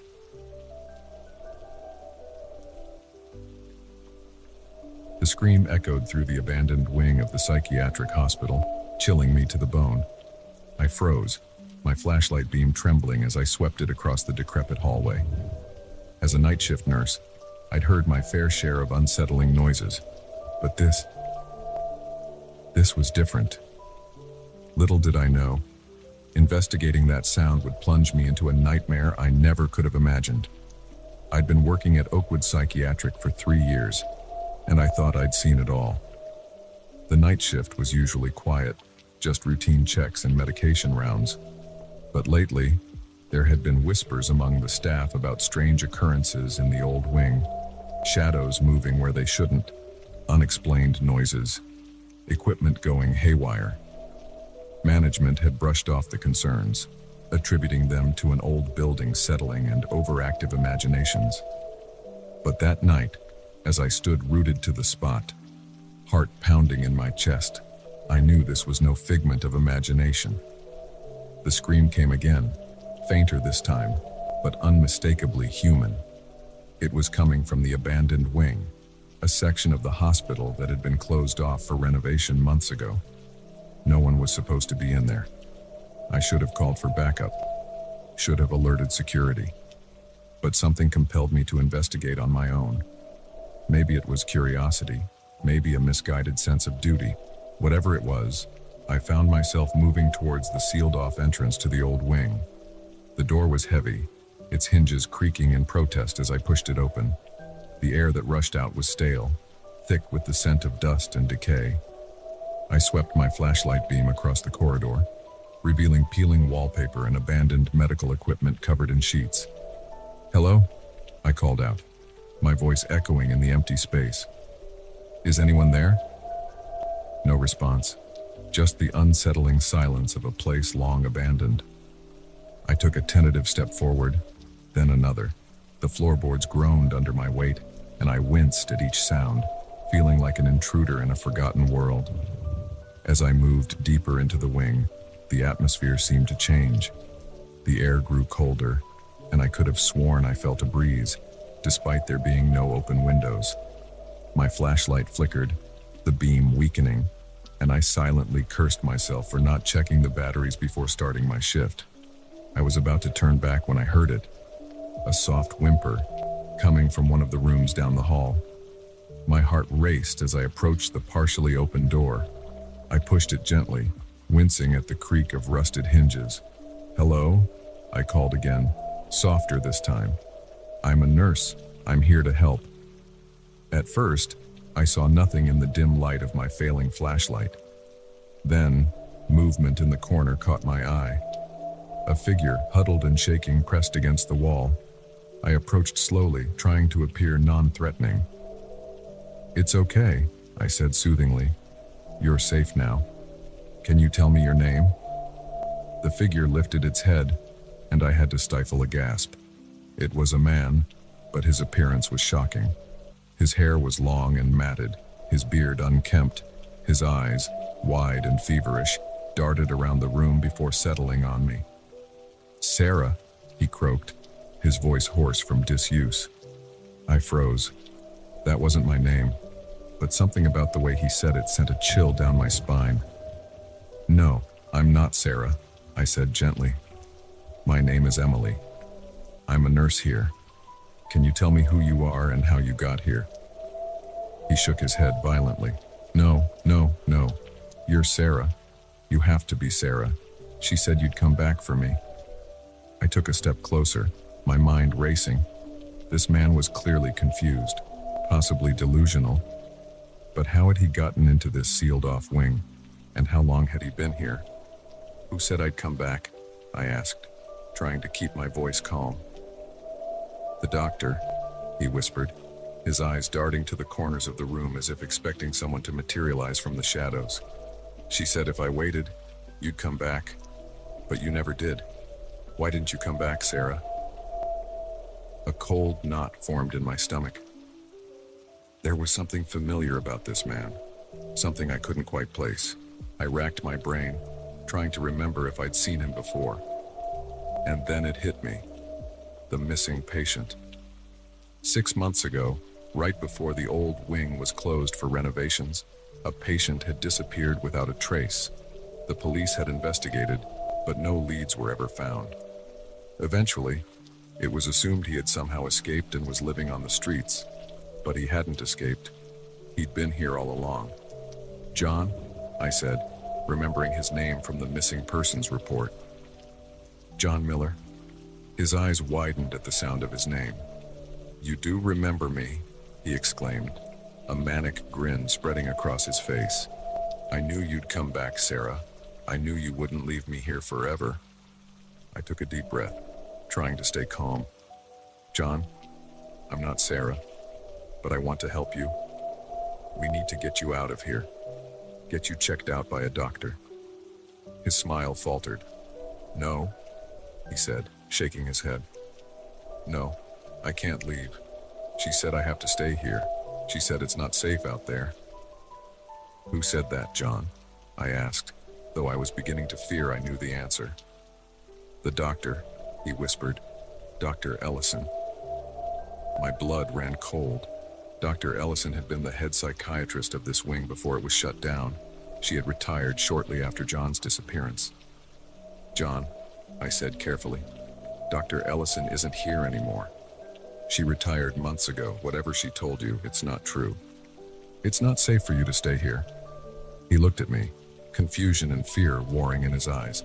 But she comes to see me every night. She brings me food, tells me stories about the outside world, about how dangerous it is out there. I felt sick. Had Dr. Ellison been keeping this man here all this time? But why? And how had no one noticed? I held out my hand. "John, please, come with me. I promise I'll keep you safe." He hesitated, then slowly reached out. His hand was cold and trembling as it grasped mine. I helped him to his feet, noticing how thin and weak he seemed. We had just reached the door when a voice rang out behind us, stopping me in my tracks.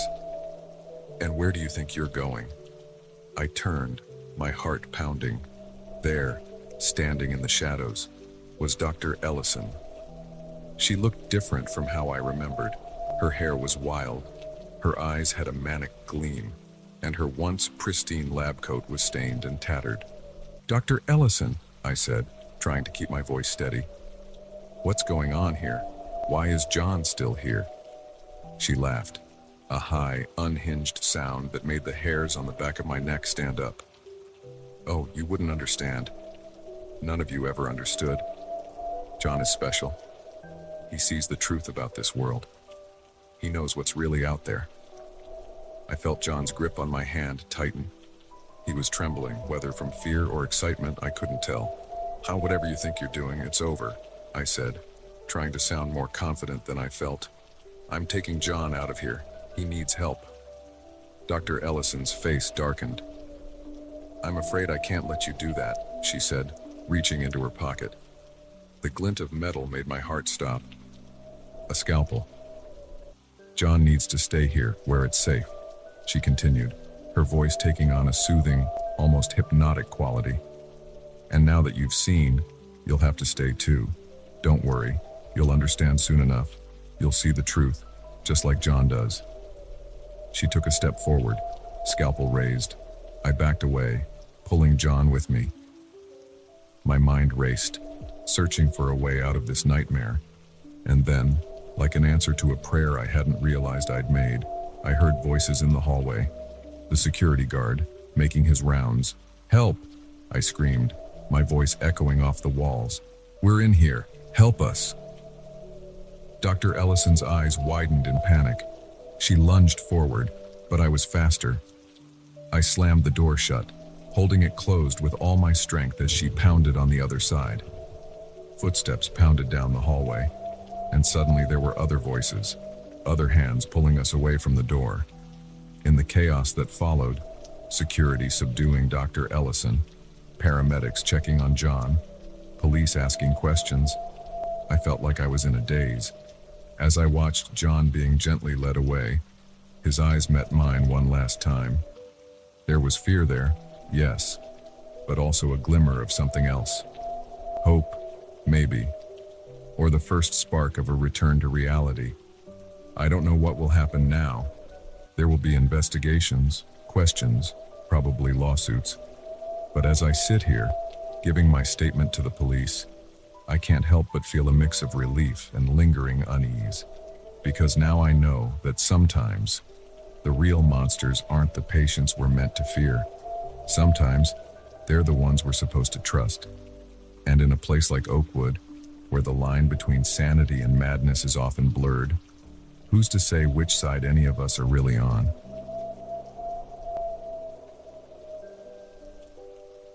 The first time I noticed him, I dismissed it as coincidence. The second time I told myself I was being paranoid. But by the third night, as I saw the same shadowy figure trailing behind me on my usual dog-walking route, I knew with chilling certainty that I was being stalked. What I didn't know was how this silent game of cat and mouse would escalate into a nightmare that would force me to confront my deepest fears. It had started as a simple routine. Every night at 10 p.m., I'd take Max, my golden retriever, for a walk around the neighborhood. It was a quiet suburb, all manicured lawns and cookie-cutter houses, the kind of place where nothing ever happened, or so I thought. The route was always the same. Down Maple Street, left on Oak, loop around the park, and back home via Elm. It was a peaceful time. Just me and Max under the streetlights, the rest of the world asleep. The first night I saw him, it was just a glimpse, a figure at the far end of the street, walking in the opposite direction. I barely registered it at the time, just another night owl out for a stroll. The second night, I saw him again, same place, same time. A coincidence, I told myself. Maybe he worked nights and this was his way of unwinding after a shift. But on the third night, when I saw him turn onto Oak Street just as Max and I rounded the corner, A tendril of unease began to curl in my stomach. I picked up my pace and tugging Max along. When I glanced back, the figure was still there, matching my speed. My heart began to race. I fumbled for my phone, cursing under my breath when I realized I'd left it at home charging. Stupid, stupid, stupid. How many times had I read about the importance of carrying your phone for safety? I was nearing the park now, the streetlights fewer and farther between. The darkness seemed to press in around me, and every shadow looked like a potential threat. Max, usually so calm, must have sensed my fear. He whined softly, looking up at me with concerned eyes. "It's okay, boy," I whispered, more to reassure myself than him. "We're almost home." I chanced another look behind me. The figure was closer now, close enough that I could make out some details. A man, tall and lean, dressed all in black. His face was hidden in the shadow of a baseball cap. Panic surged through me. I abandoned all pretense of calm and broke into a run. Max, startled by the sudden change, barked and ran alongside me. The sound echoed off the silent houses, but no lights came on. No one came to investigate. I could hear footsteps behind me now, quick and purposeful. He was running too, chasing me. The realization sent a fresh wave of terror through me. I veered off my usual route, cutting through someone's backyard in a desperate attempt to lose him. Max bounded ahead, leaping over a low fence. I scrambled after him, my jeans catching on the wood and tearing. I emerged onto an unfamiliar street, gasping for breath. For a moment, I thought I'd lost him. But then I heard it. Footsteps, slower now but steady. He was still coming. I ran again, no longer caring about the direction, just needing to get away. Houses blurred past, all looking the same in the darkness. I was lost, I realized with growing horror, lost in my own neighborhood. A stitch was forming in my side and in my lungs burned with each breath. I couldn't keep this up much longer. I needed help, needed to find somewhere safe. And then I saw it, a house with lights on. Someone was awake. Without hesitation, I sprinted up the driveway and pounded on the door. "Help!" I shouted, my voice hoarse with fear. "Please, someone help me." Seconds ticked by, each one feeling like an eternity. I could hear the footsteps getting closer. Max growled, positioning himself between me and the street. Just as I was about to give up hope, the porch light flicked on. The door opened, revealing a middle-aged woman in a bathrobe, her eyes wide with concern. "Please," I gasped. "There's someone chasing me. Can I come in?" She hesitated for just a moment before stepping aside. I rushed in, pulling Max with me, and she quickly closed and locked the door behind us. "What's going on?" she asked, reaching for her phone. "Should I call the police?" I nodded, still trying to catch my breath. As she dialed, I peered out the window, searching for any sign of my pursuer. The street outside was empty and still. The next hour passed in a blur. The police arrived, took my statement, and searched the area. They found no sign of the man I'd described, no evidence that anyone had been chasing me at all. "Are you sure you saw someone?" one of the officers asked, his tone skeptical. "It was dark after all. Maybe it was just shadows playing tricks on you." I wanted to scream in frustration. I knew what I'd seen, what I'd experienced, but doubt began to creep in. Had I overreacted? Imagined the whole thing. The kind woman who'd let me in, Susan, she'd introduced herself as, offered to let me stay the night. But I declined, suddenly desperate to be home, to be somewhere familiar. The police gave me a ride back to my house, checking inside before leaving me with a card and instructions to call if I saw anything suspicious. As their car pulled away, I locked the door behind me, double-checking every window. Sleep was impossible that night. I sat on the couch, Max's head in my lap, jumping at every sound. When morning finally came, I felt wrung out, exhausted in body and spirit. I called in sick to work, unable to face the outside world just yet. As the day wore on, I began to convince myself that I had overreacted.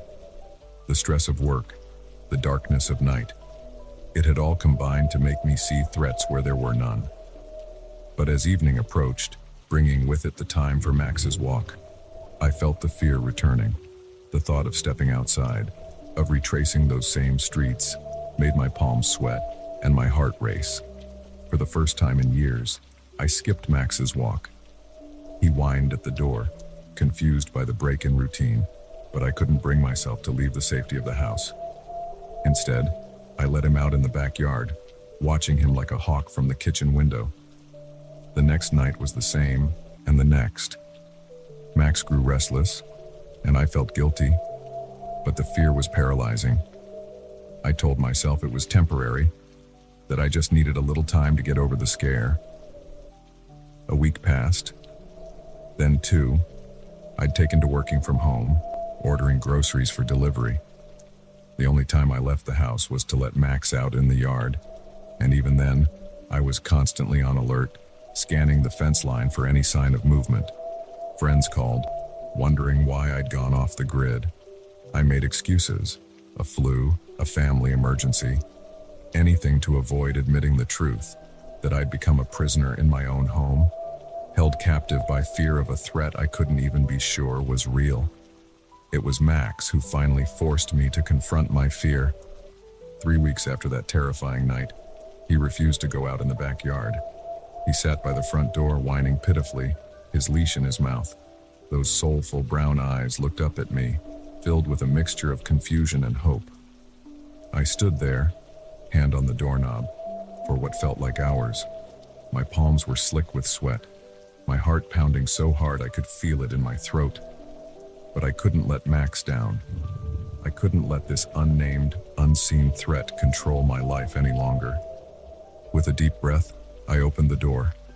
The cool evening air hit my face, and for a moment, I almost retreated back inside. But Max's excited bark spurred me on, one step, then another. Before I knew it, we were at the end of the driveway. I looked up and down the street, half expecting to see that shadowy figure. But there was nothing, just quiet houses and empty sidewalks. Slowly, hesitantly, we began our old route. Every rustle of leaves, every distant car engine made me tense. But as we walked, as nothing jumped out at us from the shadows, I began to relax. The familiar sights and sounds of the neighborhood, once a source of comfort, began to work their magic again. We were nearing the park when I saw him.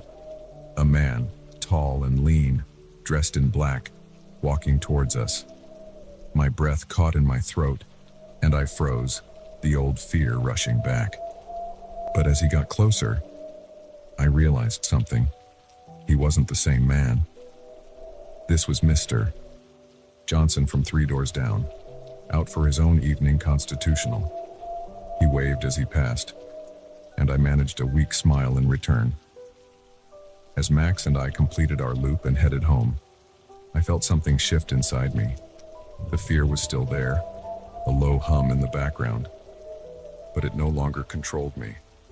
I had faced it, stepped out into the night despite it, and survived. I knew it wouldn't be easy. There would be other nights when the shadows seemed to move, when every sound would set my heart racing. But I also knew that I couldn't let fear win. I couldn't let one night of terror dictate the rest of my life. As I unlocked my front door, Max wagging happily beside me, I made a silent promise to myself. I would be cautious, yes, but I would also be brave. I would reclaim my life, my routine, my peace of mind. One step at a time, one walk at a time, until the night held no more terror for me than the day. After all, the greatest victory isn't never being afraid. It's being afraid and moving forward anyway. And tonight, for the first time in weeks, I had taken that first, crucial step forward. The pounding on my cabin door jolted me awake, my heart racing as lightning illuminated the room in brief, terrifying flashes. I never expected anyone to brave this storm, let alone come knocking in the dead of night. As I cautiously approached the door, I had no idea that opening it would plunge me into a nightmare that would challenge everything I thought I knew about trust and survival. I'd come to this remote cabin in the mountains to escape the chaos of city life, to find some peace and quiet. The irony wasn't lost on me as another crash of thunder shook the windows. I'd been here for a week, and this was the first real storm I'd seen. It was a doozy. Rain lashing against the roof like it was trying to tear the place apart. The pounding came again, more urgent this time. "Hello," a voice called out, barely audible over the howling wind. "Please, is anyone there? I need help." I hesitated, my hand on the doorknob. Every horror movie I'd ever seen flashed through my mind. But I couldn't just leave someone out there in this weather, could I? Taking a deep breath, I opened the door. A woman stood there, drenched to the bone and shivering violently. Her dark hair was plastered to her face, and her eyes were wide with fear and desperation. "Oh, thank God," she gasped, her teeth chattering. I thought no one was here." "Come in," I said, stepping aside to let her enter. "You must be freezing." She stumbled inside, and I quickly closed the door against the howling wind. Up close, I could see she was younger than I'd first thought, probably in her mid-20s. Her clothes were torn and muddy, and there was a nasty-looking scratch on her cheek. "Thank you," she said, hugging herself tightly. I didn't think anyone would be out here. I was starting to lose hope. I grabbed a blanket from the couch and wrapped it around her shoulders. "What happened? How did you end up out there in this storm?" She clutched the blanket tightly, her eyes darting around the cabin, as if searching for hidden dangers. It's a long story. I'm not even sure where to begin." "Why don't we start with your name?" I suggested, trying to keep my voice calm and reassuring. "Sarah," she said after a moment's hesitation. "My name is Sarah." "I'm Mike," I replied. "Look, Sarah, you're safe here. Why don't you sit down and I'll make you some tea? Then you can tell me what happened." She nodded gratefully and sank onto the couch while I busied myself in the small kitchenette. As I waited for the water to boil, I couldn't help but steal glances at her. She seemed on edge, jumping at every crack of thunder. When I handed her the steaming mug of tea, she wrapped her hands around it like it was a lifeline. "Thank you," she murmured. "You have no idea how grateful I am." I sat in the armchair across from her, giving her some space. "So, Sarah, what brings you out to the middle of nowhere on a night like this?" She took a sip of tea, wincing slightly as the hot liquid touched her lips. I was running away," she said finally, her voice barely above a whisper. "Running away from what?" I asked, leaning forward. Sarah's eyes met mine, and I saw a depth of fear there that made my blood run cold. From someone who wants to hurt me, someone dangerous. I felt a chill that had nothing to do with the storm outside. "Are you in some kind of trouble? Do we need to call the police?" She shook her head violently. No police. They can't help. They might even be working with him." Alarm bells were starting to ring in my head. This was sounding more and more like something I didn't want to be involved in. But I couldn't just throw her back out into the storm. "Who's after you, Sarah?" I asked gently. She set down her mug, her hands shaking. "My ex-boyfriend. He's not who I thought he was. I found out he's involved in some really bad things. Illegal things. When I confronted him about it, She trailed off, her hand unconsciously touching the scratch on her cheek. I felt a surge of anger. "He hurt you?" Sarah nodded, tears welling up in her eyes. "I managed to get away, but he's been chasing me. I've been on the run for days. I thought I'd lost him. But then I saw his car on the road leading up here. I panicked and ran into the woods. That's when the storm hit." My mind was racing. If what she was saying was true, we could both be in danger. "Do you think he knows you're here?" "I don't know," she said, her voice trembling. "I don't think so, but he's always been good at finding me." I stood up, moving to the window. The storm was still raging outside, making it impossible to see more than a few feet beyond the porch. If someone was out there, we'd never know until it was too late. "We should be safe here for the night," I said, trying to sound more confident than I felt. "The storm's too bad for anyone to be searching. In the morning, we can figure out our next move." Sarah nodded, relief washing over her face. "Thank you, Mike. I don't know what I would have done if you hadn't been here." I gave her a reassuring smile. "Try to get some rest. You can take the bedroom. I'll sleep out here and keep watch, just in case." She looked like she wanted to protest, but exhaustion won out. I showed her to the small bedroom, gave her some dry clothes to change into, and then settled in for a long night. Sleep was impossible. Every sound, every creak of the cabin in the wind, had me on edge. I kept replaying Sarah's story in my mind, trying to make sense of it all. Part of me wanted to believe her completely, to be the hero who saves the damsel in distress. But another part, a more cautious part, whispered doubts. As the night wore on and the storm began to subside, those doubts grew louder. There were inconsistencies in her story that I couldn't ignore. The scratch on her cheek looked older than a few days, and if she had been running through the woods, why weren't her shoes muddy? Around dawn, I heard movement from the bedroom. Sarah emerged, looking more put together than someone who had spent days on the run should. "Morning," she said, giving me a small smile. "Any sign of anyone?" I shook my head. "All quiet. The storm's passed. We should be able to head into town soon, get you some help." A flicker of something, panic, crossed her face. "I don't think that's a good idea. He might be watching the roads." "Sarah," I said carefully, "I think it's time you told me the whole truth. Who are you really running from?" She stared at me for a long moment, and I saw the mask slip. The fear in her eyes was replaced by something colder, more calculating. "You're smarter than you look," she said, her voice losing its tremor. "Most men are too busy playing the hero to ask questions." I tensed, suddenly very aware of how isolated we were. "What's really going on here?" Sarah sighed, running a hand through her hair. "The truth, I'm not running from anyone. I'm hiding something valuable, and I needed a place to lay low until the heat dies down." My mind reeled. "So everything you told me last night was a lie?" "Not everything," she said with a shrug. "My ex-boyfriend is looking for me, but he's not the dangerous one in this scenario." I heard a car engine in the distance, growing closer. Sarah's head snapped towards the sound, a grin spreading across her face. "That'll be my ride," she said. "Thanks for the hospitality, Mike. You've been a real lifesaver." Before I could react, she was out the door, sprinting towards a black SUV that had just pulled up.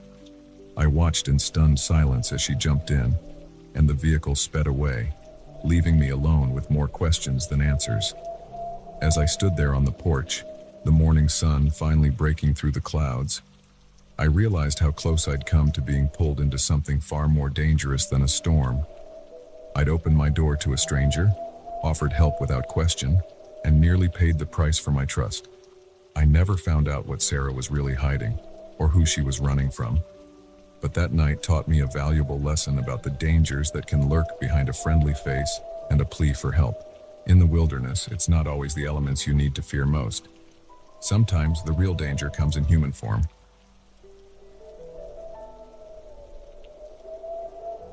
The flickering monitor was the first sign that something was terribly wrong. As an IT technician working late, I was used to dealing with computer glitches, but the strange network activity coming from an abandoned floor of our office building sent chills down my spine. Little did I know, my curiosity would lead me into a web of danger that would test the limits of my courage and tech skills. It was well past midnight, and the office was eerily quiet. Most of my colleagues had long since gone home, leaving me alone with the soft hum of servers and the glow of computer screens. I'd stayed late to run some system updates, a tedious but necessary task that was best done when network traffic was low. That's when I noticed it, an unusual spike in data transfer on our network monitoring dashboard. At first, I thought it might be a glitch in the system, but as I dug deeper, I realized the traffic was coming from the 14th floor, a floor that had been vacant for months, awaiting renovations. My first instinct was to call security, but something held me back. Maybe it was professional curiosity, or perhaps a misguided sense of responsibility. Whatever the reason, I decided to investigate myself. The elevator ride to the 14th floor felt longer than usual, each floor ticking by slowly as my heart rate increased. When the doors finally opened, I was greeted by darkness. The emergency exit signs cast an eerie red glow, barely illuminating the abandoned office space. I fumbled for my phone, turning on the flashlight app. The beam cut through the gloom, revealing dust-covered desks and chairs draped in plastic sheeting. It looked like a ghost town frozen in time. As I moved deeper into the floor, I strained my ears for any sound. At first, there was nothing but the faint hum of the building's HVAC system. But then I heard it, a soft whirring noise, like multiple computers running simultaneously. Following the sound, I found myself in front of a conference room. Light seeped out from under the door, a stark contrast to the darkness surrounding it. My hand hesitated on the doorknob. Every instinct told me to turn back, to call security, and let them handle this. But curiosity won out. I pushed the door open slowly, and what I saw inside made my jaw drop. The conference table had been pushed aside, replaced by rows of sleek, high-powered computers. Cables snaked across the floor, connecting to a central hub. The screens flickered with lines of code I didn't recognize. But it wasn't the equipment that shocked me the most. It was the people. 3 individuals, hunched over keyboards, their faces illuminated by the glow of their monitors. They were so engrossed in their work that they didn't notice me at first. Then, one of them looked up. Our eyes met, and for a moment, time seemed to stand still. I saw surprise in his eyes, quickly replaced by something darker. Anger, maybe, or fear. "Who the hell are you?" he demanded, standing up abruptly. I stumbled back, my mind racing. I'm from IT, I managed to stammer out. We detected some unusual network activity. The other 2 had turned to face me now. One, a woman with short, spiky hair, cursed under her breath. The third, a man with a beard and thick-rimmed glasses, remained silent, his eyes darting between me and his colleagues. "You shouldn't be here," the first man said, his voice low and threatening. He took a step towards me, and I instinctively backed up. "Look," I said, trying to keep my voice steady. "I don't know what's going on here, but you can't just set up an unauthorized network like this. It's a serious security breach." The woman laughed, a harsh sound devoid of humor. "Oh, honey," she said, "you have no idea what you've stumbled into." My mind was racing, trying to make sense of the situation. Were they corporate spies, hackers, some kind of cyber terrorists? Whatever they were, I knew I was in way over my head. "I'm just going to go," I said, edging towards the door. "I won't say anything about this, I promise." The bearded man spoke for the first time, his voice surprisingly soft. "I'm afraid we can't let you do that." My heart sank. I knew then that this wasn't going to end well. I turned to run, but the first man was quicker. He grabbed my arm, his grip like iron. "Let go of me," I yelled, struggling to break free. "Shut him up," the woman hissed. "Someone might hear." I opened my mouth to scream, but a hand clamped over it, muffling my cries. I was dragged back into the room, the door slamming shut behind us. "What do we do with him?" the bearded man asked, his calm demeanor at odds with the situation. The first man, still holding me tightly, growled, "We can't let him go. He's seen too much." Fear coursed through me. Were they going to kill me? Over what? Some computers and code I didn't even understand. The woman approached me, her eyes narrowed. "Maybe we can use him," she mused. "He's it, after all. He might be useful." I shook my head frantically, trying to convey that I wanted no part in whatever they were doing. "It's too risky," the first man argued. We should just get rid of him and move our operation. The bearded man sighed. Let's at least find out what he knows first. He nodded to the man holding me, who reluctantly removed his hand from my mouth. I gasped for air, my mind whirling. I needed to say something, anything, to convince them not to hurt me. Look, I said, my voice shaky. I don't know what you're doing here, and I don't want to know. Just let me go, and I swear I won't tell anyone about this. The woman laughed again. And why should we believe you? I swallowed hard. Because I could have called security as soon as I saw the network activity. But I didn't. I came to investigate myself. I was curious, that's all. The three exchanged glances. I could see them weighing their options. He has a point, the bearded man said slowly. If he wanted to turn us in, he's had ample opportunity. The first man grunted, his grip on my arm loosening slightly. So what? We just let him walk out of here. Not quite, the woman said, a calculating look in her eyes. I have an idea. She turned to me. Here's the deal. You're going to help us. We need someone on the inside, someone who can keep the rest of IT off our backs. You do that, and we let you live. Simple as that. My mind reeled.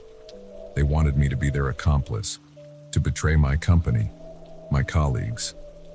And if I refuse, I asked, already knowing the answer. The first man's grip tightened again. Then we have a problem, he growled. I closed my eyes, trying to think. I was trapped, outnumbered, and out of my depth.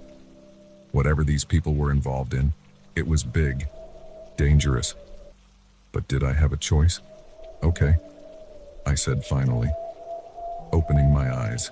Okay, I'll do it. But I want to know what I'm getting into. What exactly are you doing here? The woman smirked. Let's just say we're redistributing some wealth, evening the playing field a bit. Hackers, then. Not just any hackers, but ones targeting our company. The implications were staggering. And now, the bearded man said, his voice still eerily calm, you're one of us. As the gravity of my situation sank in, I realized my life would never be the same. I was now part of something far bigger and more dangerous than I could have imagined. Every day would be a balancing act, protecting their secret operation while trying to find a way out of this nightmare. As they began to explain my role in their scheme, I couldn't help but wonder, how had a routine late-night IT check turned into this? And more importantly, how was I going to get out of it alive? The computers hummed around us, lines of code still scrolling across the screens. In that moment, I knew that my greatest challenge wasn't just staying alive. It was keeping my soul intact in a world where every keystroke could mean the difference between freedom and imprisonment, between life and death. Welcome to the dark side of IT, where the real viruses aren't in the computers, but in the hearts of those who use them. And I was now infected, whether I liked it or not. The first thing I noticed about the group was their eyes, wild, zealous, and filled with a fervor that sent chills down my spine. As a park ranger, I'd stumbled upon my fair share of odd campers, but these people were different.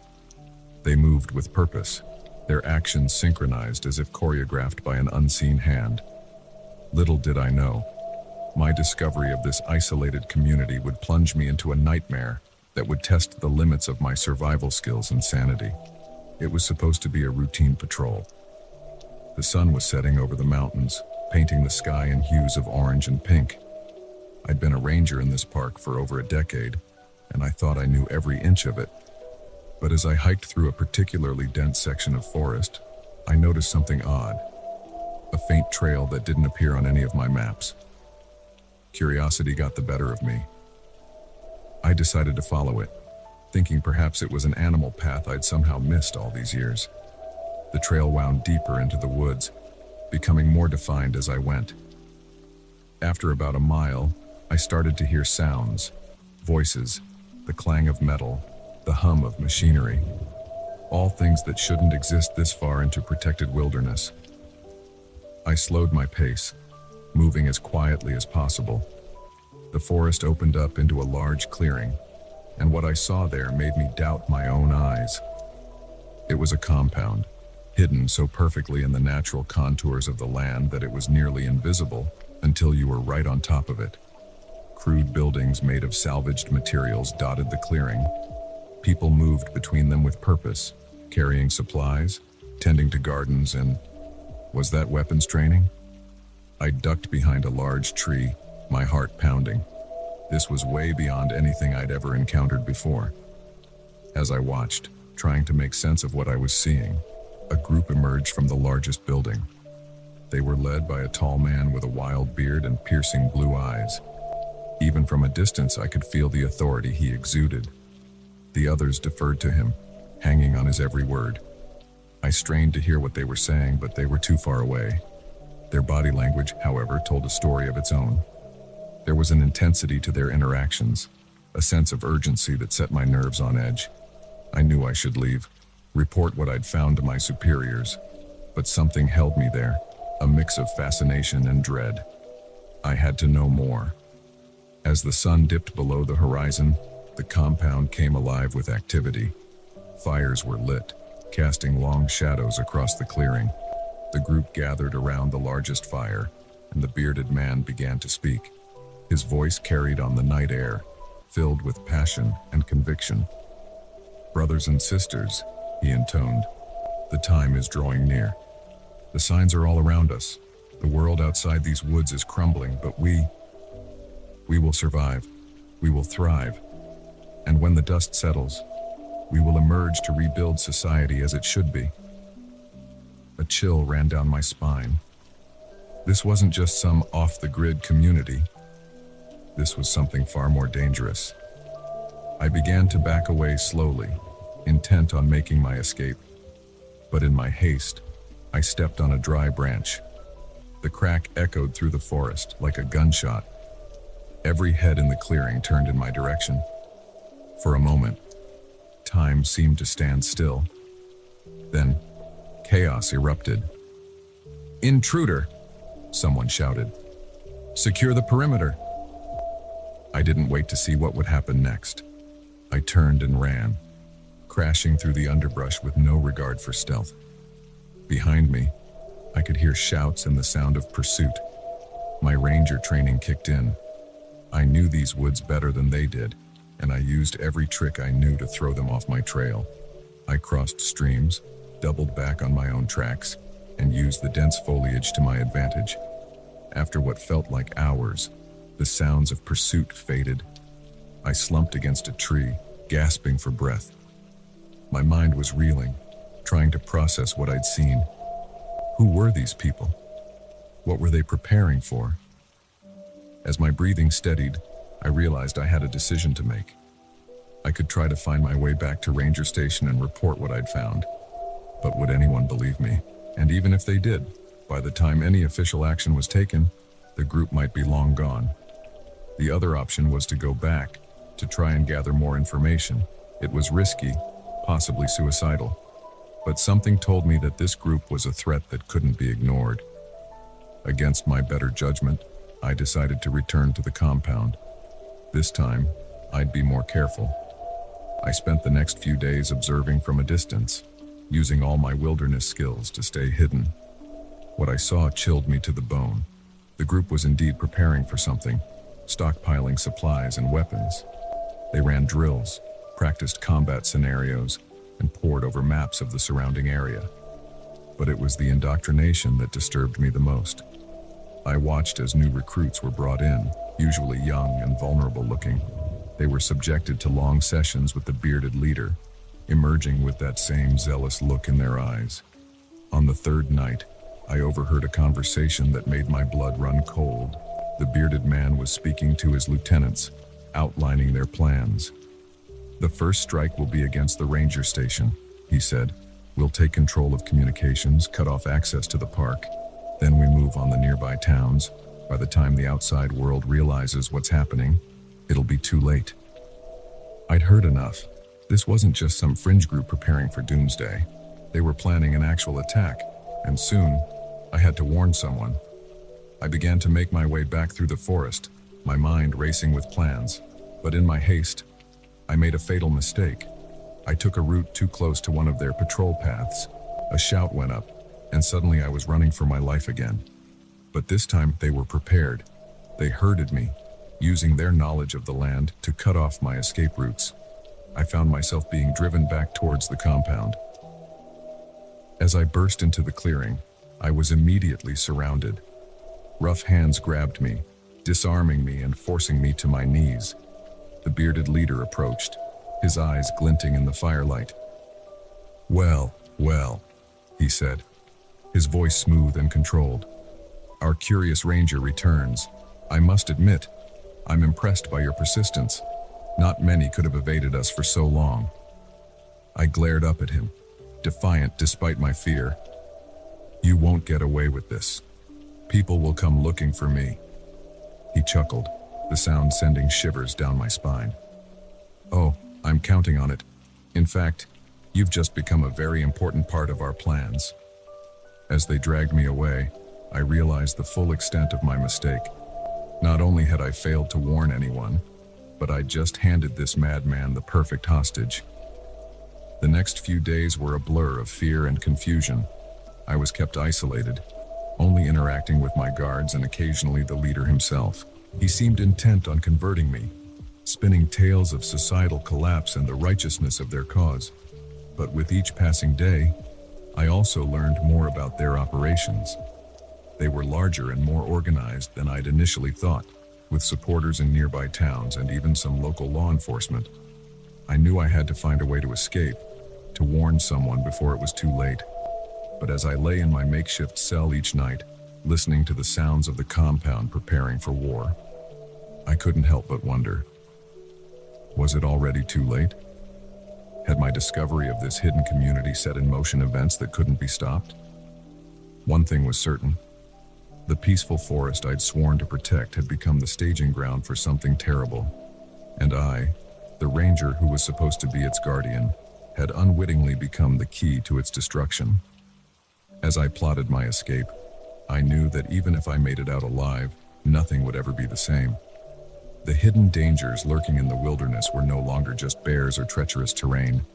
They were the darkest aspects of humanity, armed and ready to unleash chaos on an unsuspecting world. The ancient Egyptian vase shouldn't have moved on its own. But as I stared at the security footage, my blood ran cold. There it was, clearly shifting position between frames, with no sign of human intervention.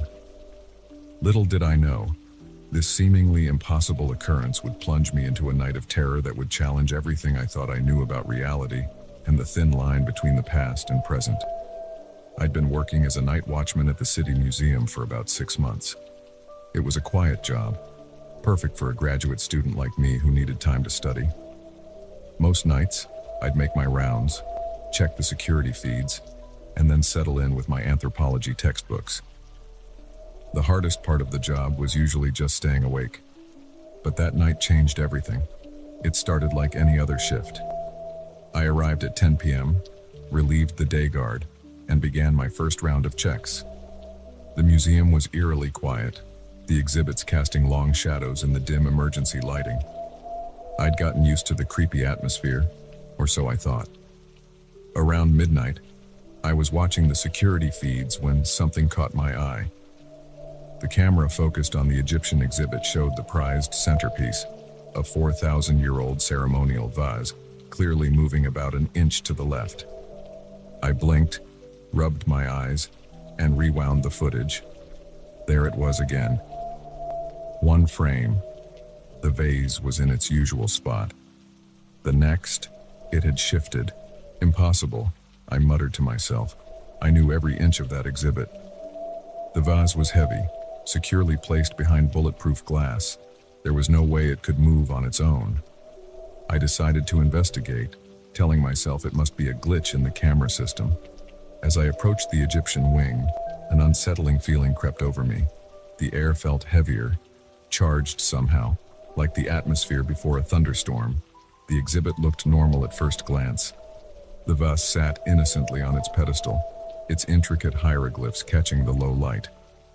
But as I got closer, I realized with a start that it was indeed in a different position than usual. The painted eye of Horus, which normally faced the center of the room, was now turned slightly to the left. A chill ran down my spine. I'd been so sure it was a camera malfunction, but the evidence was right in front of me. Somehow, impossibly, the vase had moved. I pulled out my phone to call my supervisor, then hesitated. What would I even say? That an ancient artifact was playing musical chairs. I'd sound insane. As I stood there debating what to do, I heard it. A soft scraping sound coming from behind me. I whirled around, my heart pounding. The jackal-headed statue of Anubis, which stood in the corner of the exhibit, had turned its head. Its obsidian eyes seemed to stare right at me. I stumbled backward, my breath coming in short gasps. This couldn't be happening. Statues didn't move. It had to be a trick of the light, or my imagination running wild. But then I saw movement out of the corner of my eye. The vase was rotating slowly on its pedestal, the eye of Horus now facing directly at me. Panic surged through me. I turned to run, only to find my path blocked. The mummy case, which had been standing against the far wall, was now directly behind me. Its painted eyes seemed to glow in the dim light. I let out a strangled yell and ducked around it, sprinting for the exit. As I ran, I could hear movement all around me, pottery rattling in its cases, stone scraping against stone, the soft thud of footsteps that should not exist. I burst out of the Egyptian wing, gasping for breath. The rest of the museum seemed normal, quiet and still. Had I imagined it all?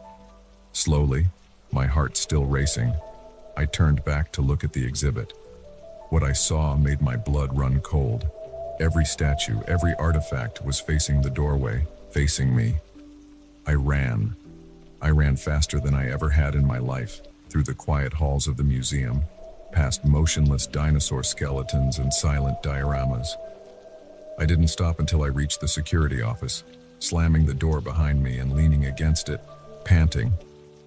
With shaking hands, I pulled up the security feeds on the monitor. The Egyptian exhibit looked normal again, everything in its proper place. Had I hallucinated the whole thing? But then I saw it. The vase moved again, just a tiny shift. And then the Anubis statue turned its head, looking directly at the camera. I watched in horror as, one by one, every artifact in the exhibit came to life. Statues stepped off their pedestals, ancient tools floated out of their cases, hieroglyphs began to writhe and move on the walls. I should have called for help, should have hit the alarm, done something, but I was frozen, transfixed by the impossible scene unfolding on the monitor. The mummy case opened, and a figure stepped out. Not a desiccated corpse, but a man dressed in the regalia of an ancient Egyptian pharaoh. He surveyed the room, nodding in satisfaction, then looked directly at the camera. At me. He spoke, his words appearing as subtitles at the bottom of the screen, translated from ancient Egyptian to English by some impossible means. We have slept for too long. The time has come to reclaim what was taken. The pharaoh raised his staff, and the screen went black. For a long moment, I sat there in stunned silence. Then, slowly, I became aware of sounds coming from outside the office. Footsteps. Lots of them. With trembling fingers, I pulled up the feeds from other parts of the museum. What I saw defied belief. Exhibits from every era were coming to life. Roman soldiers marched in formation down one hallway. A woolly mammoth lumbered through the Ice Age display. In the medieval section, knights were mounting horses that shouldn't be alive, and they were all converging on the security office. On me. Panic clawed at my throat. I had to get out of there. But how? I was surrounded by impossibilities, by history come to life with unknown intentions. A pounding on the door made me jump. Open. In the name of Rameses II. A voice boomed in ancient Egyptian, somehow understood. I looked around frantically for an escape route. The air vent was too small, the windows barred. I was trapped. The pounding grew louder. I could hear other voices now, a cacophony of languages from across time. The door began to splinter. In desperation, I did the only thing I could think of. I grabbed the fire extinguisher from the wall and stood ready, facing the door. With a final crash, the door burst open. The pharaoh stood there, flanked by a Roman centurion and a medieval knight. Behind them, I could see a crowd of historical figures stretching down the hallway. "What do you want?" I managed to croak out. The pharaoh stepped forward, his eyes boring into mine. "We want what was taken from us. Our artifacts, our history, our stories. We have been prisoners in your museums for too long." I swallowed hard. I don't have the authority to give you anything. I'm just a night watchman. The pharaoh smiled, a cold, calculating expression. "Oh, but you have something far more valuable than mere authority. You have knowledge of this modern world. You will be our guide." Before I could protest, the knight stepped forward and grabbed my arm. His gauntlet felt cold and all too real. "Come," the pharaoh said. "We have much to learn, and the night is young." As they dragged me out of the office, into a museum now teeming with life from every era of history, I couldn't help but wonder, was this a nightmare I would wake up from? Or the beginning of a new, impossible reality? The exhibits had come to life. History was literally repeating itself, and I was caught in the middle of it all. As we marched towards the museum exit, towards an unsuspecting world, I realized that my quiet job as a night watchman had become something far more extraordinary and terrifying. The night was indeed young, and it promised to be one that would change not just my life, but potentially the course of history itself.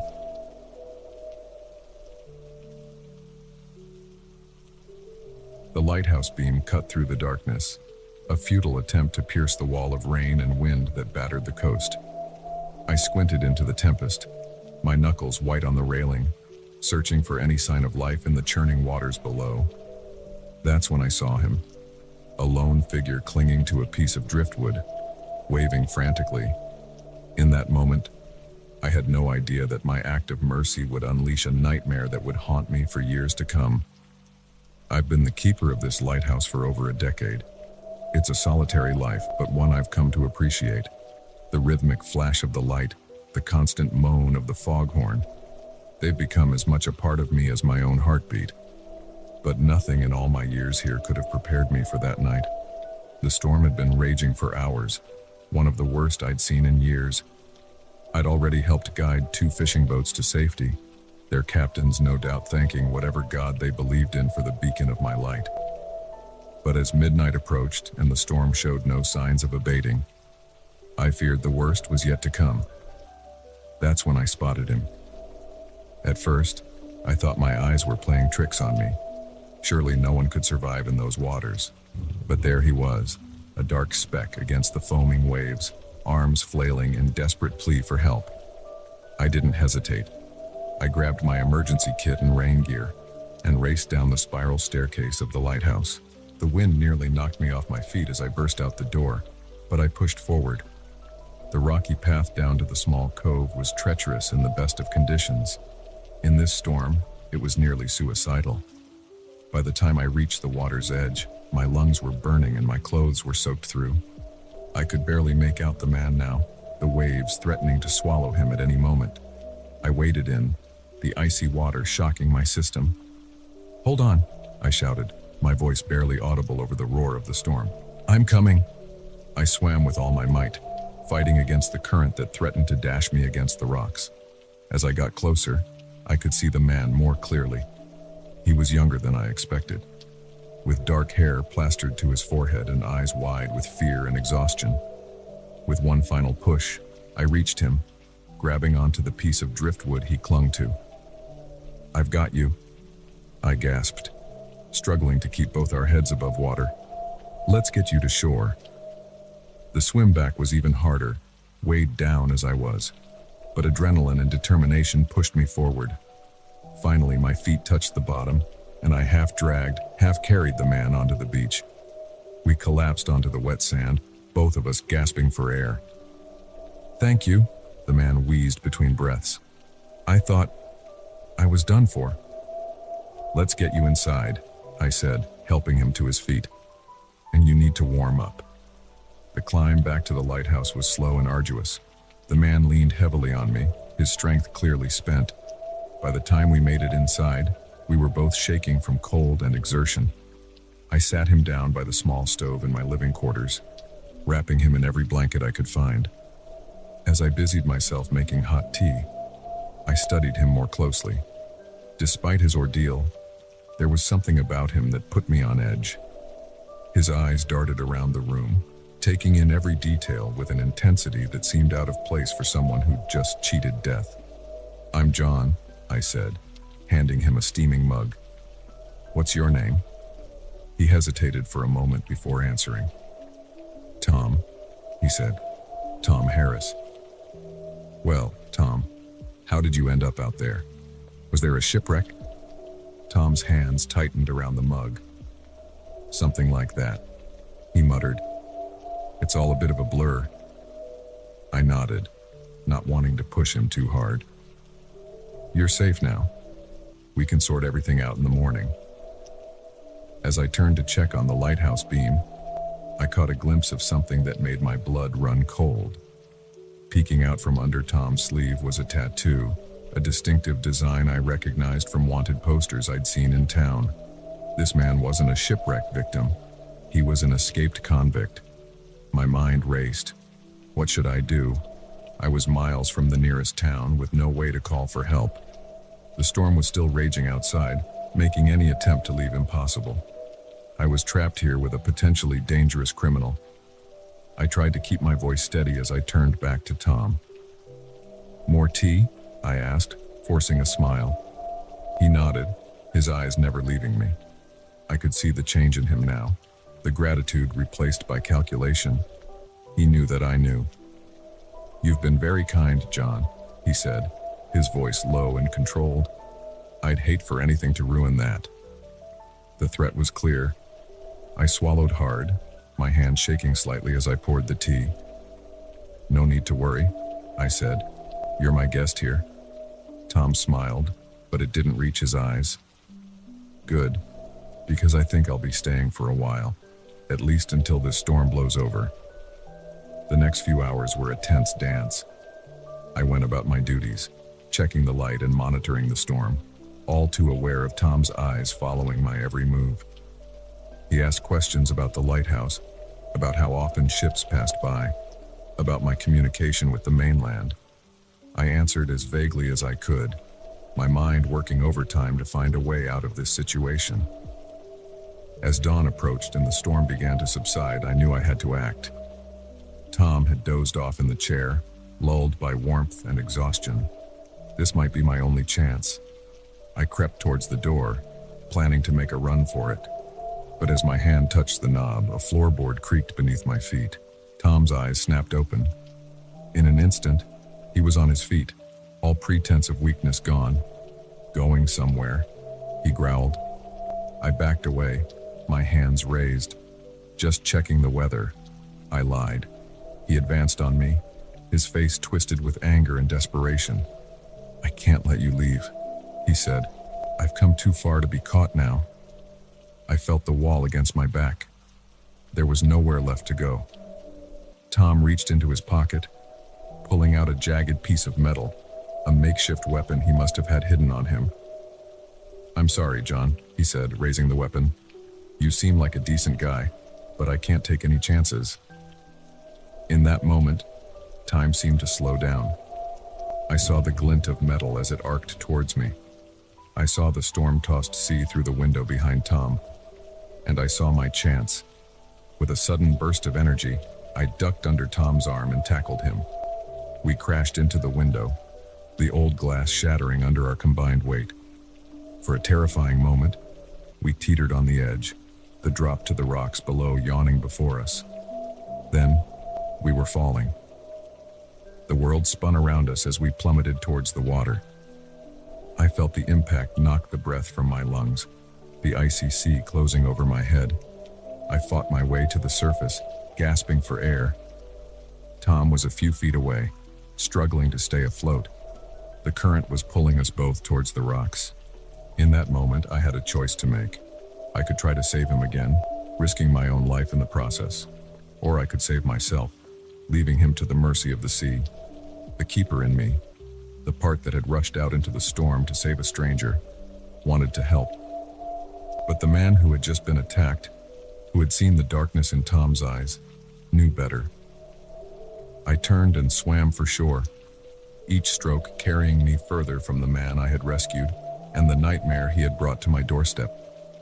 As I pulled myself onto the rocks, I heard a final, desperate cry, then silence. I looked back at the churning water, but there was no sign of Tom. The sea had claimed him, washing away the danger he posed. But as I climbed the path back to the lighthouse, I knew that the memory of that night would stay with me forever. The light still turns, warning ships away from the treacherous coast. But now it serves as a reminder to me as well. A reminder that sometimes the most dangerous storms are the ones we invite into our lives, and that not everyone who reaches out for help has good intentions. As I resume my duties, watching the horizon for ships in need, I can't help but wonder, when the next cry for help comes, will I answer? Or will the memory of Tom and the night that almost cost me everything hold me back? Only time will tell. For now, I keep my vigil, a solitary guardian against the darkness, both natural and human. The first sign of trouble was a gunshot echoing through the forest, shattering the tranquil dawn. As a wildlife photographer, I was used to the sounds of nature, but this blast of human violence sent a chill down my spine. Little did I know, my passion for capturing the beauty of the wild was about to plunge me into a deadly game of cat and mouse with ruthless poachers. I'd been camping in this remote section of the national park for 3 days, hoping to photograph the elusive snow leopard. The park rangers had warned me about increased poaching activity, but I'd brushed off their concerns. After all, I was here for photos, not confrontation. As the gunshot's echo faded, I grabbed my camera and crept towards the sound. My heart raced, torn between the instinct to flee and the journalist's urge to document. The thick underbrush made progress slow, but I moved as quietly as possible, years of tracking animals serving me well. After about 10 minutes, I heard voices. Rough, angry whispers in a language I didn't recognize. I dropped to my stomach, crawling the last few yards to the edge of a small clearing. What I saw there made my blood run cold. 3 men stood over the body of a magnificent tiger. Its orange and black coat was stained red, lifeless eyes staring at nothing. One man held a rifle, while the others worked quickly to remove the animal's valuable parts, teeth, claws, and skin.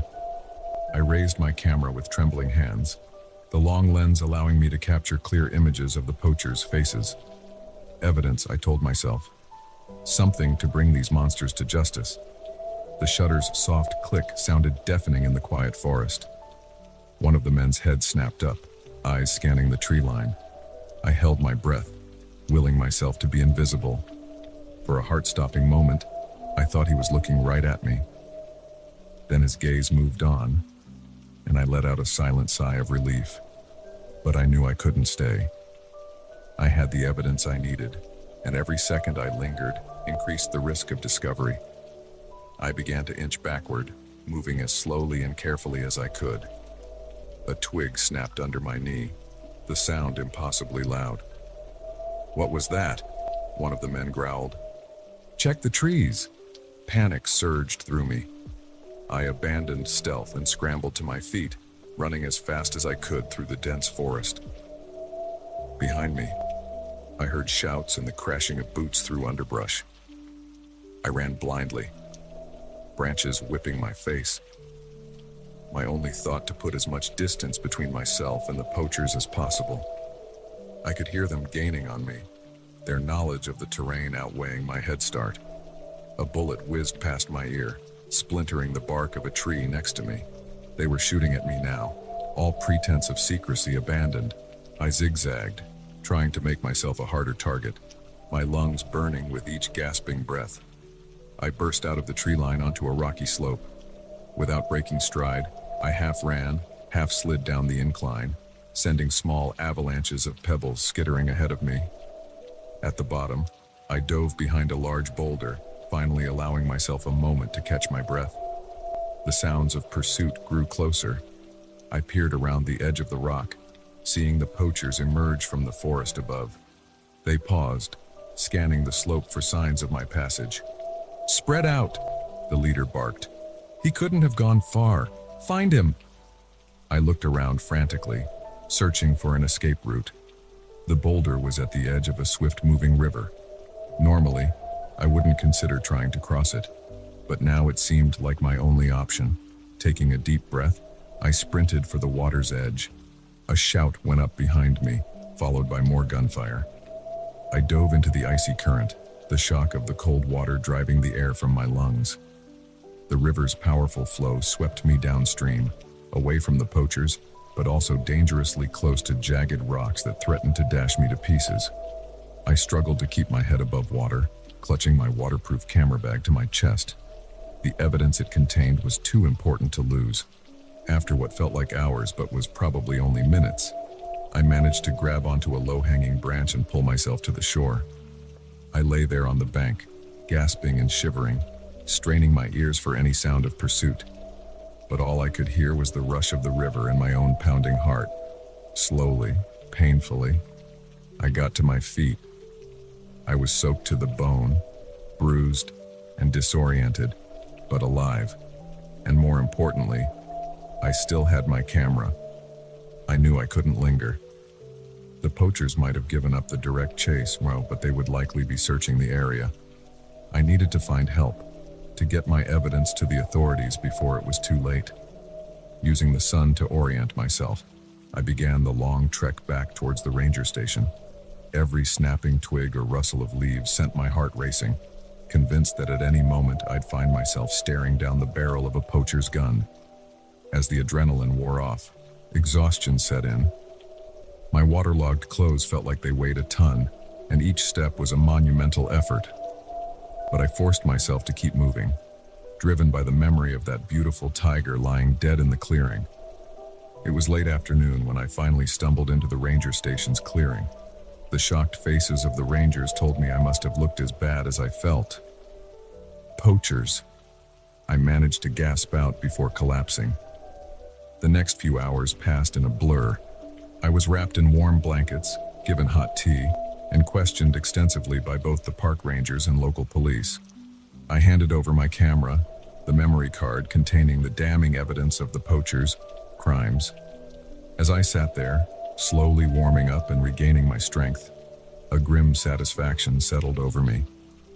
The authorities now had clear images of the poachers, faces, and their vehicle. It wouldn't bring back that tiger, but it might prevent future killings. But my relief was short-lived. As night fell, one of the rangers burst into the station, his face pale. "We've got reports of a fire," he said urgently. "A big one, on the north side of the park, right where you said you encountered the poachers." My blood ran cold. "They're destroying the evidence," I realized aloud. The ranger nodded grimly, "and potentially killing a lot more animals in the process." I stood up, shaky but determined. "We have to stop them." The head ranger looked at me skeptically. "You've been through enough today. Let us handle this." But I shook my head. "I know where I saw them. I can guide you there faster than you'd find it on your own. Every minute counts." There was a moment of tense silence as the rangers exchanged glances. Finally, the head ranger nodded. "All right, but you stay in the vehicle. No heroics." Within minutes, we were racing through the darkening forest in rugged jeeps, sirens blaring. As we got closer, I could see an ominous orange glow on the horizon. The fire was spreading fast. We arrived at the edge of the blaze to find chaos. Animals fled in panic, small ones darting under the wheels of our vehicles. The heat was intense, even from a distance. "There!" I shouted, pointing to a gap in the flames. 3 figures were running towards a parked truck, loaded with what I assumed were more illegally obtained animal parts. The Rangers sprang into action, their training evident in their coordinated movements. They split up, some focusing on containing the poachers, while others began emergency fire suppression efforts. I stayed in the Jeep as promised, but I couldn't just sit idle. I pulled out my camera again, documenting the unfolding scene. If any of the poachers escaped, I was determined to have clear images of them to aid in their capture. The next hour was a blur of shouting, gunfire, and the roar of the growing inferno. But in the end, the good guys won.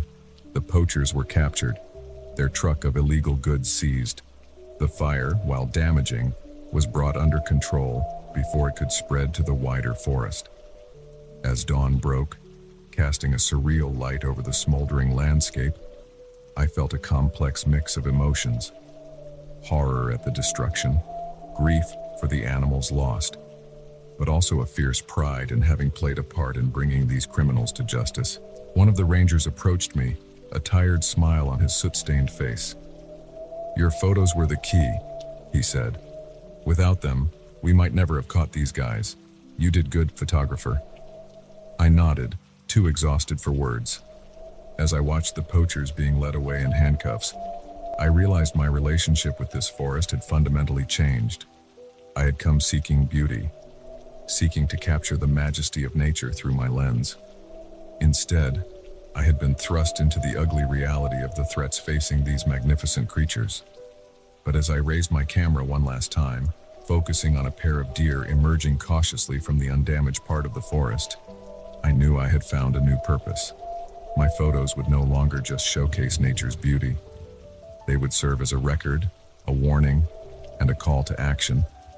The forest had shown me its darkest side, but in doing so, it had also revealed the depth of my commitment to protecting it. As I clicked the shutter, capturing new life emerging from the ashes of destruction, I silently vowed to use my skills not just to document the wild, but to defend it.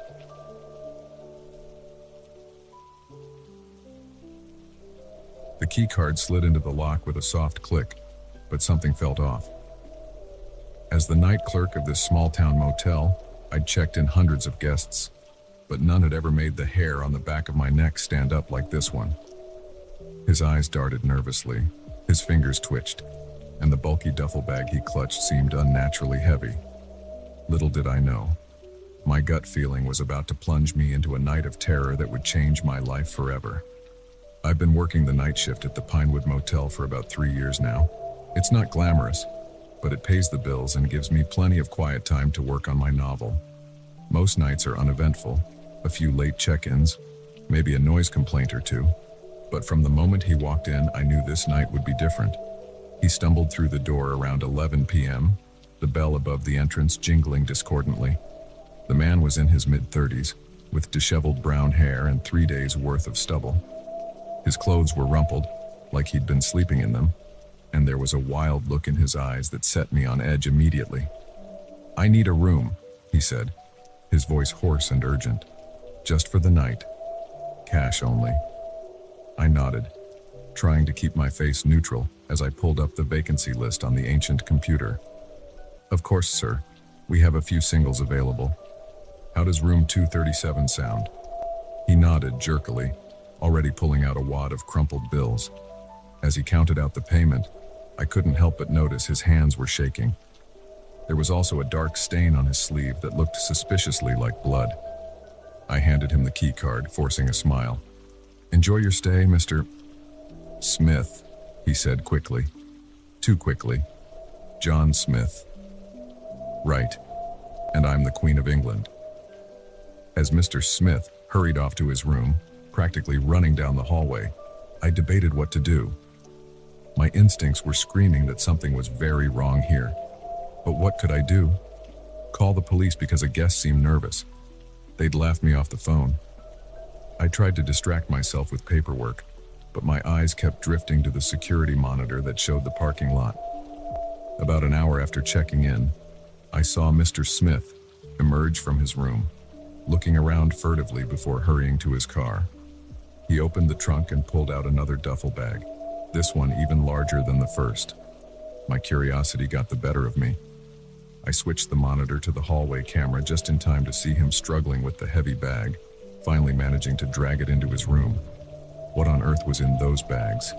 My mind conjured up all sorts of possibilities, each more sinister than the last. Drugs, weapons, or something even worse. I knew I should mind my own business. It wasn't my job to play detective, but I couldn't shake the feeling that if I didn't do something, I'd regret it for the rest of my life. Taking a deep breath, I made a decision. I'd do a quick welfare check. Knock on the door, make up some excuse about a plumbing issue, just to get a look inside the room. If everything seemed normal, I'd let it go. If not, well, I'd cross that bridge when I came to it. The walk down the hallway to room 237 felt like the longest of my life. Each step seemed to echo loudly, and I was sure my pounding heart could be heard through the thin walls. As I approached the door, I could hear muffled sounds from inside, frantic movement, and what sounded like crying. I hesitated, my hand raised to knock. Was I making a huge mistake? What if he was armed? What if I was walking into something I couldn't handle? Before I could change my mind, I rapped on the door. "Maintenance," I called out, trying to keep my voice steady. "Sorry to bother you, sir, but we've had some reports of plumbing issues on this floor. Need to check your bathroom real quick." The sounds inside the room abruptly ceased. For a long moment, there was only silence. Then, footsteps approaching the door. It opened a crack, and I could see one of Mr. Smith's eyes peering out at me. "There's no problem here," he said, his voice tight with tension. "Please leave." I put on my best apologetic smile. "I'm really sorry, sir, but it's management's orders. It'll only take a minute, I promise." He seemed to debate internally for a moment, then reluctantly opened the door wider. "Make it quick," he growled. As I stepped into the room, the first thing that hit me was the smell. A coppery, metallic scent that I recognized with a sinking feeling in my stomach. Blood. The room was a disaster. Clothes were strewn everywhere, the bed sheets torn off and bundled in a corner. One of the duffel bags was open on the bed, and I caught a glimpse of something that looked disturbingly like a human hand before Mr. Smith moved to block my view. "The bathroom's over there," he said, pointing to the far side of the room. His other hand was behind his back, and I had a sickening feeling I knew what he was holding. I nodded, trying to keep my breathing steady as I moved towards the bathroom. My mind was racing. I needed to get out of here to call the police. But if I made a run for it now, would I even make it to the door? As I reached for the bathroom door handle, I heard a sound that made my blood run cold, a muffled thump coming from inside the bathroom. Then, unmistakably, a whimper. Our eyes met, and in that moment, we both knew the charade was over. Mr. Smith's face contorted with rage, and he lunged at me, the knife in his hand glinting in the harsh fluorescent light. I reacted on pure instinct, grabbing the desk lamp and swinging it with all my might. It connected with his head with a sickening crack, and he went down hard. For a moment, I stood there frozen, my heart pounding in my ears. Then another whimper from the bathroom snapped me back to reality. With shaking hands, I grabbed the key from the unconscious man's pocket and unlocked the bathroom door. What I found inside will haunt me for the rest of my days. A young woman, bound and gagged, her eyes wide with terror. She couldn't have been more than 20. "It's okay," I said, my voice trembling as I worked to untie her. "You're safe now. I'm going to call for help." As soon as she was free, she collapsed into my arms, sobbing uncontrollably. I held her, murmuring reassurances, as I fumbled for my cell phone to call 911. The next few hours passed in a blur. Police swarmed the motel, paramedics tended to the young woman, and detectives questioned me over and over about what had happened. It turned out, Mr. Smith was actually Michael Reeves, a serial killer who had been terrorizing the Midwest for months. The woman in the bathroom was his latest victim, but thankfully, I had interrupted him before he could complete his gruesome ritual. As dawn broke, I sat on the curb outside the motel, a shock blanket draped over my shoulders. A detective approached, a grim smile on his face. "You did good, kid," he said, patting me on the shoulder. "You saved that girl's life. Not many people would have had the guts to do what you did." I nodded numbly, still trying to process everything that had happened. Part of me wished I had just minded my own business, gone about my night like any other. But then I thought of that young woman, of the life she now had ahead of her because I had acted on my instincts. As the police cars began to pull away and the first curious onlookers started to gather, I knew my quiet life as a night clerk was over. There would be statements to give, maybe even a trial to testify at. My name would be in the papers, my face on the local news. But as I watched the young woman being helped into an ambulance, her eyes meeting mine with a look of profound gratitude, I knew I wouldn't change a thing. Sometimes, the most important moments of our lives come when we least expect them, in the quiet hours of the night when the rest of the world is asleep. I may have checked in a killer that night, but in doing so, I had discovered a strength in myself I never knew existed. And as I finally allowed the exhaustion to overtake me, I realized that my uneventful nights at the Pinewood Motel were a small price to pay for the knowledge that I had made a difference, that I had saved a life. The next time my instincts tell me something's off, you can bet I'll be listening. Because sometimes being nosy isn't just about satisfying curiosity. Sometimes it's about being the hero someone desperately needs.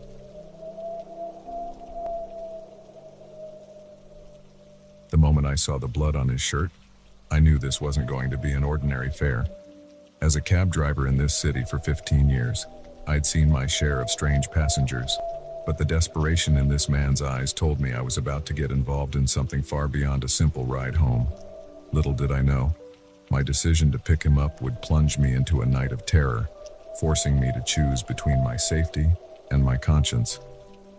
It was just past midnight, the streets slick with recent rain, neon signs reflecting in puddles like portals to another world. I'd been driving for hours, the late night shift always a mix of drunks, night owls, and the occasional lost soul. I was about to call it a night when I saw him. He was standing on a corner in one of the rougher parts of town, arm outstretched, eyes darting around nervously. Even from a distance, I could tell something was off. His clothes were disheveled, and he kept looking over his shoulder like he expected someone to jump out of the shadows at any moment. Every instinct told me to keep driving. But something, call it curiosity, compassion, or just plain stupidity, made me pull over. As soon as he got in, the metallic scent of blood filled the cab. Up close, I could see the dark stain spreading across his abdomen, partially hidden by his jacket. "Where to?" I asked, trying to keep my voice steady. "I'd just drive," he gasped, slumping down in the seat. "Anywhere. Fast." I pulled away from the curb, my mind racing. Who was this guy? What had happened to him? And more importantly, what was I getting myself into? "Look, man," I said, glancing at him in the rearview mirror. "You're bleeding pretty bad. Maybe we should get you to a hospital." "No hospitals," he said sharply, then winced in pain. "They'll find me there." "Who's a they?" I asked, a knot forming in my stomach. He didn't answer, just closed his eyes and pressed his hand harder against his wound. We drove in tense silence for a while, the only sounds the hum of the engine and his labored breathing. I kept one eye on the road and one on the rearview mirror, half expecting to see someone following us. After about 20 minutes, when we were well out of the city, he spoke again. "Pull over. I need a minute." I hesitated, but the pleading look in his eyes made me relent. I pulled onto the shoulder of the deserted highway, killed the engine, and turned to face him. "All right," I said. "I think it's time you told me what's going on. Who are you running from?" He sighed, wincing as he shifted in his seat. You ever make a mistake so big, so monumentally stupid, that you knew your life would never be the same? I nodded slowly, thinking of my own past regrets. Well, I made that mistake, he continued. I got involved with some bad people, thought I could outsmart them, make some quick cash, but they caught on, and now... He gestured to his bloody shirt. Jesus, I muttered. So what now? You can't run forever. I just need to get to a safe place, he said. I know someone who can help, but it's a long drive. I'll pay you double your rate if you take me. I should have said no. Should have told him to get out of my cab and never look back. But there was something in his eyes, a mixture of fear and hope that made me pause. Triple rate, I said finally. And you tell me everything. No more secrets? He nodded, relief washing over his face. Deal. As we pulled back onto the highway, he began to talk. His name was Alex, and he'd gotten mixed up with a drug trafficking ring. He was supposed to be their accountant, helping them launder money. But he'd gotten greedy, skimmed off the top, thinking they'd never notice. They noticed. So who shot you? I asked, piecing together the story. One of their enforcers. Alex replied, his voice tight with pain. I managed to get away, but they'll be looking for me. That's why we can't go to a hospital. They have people everywhere. I gripped the steering wheel tighter, suddenly very aware of how vulnerable we were out here on the open road. And this person we're going to see, you're sure they can help? Alex nodded. Let's just say she specializes in making people disappear. New identities, that sort of thing. Great, I thought. Not only was I harboring a fugitive, but now I was an accessory to whatever illegal witness protection scheme he was cooking up. We drove through the night, the landscape changing from urban sprawl to rolling countryside. I kept a vigilant eye on the rearview mirror, jumping at every set of headlights that appeared behind us. Around 3 a.m., as we were passing through a small town, Alex suddenly tensed up. That black SUV, he said, his voice tight. It's been behind us for the last 10 miles. I checked the mirror, my heart rate spiking. He was right. The vehicle was keeping its distance, but it was definitely tailing us. Hold on, I said, pressing down on the accelerator. The cab surged forward, and I took a sharp turn onto a side street. The SUV followed. Shit, Alex muttered. They found us. My mind raced, trying to remember every car chase scene I'd ever seen in movies. I took random turns, doubling back, trying to lose our tail. But the SUV stayed with us, getting closer with each passing minute. There, Alex shouted, pointing to a narrow alley between two buildings. Turn there. I didn't hesitate, wrenching the wheel to the side. The cab screeched into the alley, barely fitting between the walls. I held my breath, praying we wouldn't get stuck. We burst out the other side, and I immediately took another turn. When I checked the mirror again, the SUV was gone. I think we lost them, I said, relief flooding through me. But Alex wasn't celebrating. They'll find us again, he said grimly. We need to ditch the cab. It's too recognizable. I wanted to argue, to tell him there was no way I was abandoning my livelihood. But deep down, I knew he was right. We were in too deep now. We left the cab in a parking lot on the outskirts of town and continued on foot, sticking to back alleys and shadows. Alex was leaning heavily on me now, his wound clearly taking its toll. How much further? I asked, supporting most of his weight. Not far, he gasped. There's a bus station a few blocks from here. We can catch a ride to the next town. As we turned a corner, I saw the neon sign of the bus station glowing in the distance. We were going to make it. Then I heard the screech of tires behind us. Run! Alex yelled, pushing me forward. We sprinted towards the station, adrenaline overriding exhaustion and pain. I could hear footsteps pounding behind us, getting closer with each second. We burst into the station, startling the few late-night travelers waiting for their buses. Without stopping, we ran straight through to the boarding area. A bus was just pulling out. Without thinking, I grabbed Alex and made a leap for the closing doors. We tumbled inside, the doors slamming shut behind us. As the bus pulled away, I saw two men in dark suits run into the station, their faces contorted with anger. We'd made it by seconds. Alex and I collapsed into seats, both of us breathing heavily. The few other passengers stared at us warily, but no one said anything. "Thank you," Alex said quietly after a while. "You saved my life." I nodded, still trying to process everything that had happened. "What now?" He smiled weakly. "Now, we disappear." As the bus carried us into the unknown, I realized my life had irrevocably changed. I was no longer just a cab driver. I was a fugitive, a conspirator, a man on the run. But looking at Alex, seeing the gratitude in his eyes, I knew I'd made the right choice.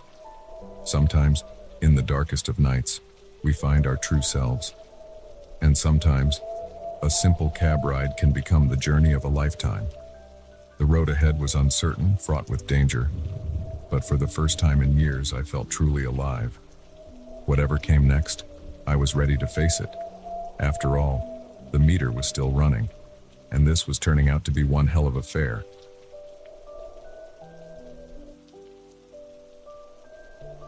The neon sign flickered outside, casting an eerie glow through the grimy windows of Lou's diner. It was 2 a.m., and the group that had just walked in made the hair on the back of my neck stand up. Their eyes were wild, their movements erratic, and something about them screamed danger. Little did I know, my gut feeling was about to be proven right in the most terrifying night of my life. I'd been working the graveyard shift at Lou's for about 6 months. It wasn't glamorous, but it paid the bills and gave me time to work on my screenplay during the quiet hours. Most nights were uneventful. A few truckers stopping for coffee, maybe a couple of drunk college kids wanting greasy food to sober up. But this night was different from the moment that group walked in. There were 5 of them, 3 men and 2 women. They looked like they'd been through hell, their clothes disheveled and dirty, hair matted and wild. The tallest man, who seemed to be the leader, had a nasty-looking cut above his eye that hadn't been treated. They slid into a booth near the back, their eyes darting around the diner suspiciously. I approached their table, pen and pad in hand, trying to keep my voice steady. "Welcome to Lou's. What can I get for you folks tonight?" The leader looked up at me, his eyes bloodshot and intense. "Coffee, lots of it, and whatever food you can get out fastest." I nodded, jotting down the order. 5 coffees and 5 specials coming right up. As I turned to head back to the counter, I heard one of the women mutter, "We can't stay long. They'll be looking for us." My heart started racing. Who was looking for them? Were they criminals on the run? I tried to push the thoughts away as I poured their coffee and put in the order for their food. It wasn't my business. I just needed to serve them and hope they'd leave quickly. But as the night wore on, their behavior became increasingly erratic. They wolfed down their food like they hadn't eaten in days, constantly glancing out the windows. The leader kept getting up to peer out the blinds, his hand twitching near his waistband in a way that made me suspect he was carrying a weapon. I busied myself wiping down the counter, trying not to stare, but I couldn't help overhearing snippets of their hushed conversation. "We need to keep moving," one of the men said. "They could have tracked us here." "We're all exhausted," the other woman argued. "We need rest or we'll make mistakes." The leader slammed his fist on the table, making me jump. "We don't have a choice. If they catch us, it's over, for all of us." I was starting to seriously consider calling the police when the bell above the door jingled. 2 men in dark suits walked in, their faces grim and purposeful. The atmosphere in the diner instantly changed, tension crackling in the air like electricity before a storm. The group in the booth went dead silent, their bodies rigid with fear. The leader's hand disappeared under the table, and I was certain he was gripping a gun. The men in suits approached the counter, their eyes scanning the diner. One of them pulled out a badge. "FBI, we're looking for some dangerous fugitives. Have you seen anyone suspicious tonight?" My mouth went dry. I glanced at the group in the booth, saw the desperation and fear in their eyes. In that split second, I had to make a decision that could change everything. "No, sir," I heard myself say. "It's been a quiet night, just the usual truckers and night owls." The agent's eyes narrowed, studying my face. "You're sure about that? These people are extremely dangerous. Hiding them would be a federal offense." I swallowed hard, forcing myself to meet his gaze. "I'm sure. Nobody fitting that description has come in tonight." He held my gaze for a moment longer, then nodded. "All right. If you see anything suspicious, call this number immediately." He handed me a card, then turned to his partner. "Let's check the gas station down the road." As soon as they left, the leader of the group was on his feet. "We need to go, now." They scrambled out of the booth, throwing money on the table. But before they reached the door, the leader turned back to me. "Why?" he asked simply. I shrugged, my heart still pounding. "I don't know what's going on, but you folks look scared, not dangerous. I hope I made the right call." He nodded solemnly. "You did. Thank you. You may have just saved more lives than you know." And with that, they were gone, disappearing into the night as quickly as they had appeared. I stood there for a long moment, trying to process what had just happened. Had I just aided and abetted fugitives? Or had I helped innocent people escape some kind of injustice? The FBI agent's words echoed in my mind. These people were supposedly dangerous. But my gut told me there was more to the story. As the night wore on, my mind raced with possibilities. Were they whistleblowers on the run from some corrupt government agency? Victims of a conspiracy who knew too much? Or had I made a terrible mistake, letting actually dangerous criminals slip away? Around 4 a.m., the bell jingled again.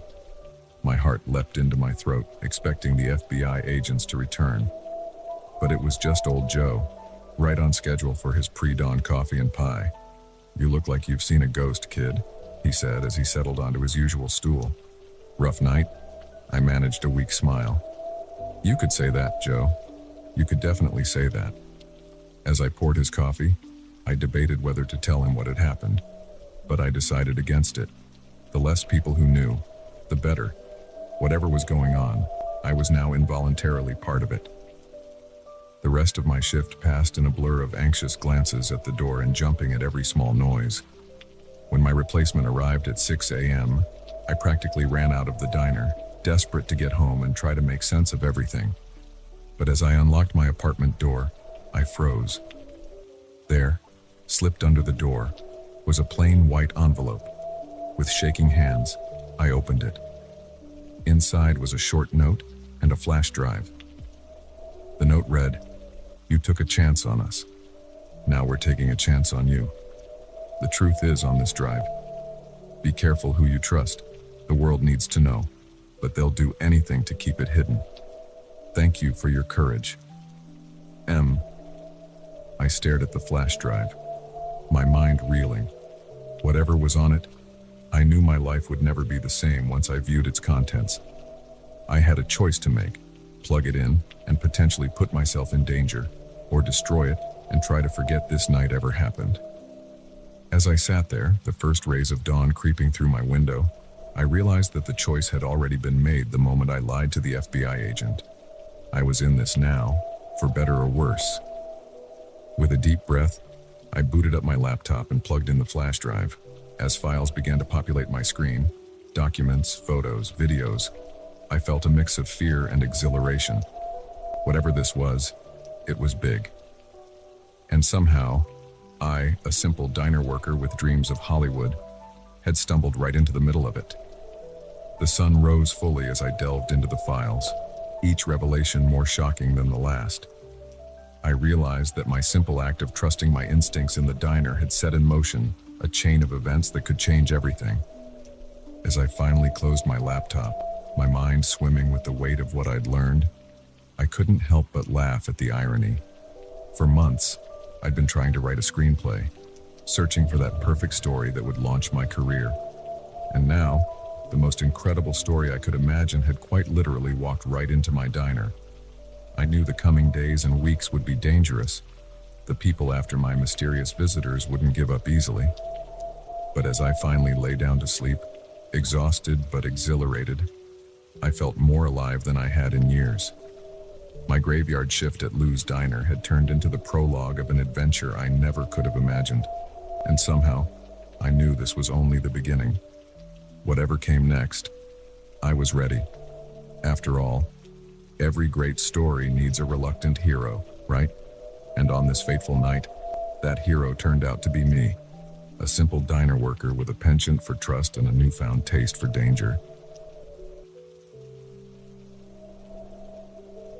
The eerie blue glow pulsing from deep within the forest was unlike anything I'd ever seen in my 15 years as a forest ranger. As I cautiously approached, the hairs on the back of my neck stood up, and an inexplicable sense of dread washed over me.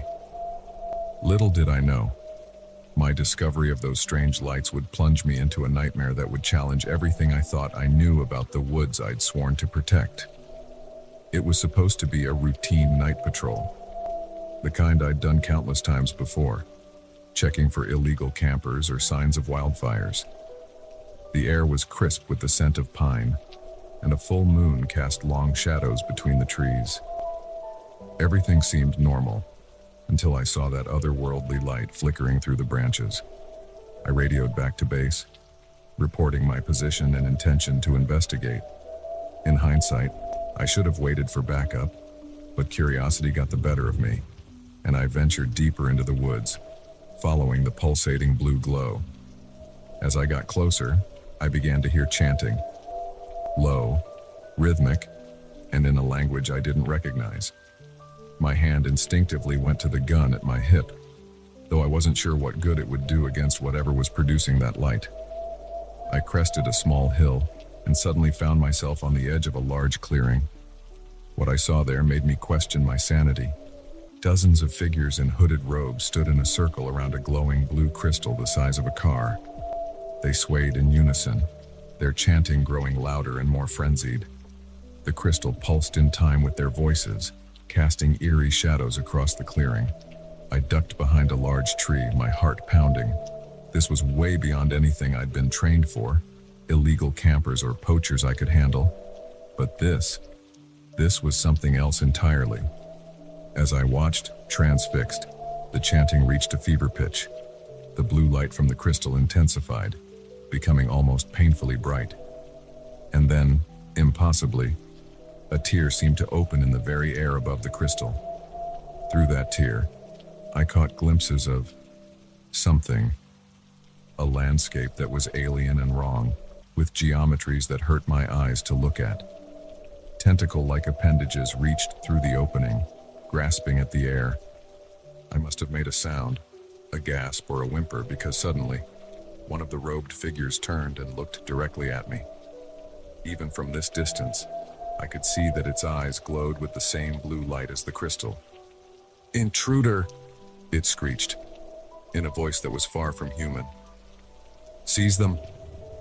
Panic surged through me. I turned and ran, crashing through the underbrush with no regard for stealth. Behind me, I could hear shouts and the sound of pursuit. I ran blindly, branches whipping at my face, roots threatening to trip me at every step. My lungs burned and my legs felt like lead, but terror kept me moving. The sounds of pursuit grew closer, and I could hear an inhuman howling that chilled me to my core.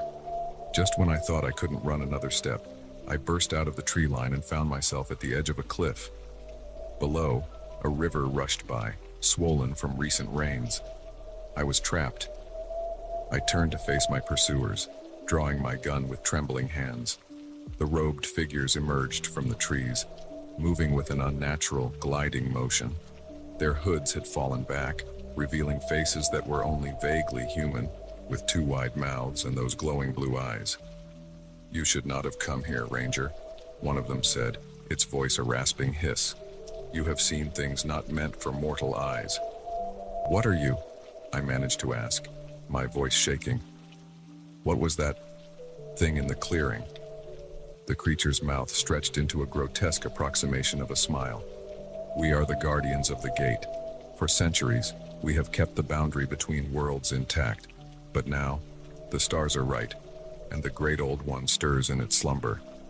My mind reeled, trying to make sense of what I was hearing.